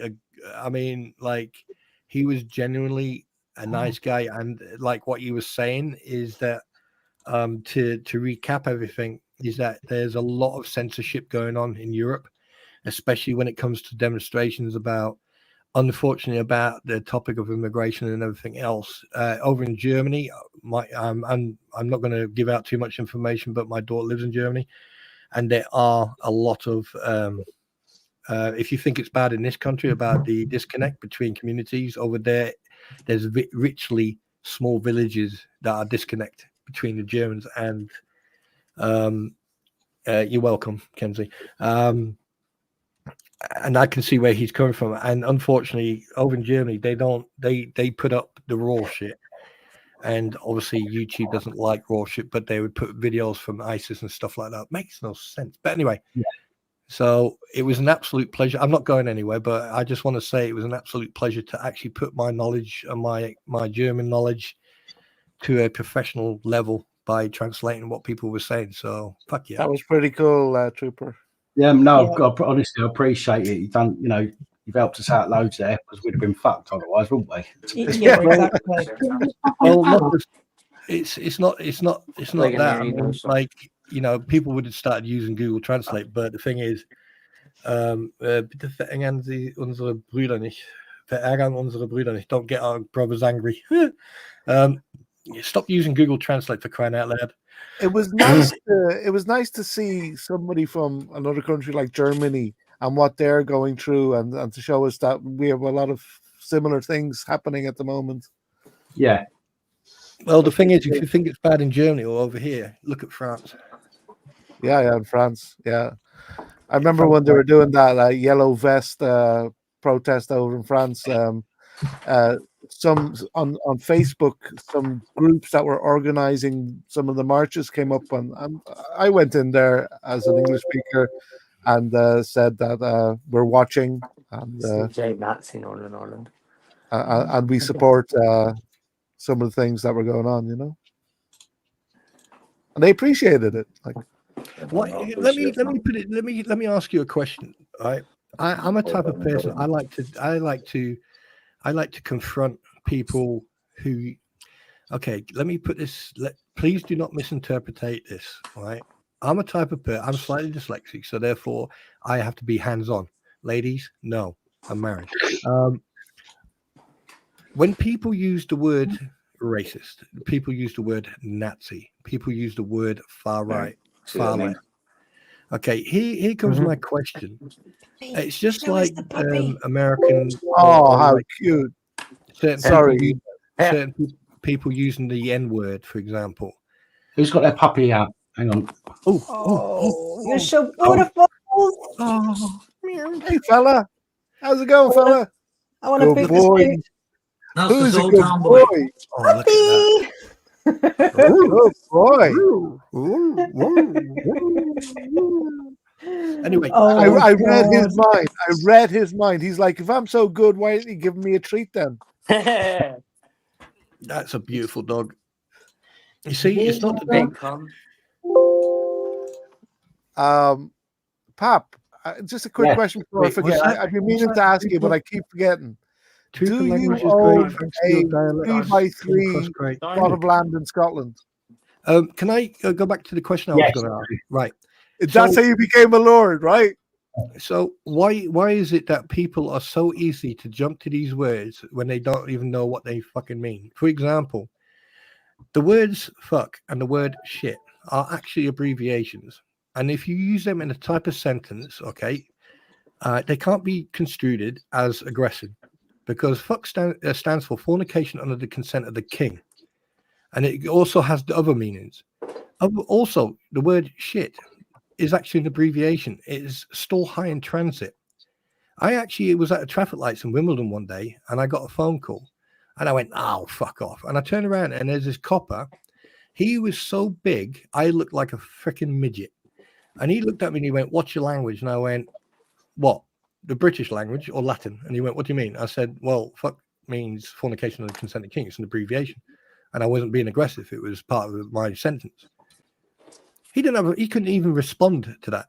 So my question is this: why are people out there, with respect, you youngsters, if there's any youngsters, why do you jump on the bandwagon using Nazi, the N word, or things like far right or racist?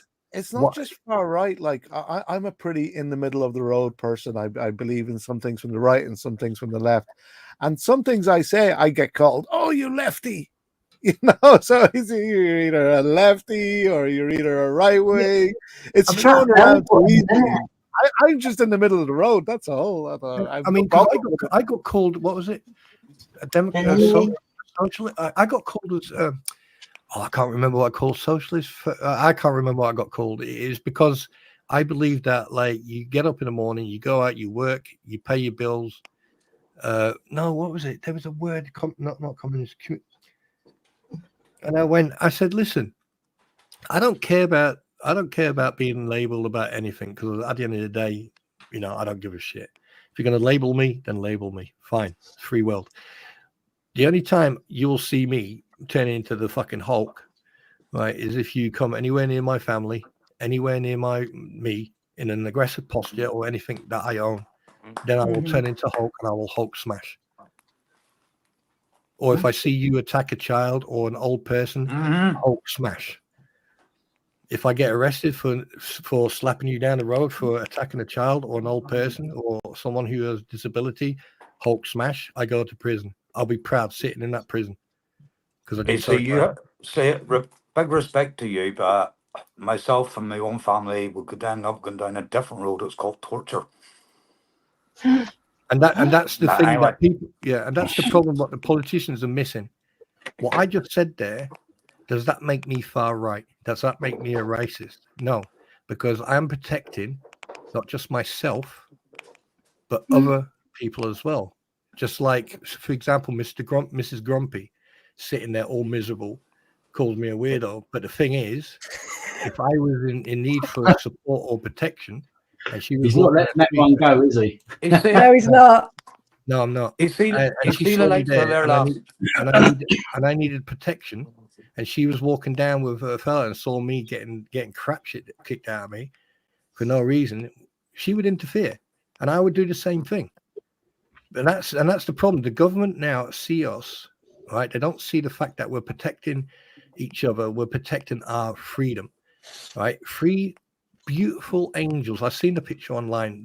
Those three beautiful angels and the other 11 who got hurt. 3 angels lost their life, and people reacted.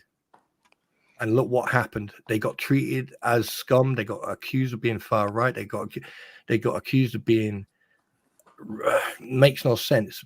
What about the mother? One of the mothers came out and says, "Look, please don't use violence on behalf of my lost daughter."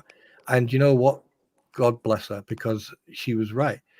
But at the end of the day, you keep on poking that bear bear's going to wake up, and those fingernails the bear's got. Time. But you can't honestly believe, surely, though, that what's happened is right. You can't honestly think, surely, that all of this that's happened is because of those 3 girls. No, it's not. It's a chain reaction. It's a chain. Look what happened in Leeds. All right. I have actually got a screenshot somewhere. I think I've still got it. I have actually got a screenshot from the video that was videoed by a bystander of a IC3 male, which is police slang for a person of different skin color, with a lighter, by the way, it was a broken lighter, absolute prat, right? Standing there trying to set a bus on fire. That is criminal damage. That is against the law. Also, arson against the law.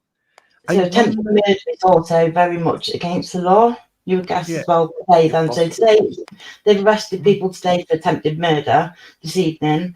For the ones that have been in that hotel, because they went back for the second time and they set that hotel on fire again this evening.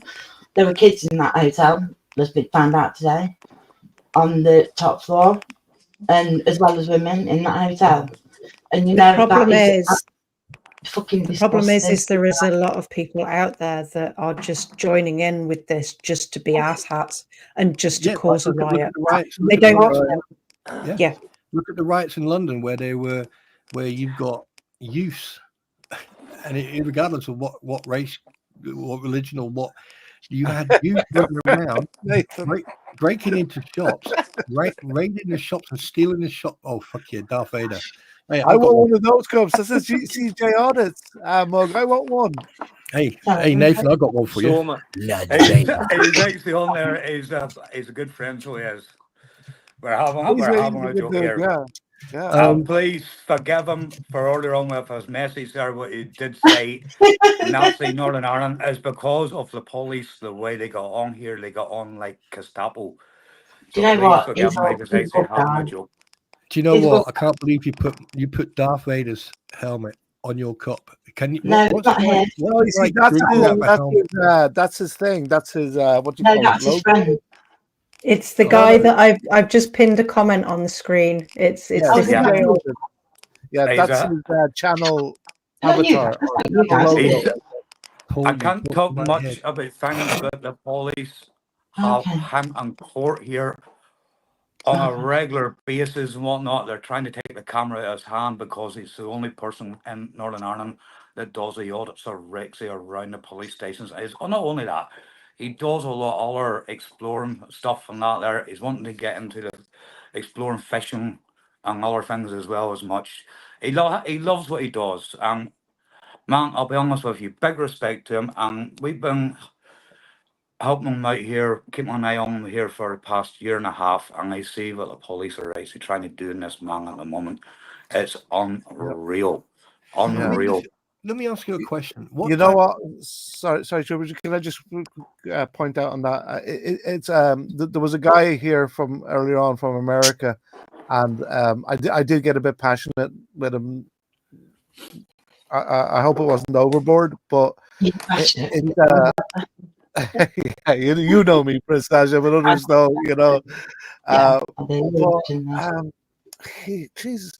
he doesn't seem to understand that. He's like, oh, just be nice to the police and everything will be okay.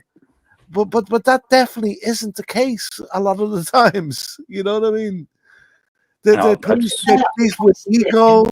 They don't care about the law because they feel they're above the law and the law doesn't matter to them.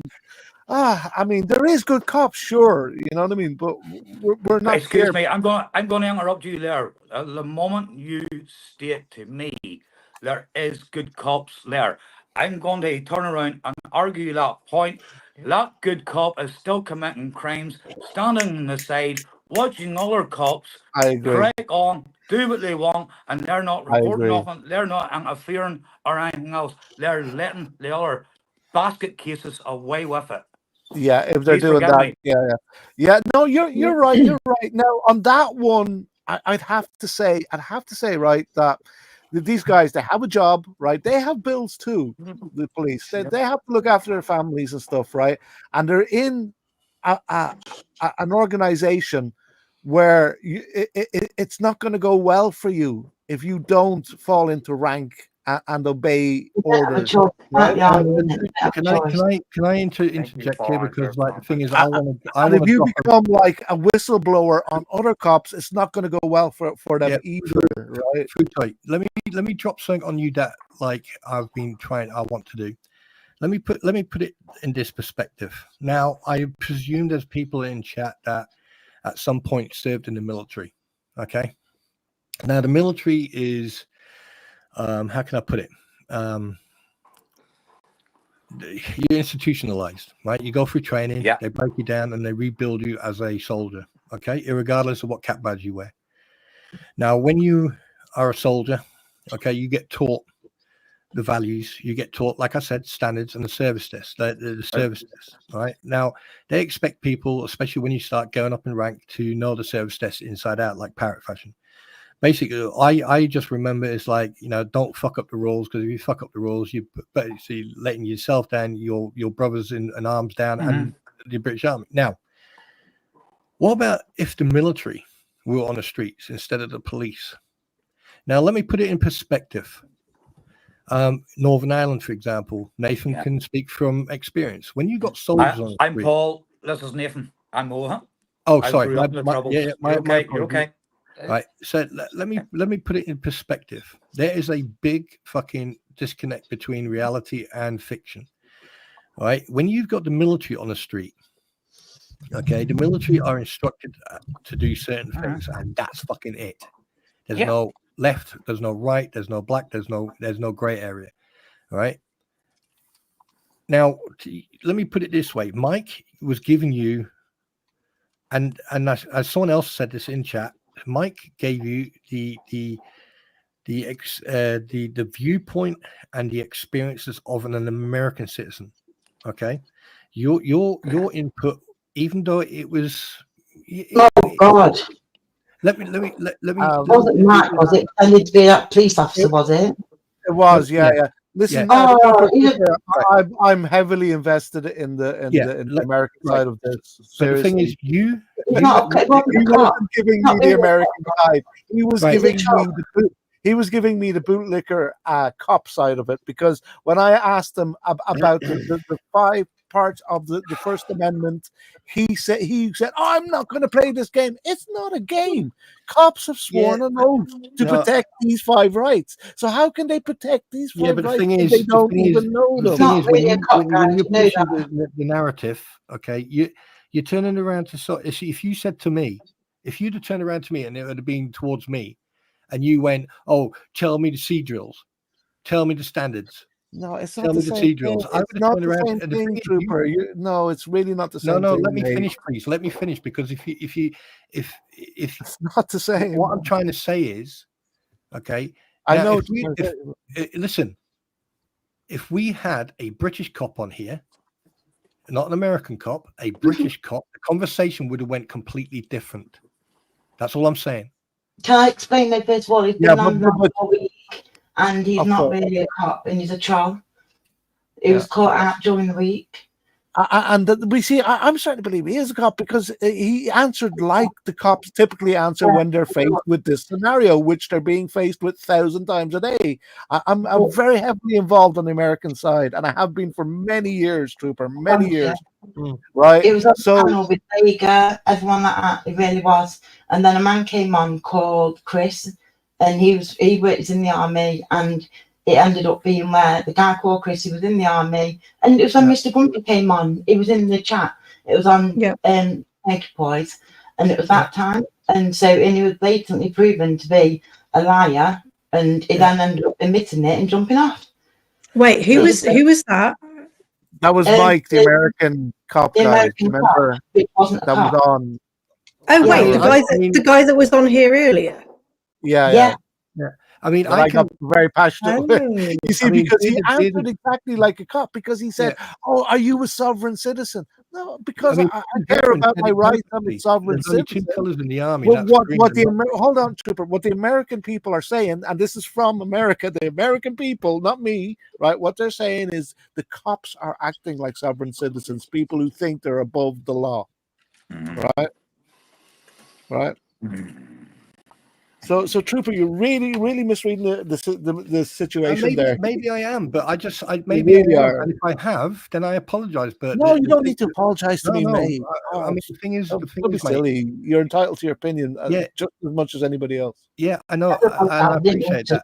I'm just saying that, like, at the end of the day, okay, it's like I've probably misunderstood what was done there, because the way I saw it is that, because I've got friends who I served in Iraq with who are now police officers in the States. And, you know, I mean, I get different viewpoints from them. I get different opinions from them. And, you know, somewhere down the line, I have to say, hey, look, I'm not an American. I don't live there. I don't see it day in, day out. I can't comment on that. But the way the conversation was going with Mike was just standing his ground. You were standing your ground. And, yeah, I probably misunderstood. But let's take that one and put that to one side. Let's put the army on the ground. Let's put the army. Let's remove the police from this scenario and then put the army there. That's what's going to end up happening. Well, yeah. Even Charlie Veitch said we should have maybe martial law for a year, but I don't know about that. It's a bit extreme, though, isn't it? Martial law. That punishes the people, right? The everyday people. Yeah, but this is my whole point, Foodie. The whole point, what I'm trying to say is that, like, the pandemic was whatever it was. Yeah? I mean, people have changed since then. But if you put the army on the ground, all the government needs, with all this that's going on, is an excuse to bring in martial law. And this country hasn't seen martial law since Second World War, around that time, I think it was. Don't quote me on that. I don't know how much history. Well, the riots, not protests, the riots keep continuing and getting worse and building. There's going to be no alternative but martial law. Like, what's at the end of the road of riots? I mean, the thing is, I mean, I have to. Bearded veteran, just fucking. I'm going to get you back for that, you cunt. Anyway, but the thing is, the fact that if the army gets involved, all right, and yes, someone said there's bad apples in every. But if the army gets involved, that's it. That's it. That means everyone gets silenced, and no one will achieve that goal that we're trying to achieve, where the government needs to take the people first and then themselves. Because the government right now are calling people right wing because they have an opinion, or it's getting really mixed up. And right now, because I've seen bearded veterans about the range student, it's really fucked my brain up, so I've lost it. So I'm help, mama. Wait.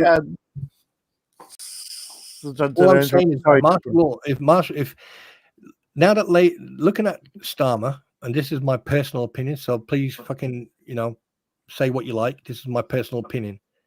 He's going to be sitting at Cobra meetings. He's going to be being told from different corners this, that, and that. The police are there. There's going to be more riots. There's going to be more people causing trouble when they should be fucking demonstrating peacefully and actually getting their point across. To a point where he's going to say, "Bring the army in. Bring the army in. We're all fucked." But hold on, just before you get too far. So would I be right in saying, or maybe I'm over the top with this, but if absence of a crime, the police have zero authority over the citizens, absent of a crime, would I be correct? Well, in a way, but some cases there doesn't have to be a crime. The police have the authority to prevent crime as well. So there doesn't have to be a crime being committed at the time, but they have to believe that there is an offence that is about to take place or is taking place. Oh, okay. So it's like if a crime is about to be committed, is being committed, or will be committed, or has been committed, or has been committed. Right. Okay, I get you. Because I'm just thinking, like with martial law and bringing in the army, that is the authority that they have then a certain amount of authority that's just going to be a blanket authority that's going to stay there till it's over, right? And by the way, Shruti, just so you know, I love you, brother. I'm going to interrupt you. I'm going to interrupt you there on that bit, because Northern Ireland is still under military law. Sorry, military rule. Even though the army's all gone, Northern Ireland is still under military rule. I didn't know that. Wow. As for the police, whether it be here, the Garda Síochána, which you're actually watching there and seeing, the police here in Northern Ireland is actually down in Dublin at the moment. No numbers on their collars, whatever. Their PSNI officers, riot squad in gear, beating Dubliners up dressed in Garda Síochána uniforms. Why? Because Drew Harris is the Garda Commissioner down south, ex-PSNI, ex-RUC. That's right. Yeah. Like you got rid of the police, whether it be UK, Ireland Garda Síochána, PSNI, Scottish Wolves, they're all the fucking same corporation, including the United States of America Police Force. The whole lot's a fucking same, which reverts back to the fucking Vatican, who fucking owns them all. If everybody checks into it properly. Girls and boys. Girls and boys. Can I ask you a question? Trooper, just give me 1 second.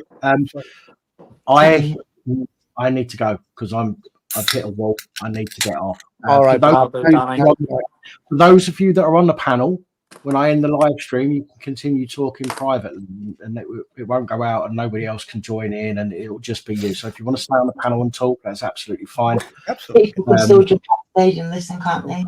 I'm also crashing myself. I'm also hitting the sack though. It was lovely talking to you guys. You know, and thanks for having me up. Oh, Bearded, thanks very much. Listen, mate, I was trying to help. Pleasure, man. Here. Honor. And it's an honor to meet you guys. Yeah, pleasure and an honor. Thanks very much, Pap. Big respect. Good night, mate. Have a good night. Yeah, I'm staying in chat. Dan, have you seen the comment that from Bearded? That listen, mate, I was only doing that. What I think, at the end of the day, everyone who knows a language, if you've got someone in your chat who can't understand or speak English properly or at all, it's only fair to try to be supportive and and help out. At the end of the day, it doesn't cost you anything to be helpful. I'm not trying to get sympathy or get support, whatever. I am me. If you piss me off, you'll get both barrels. And if I can help someone, I will do it. I don't expect anything from it. But Dan will talk about the bill, the invoice I sent you. No way. I'll be dropping out because I've got a day with the mother-in-law and the sister-in-law tomorrow. But I do want to say, Trooper, I appreciate your time tonight. I'm not just saying that to, just for fucking to make myself look good. I genuinely appreciate the fact that you've been flipping between the two languages and trying to allow us to understand what someone else is saying from their perspective. Question: are you still live or are you still live? Yeah, I'm still live at the moment. I just want to say good night to everybody that's watching. Thank you for joining me. Yeah, because I was going to come on camera, but okay. Thank you for joining us this evening. I am going to end the stream for everyone that's watching. Thank you. I'm not going to go into when I'm going to be back and all that stuff, but you will see me. I am still about. I am alive, even though you don't see or hear from me very often at the moment. But as soon as I get things sorted out, I'll be back, and I'll be back proper. So thank you, everybody, for watching. Good night and stay safe. Yeah, and for me, adios.